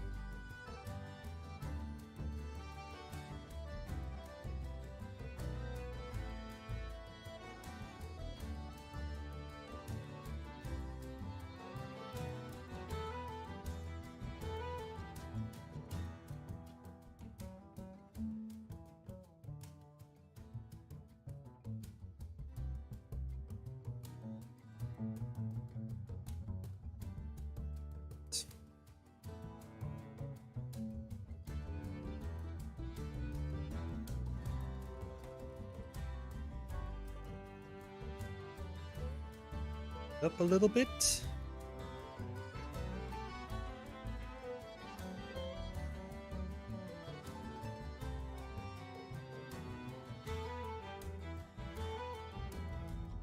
Okay, welcome. The texture is tileable. Yeah, technically, it's a trim sheet.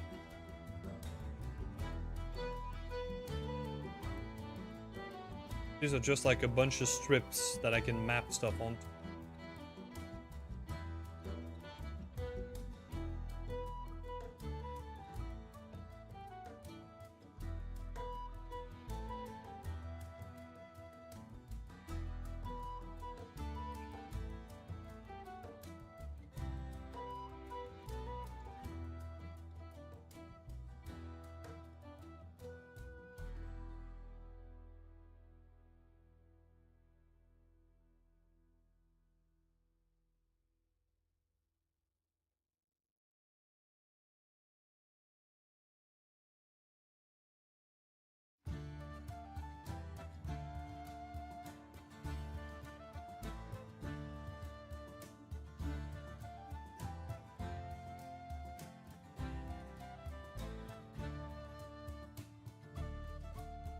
Go on.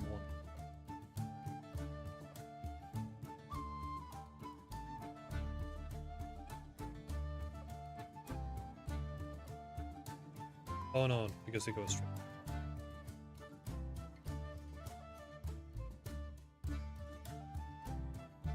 Trim sheets are hard. Yeah, it's just you need to get like the hardest thing about a trim sheet is like you need to make sense of the planning and the textile density, right?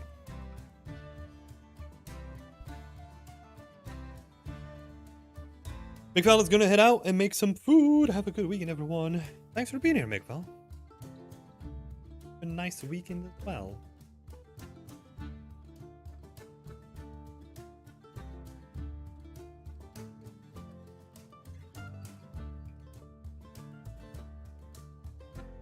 Oh, let's include it.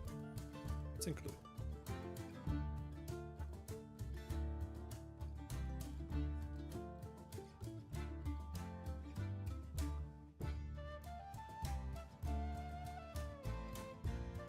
So.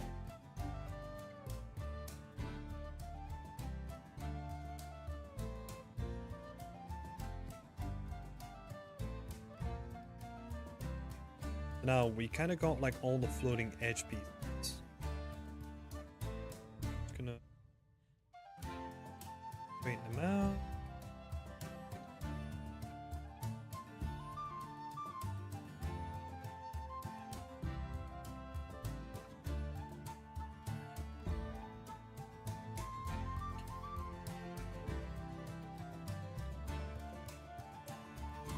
What one's it?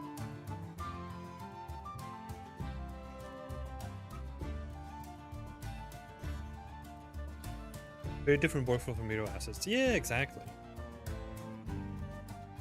Much more my thing. Stack. So good.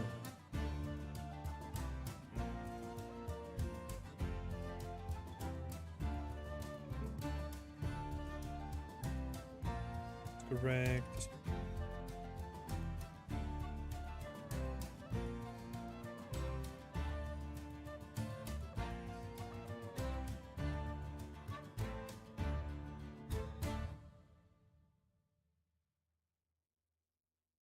Just checking the rotation of all. These are going to be like little decals on top of like the base wood, right? Rotations are good. That's good.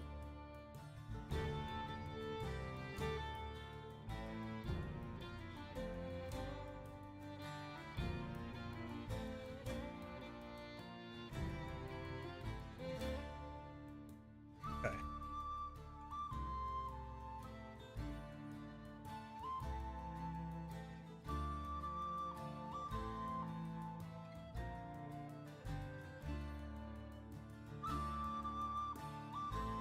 Where did I create my tree? I sculpted it in Blender.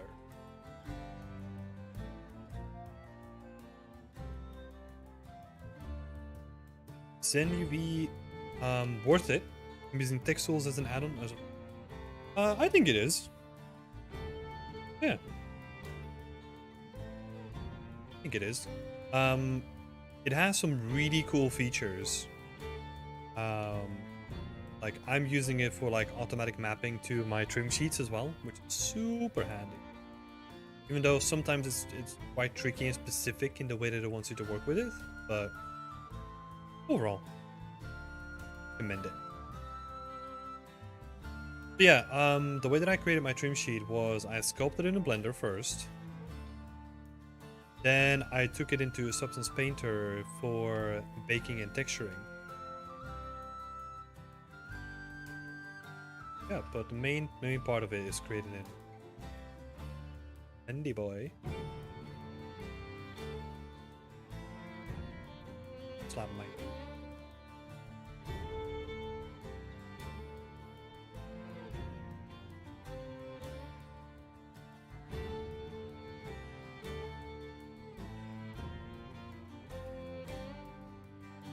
Nice.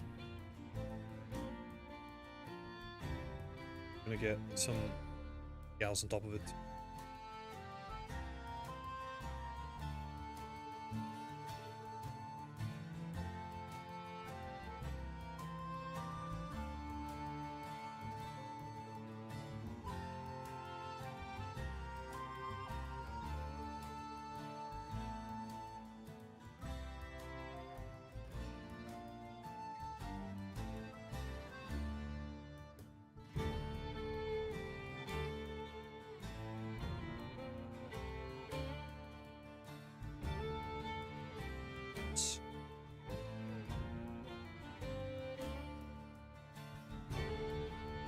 It's like a nice little bit of tea.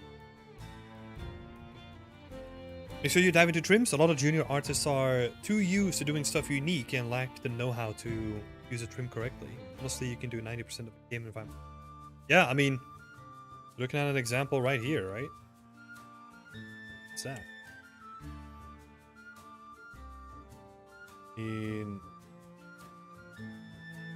getting to the end anyway, so I'm gonna go back to my main scene just to give like an indication of what you can do with trims, right? It's also time moving. That though. Janky little bit here.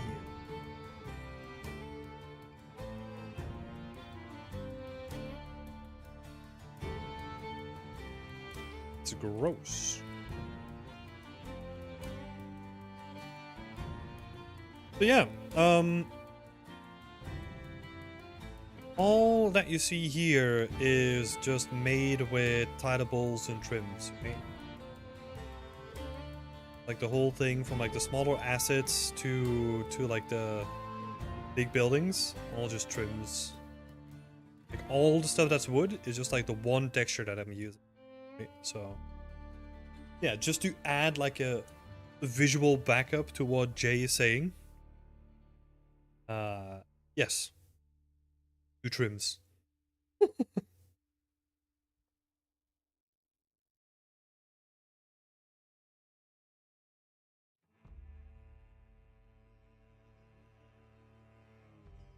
Let's see.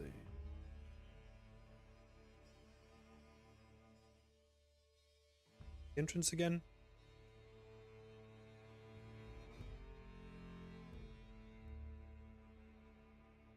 The post-processing makes such a difference.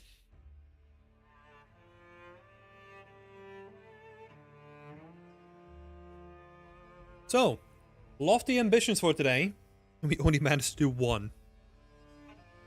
To be fair, I think we have like a really good roof now that we can kind of reuse for like a lot of the other stuff, right? It takes time to make. Pretty happy with it.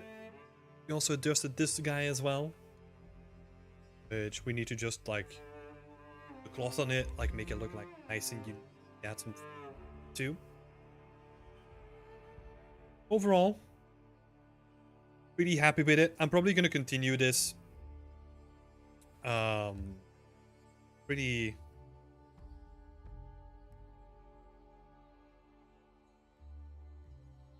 Surprised this was not well discussed on YouTube, specifically Blender channels. Yeah, I think a lot of Blender channels, right? Like they have to kind of focus on like the broader CG market.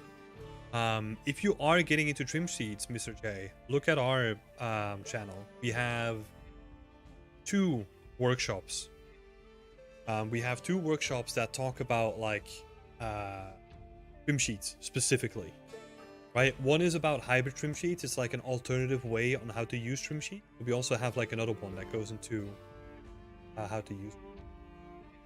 Would recommend those things. Plus, we also have a guide on our website too, which goes into like basically like a deep dive into what you can do with a trim sheet, like how it works, like how to make that kind of stuff.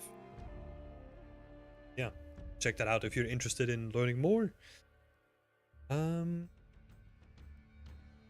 do you go live? Okay, so I have 2 moments that I go live every Wednesday in the evening, because then it's Whip Wednesday. And Whip Wednesday is basically where I go through like the work from our community, Discord community. I give feedback live on stream. And every Friday afternoon, from 1 to roughly 5-ish to where I am right now. Yeah, those are the 2 moments when I go.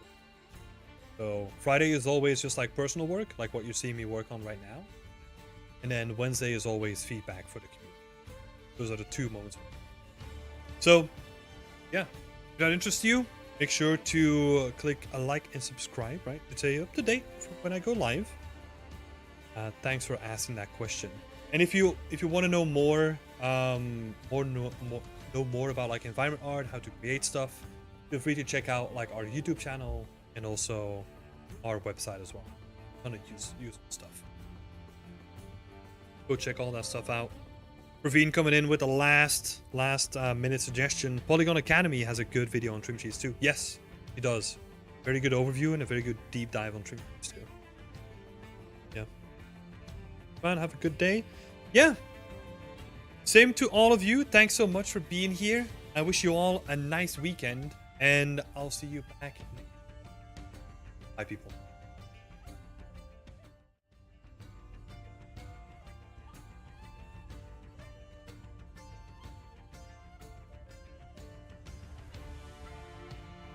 Satwik, thank you so much for the question.